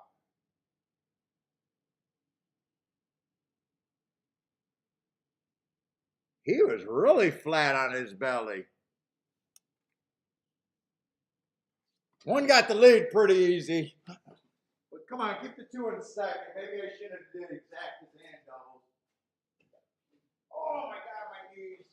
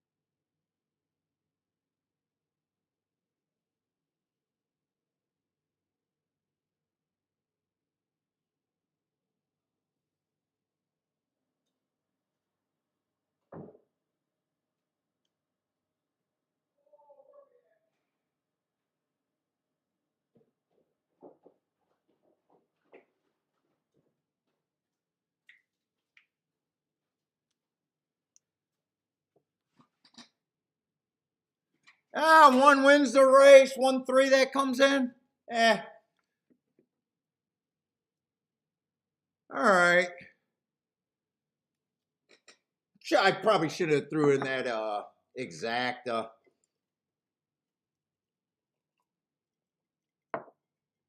probably shouldn't have. Yeah, there just wasn't that much on these sprints so far today.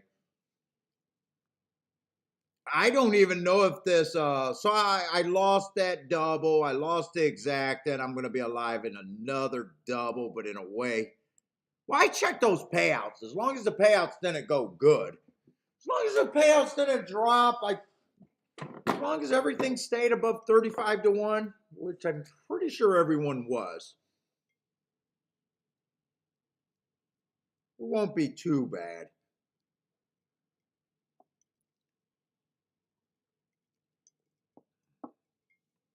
By the way, before they take the exacta pools away, would I have wanted that 1-2 exacta?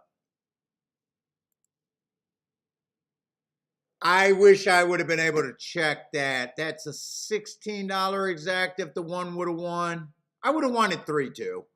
I would have wanted 3-2. And I would not have wanted 5-2. 5-2 was paying 14-1. So I don't mind what I did on the exact or on the double, but I don't like. I panicked. I didn't panic. I just threw it in there and thought it might have had more legs than that.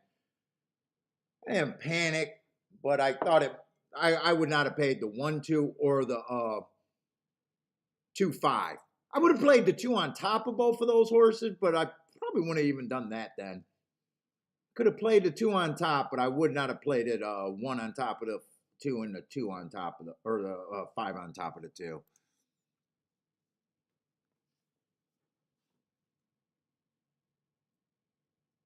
Yeah, and he dropped. But you know what? I think most of the betting he was sitting there about 5-1. So I think it was only at the last minute, and that's why. Is that what happened, or maybe I misinterpreted that? But I thought he was about 6-1 most of the betting, and went up to 9-1 at the last flip, and then flipped down at the gate. So I don't. If that's how it happened, I don't think that's as bad.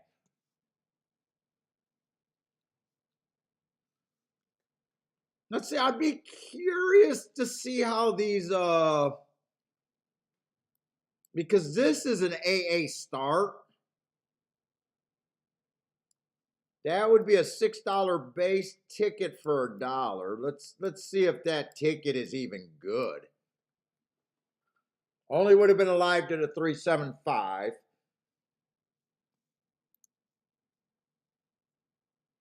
So we'll see if I'm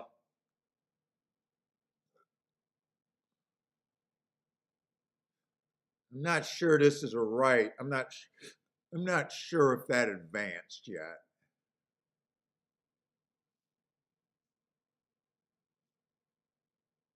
$375.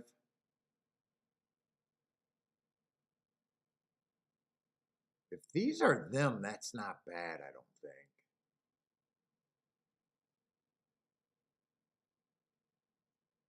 But I don't think I think this is, let's see. Is this a new one? First leg it came in 2, then it came in. No. That's the one that's ending here. Let's see. Pools will pays.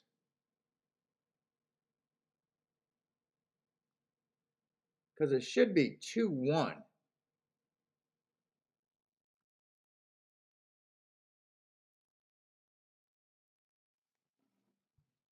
I don't think it's there yet. Oh, really? The 20? Wow, I cannot look at what they're doing.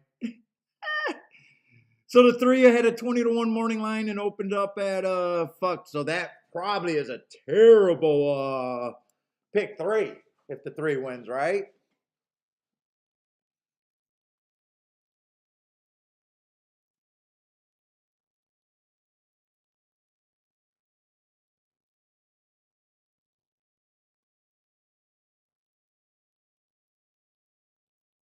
Wait a minute. You know what? Oh no, I'm looking at pick fours. Let's see if the three went. Now I don't have these. I'm just, we did a practice. We did a, I don't know. I don't know if it's a tutorial. It's just how I do shit. I don't even know if it's a tutorial or just what I was looking at. I did not bet it. I do got doubles going, but I did not bet the pick three. But I'm writing down fictionally what it's paying. So we only would have been alive with the 375 if the 1 or 3 won, and we would have been alive with 5 horses if the 2 would have won. So we lost 2 outs for a $6 base ticket and a $5 base ticket. So for $11, for every $11, not counting these 2 tickets, but just singling the 2, for every $11.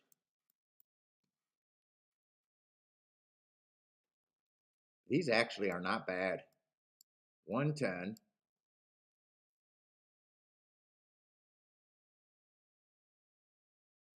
5 is 216 if my eyes are not deceiving me. I wonder why my computers are. These are at least tickets that I would have been.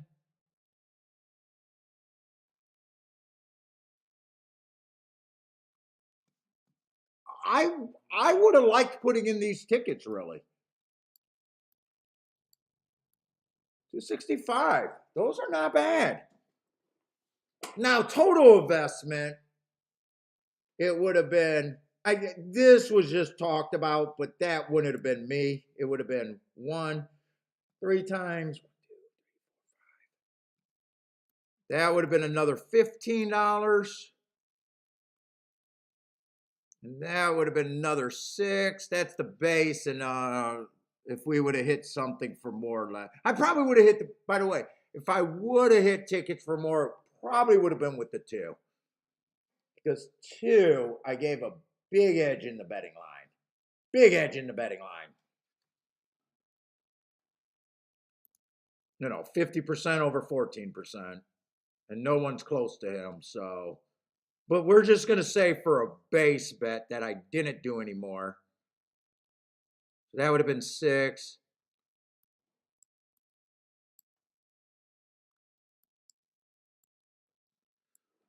$32 if I took both directions for every $32.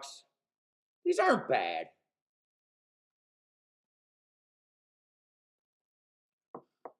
The 3 would be the worst outcome. 3's not great, but the 5 and the 7 make the overall ticket not bad. And like I said, I probably would have, if I was serious about doing that, I would have probably thought to hit the 2 for more. That would make it a little bit better.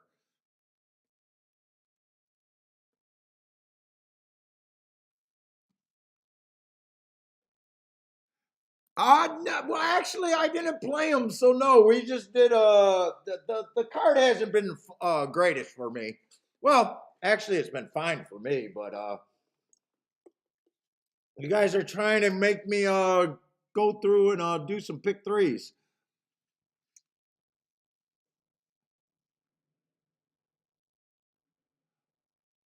So what I'm alive to is not a pick 3. I'm just alive to a double. I got the same horses as the pick 3, but I got the 2 thrown in there. 2375 is what I'm actually alive to.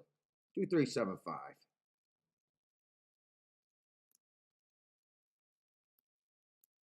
2375. What are those paying? 46 to 1.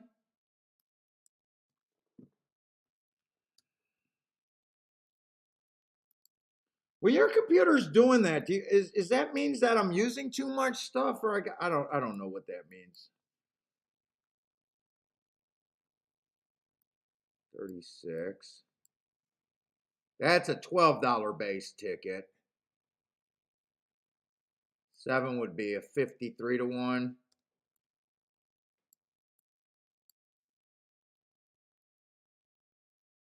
5's 50 to 1.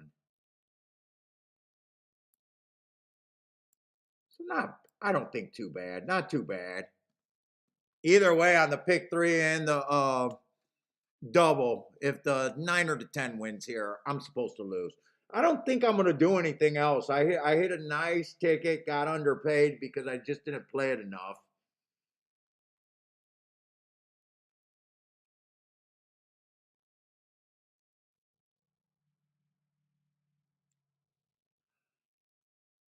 I'm alive to some tickets that will add to my day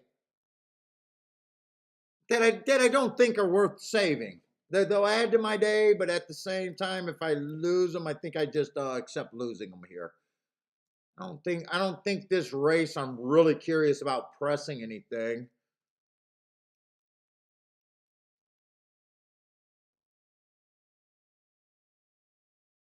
9, the favorite, got the right running style. Belongs at this level. If I'm picking a hole in him, he just hasn't rained since January. Although that's not a crazy layoff. If I'm picking a hole at him, I will say Stalker's been dominating for the last 2 or 3 weeks. But they just don't run a lot of turf routes.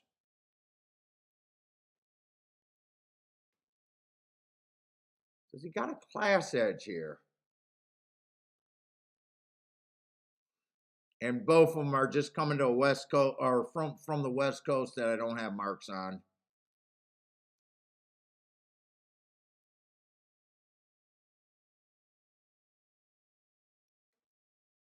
Seven will benefit if they're stalking. I probably like 7 the least of my group though.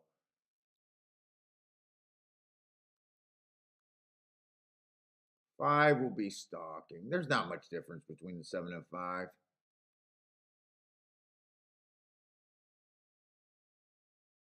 2, I added 2 in. At first I didn't like the 2, but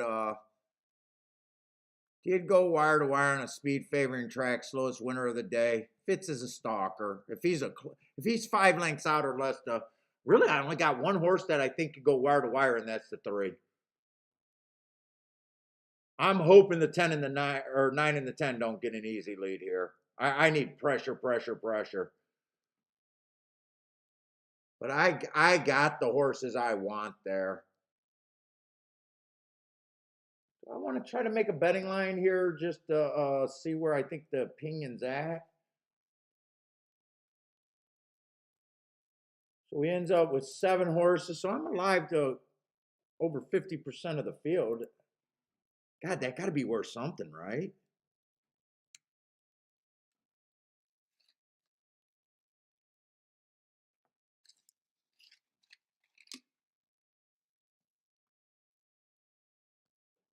Chantel doesn't give you confidence on the 10. Not a Chantel fan. Shit, I don't want to look at any of these jockeys. I don't want. 10 got the right running style. I just don't have West Coast. I just can't rate him one way or another. Looks like he's dropping. If it's doubles to the 1 and the 3 weren't so low, I would have had him in there, but they were just too low. $15 double. If that wins, that just beats me.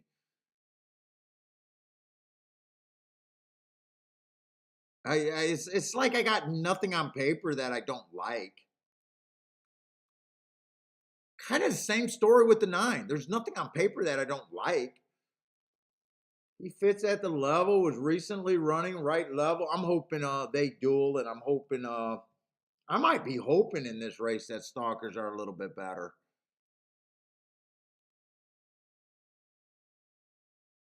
I couldn't really put a betting line on them without my marks. I'm just gonna say they can beat me. If they beat me, I put in bets that if they beat me, I lose the race.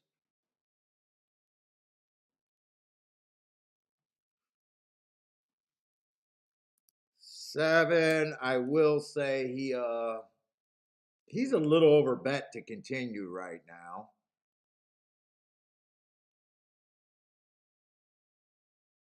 Never been on the turf, at least from what I can see. Tried to turf once, but we can't see it on my. Well, wait a minute. Was that last race? No, he tried to turf last race. February 9th, one race. I was hoping that, no.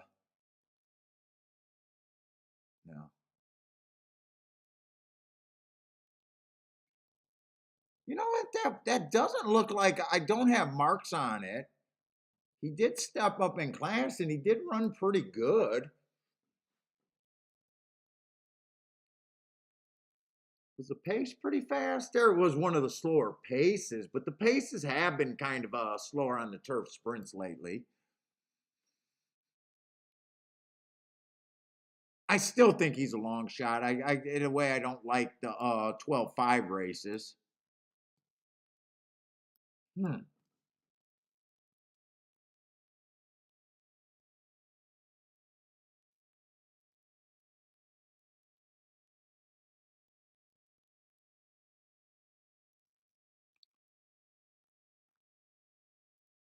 Let's see. What is Alien? Is something wrong with his math?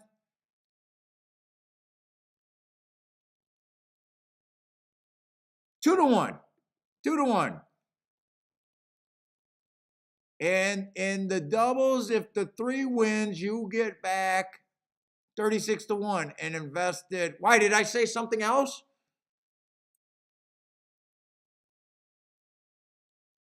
No, you're wrong. That is 2 to 1. Wait. No, you're right. That is 2 to 1. I don't know what I said that you're questioning, though.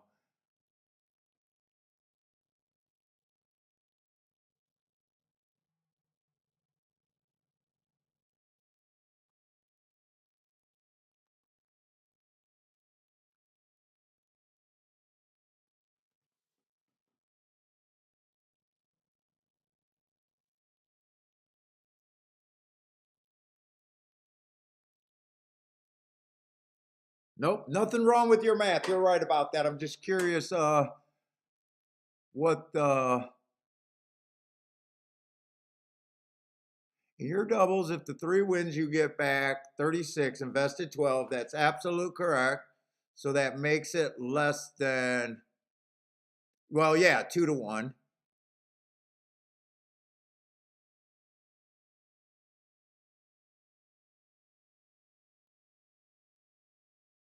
Oh, because you're saying they seem like underlays. I get where you're going with that. So you're getting 3 to 1 on the entire bet, or 2 to 1 on the entire bet. I don't know if that part is really great, by the way.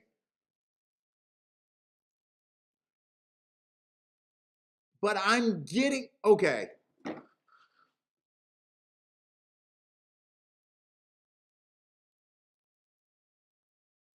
So I have a fairly decent amount of combinations.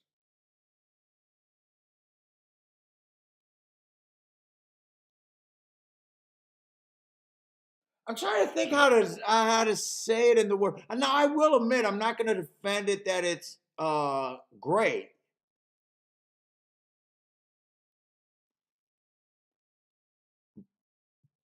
but it's actually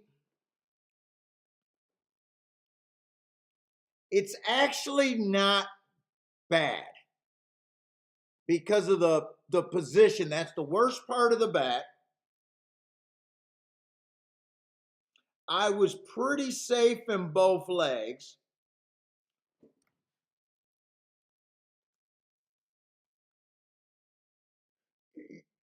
I don't know. I got an idea why I think it's good, but I don't know if I can explain it right now off the cuff why I think I don't know if I can completely defend it.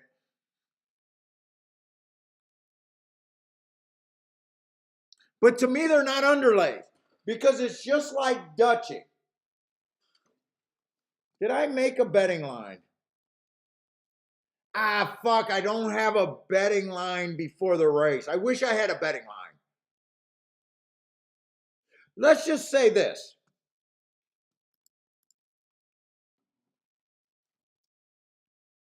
If I thought each of those three horses had a 25% chance to win, it's almost like a Dutch. So when I use three horses here, right, I'm not looking at it like the one's 9-5 or the three's 3-1 or the two is 5-1, right? I'm looking at that like I got better than an even money proposition. Like I'm a 75% chance to make it through there, right? So if I was looking at a double calculator, I would not be looking at the 25% 3-1 with the next number. I'd be looking at what they have as a 75% winner. If that makes sense to you, it's almost the same. So I'm getting 2-1 in a position. Now I do got to fade two horses that I like. You know what I'm saying? But I'm paying for a lot of safety. I don't know if I'm explaining it right, but it's almost like the Dutching thing. I hope that makes sense to you. I'll think about it, Alien, next time I see you, if I can come up with a better way to defend it. Like I'm actually, like when you hear 2-1 on my overall bet, I don't think that sounds great, but I love my position. And that's the worst end of my position. You know, I got 4 out of 7 horses that can win the race, and my worst spot is 2-1 on an entire bet kind of deal.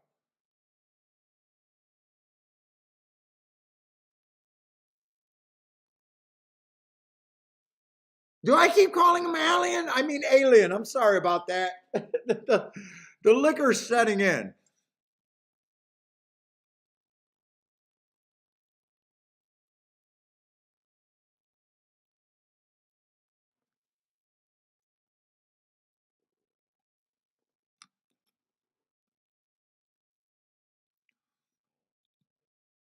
Unless you have 6-1 better or in the horizontal track. Well, I get trash all the time, but well,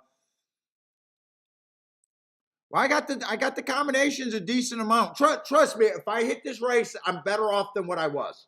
That's all that matters. I'm decently better off than what I was. And I don't have rules about I need 6-1, 7-1 or not. It's how much. I don't know if I'm explaining it right. You know, you guys are looking at the 12-1 on the worst part of the bet, or I'm sorry, 2-1 on the worst part of the bet.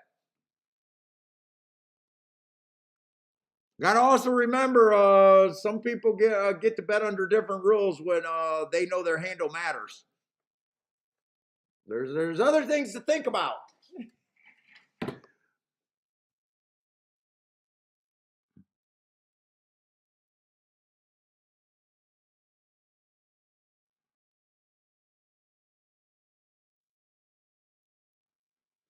Yeah, I'm fairly happy with this position.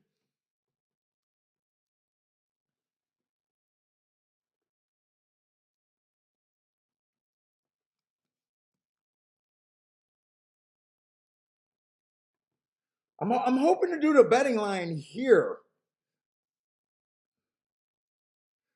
I'm gonna have a hard time doing a betting line here.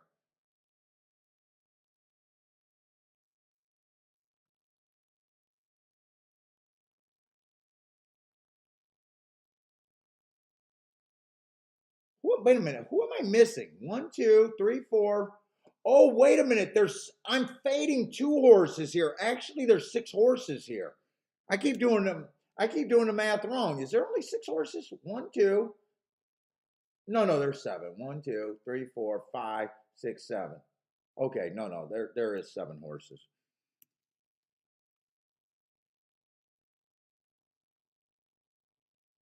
Oh, I don't have the 6. I don't have the 6. Okay.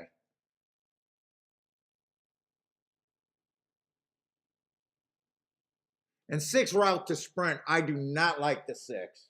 God, I wish I didn't say that so aggressively. I'm drunk right now, though. Does not take me much to get me drunk.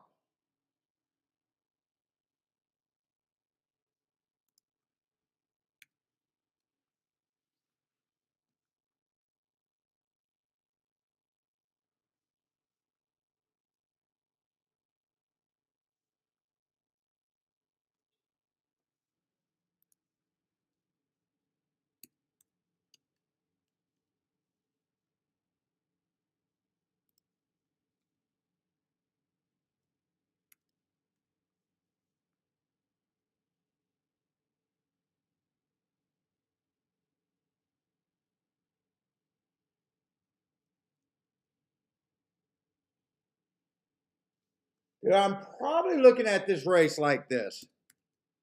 Now it's weird because when I talk about my winning percentage, even though in my mind I'm saying I got a 75% chance, I do 120 point, but I still do betting line, but I still, that's how I see this race. So basically, I think I'm getting 2-1 to 4 horses as my worst outcome.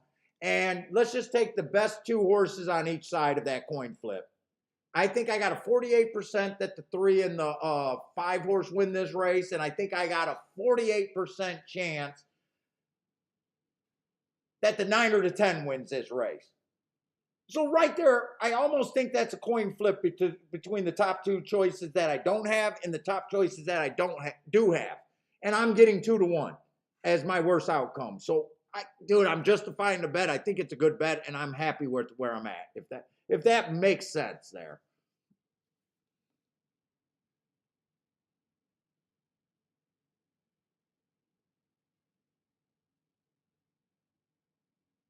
Yes.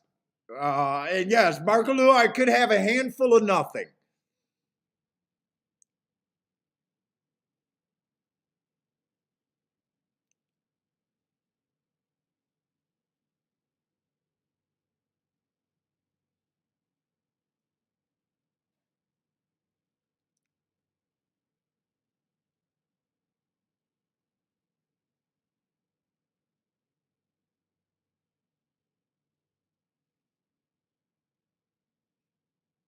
If the 6 beats me, I couldn't have him anyways. And if the 9 and the 10 beats me, I actually see them. And that's, I just get beat by them too.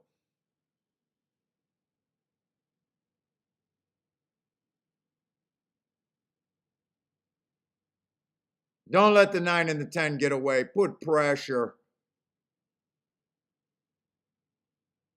Come on, 3. I want 3 on the lead. I want 3 to put away the 9 and the 10 quickly. Now, this makes me a little nervous because my 5's a little farther back. 2's in good position. And my 7's a little farther back than what I wanted.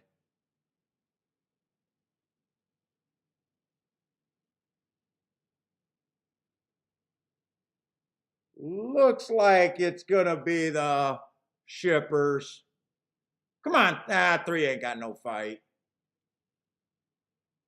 Unless someone comes that I can't see right now. Come on, 5.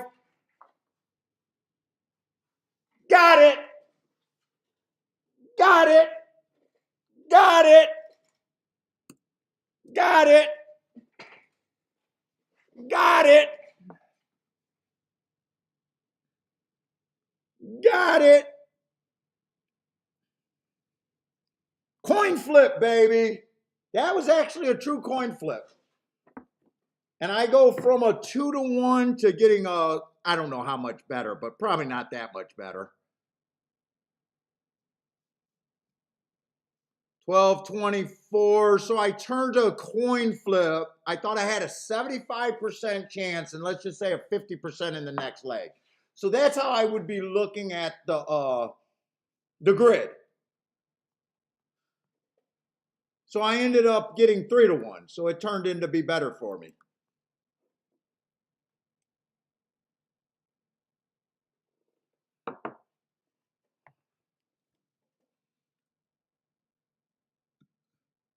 Like you just want to get yourself in positions, you know.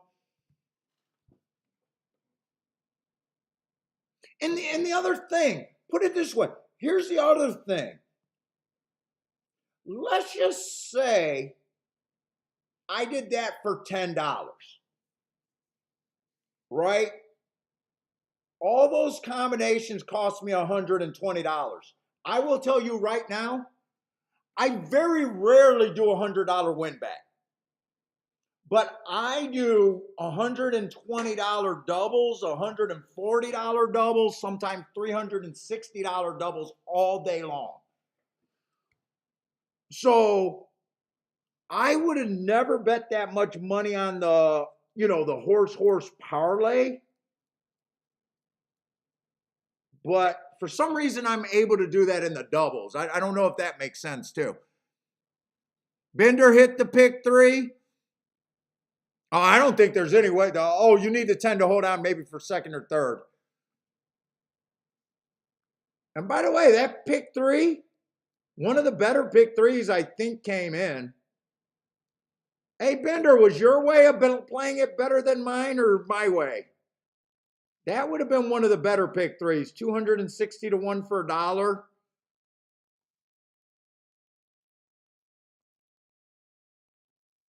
And like I said, I would have pressed the 2 probably. 10 got second. That's a big boom for you, Bender. Nice, nice, nice.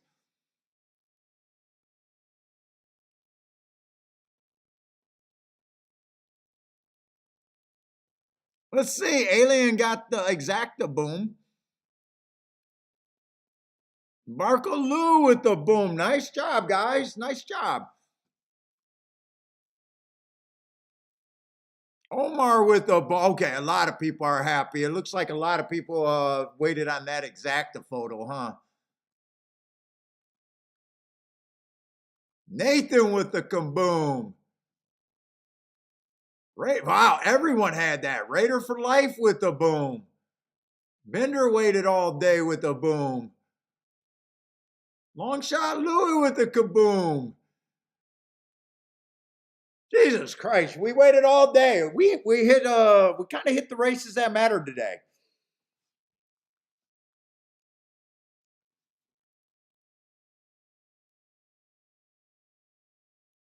Well, yeah, if the 10, well, wait a minute. What would the 512 or what would the 10-5 pay? Is that what you're saying? Well, if it came in 10-5, I'm on a loss there.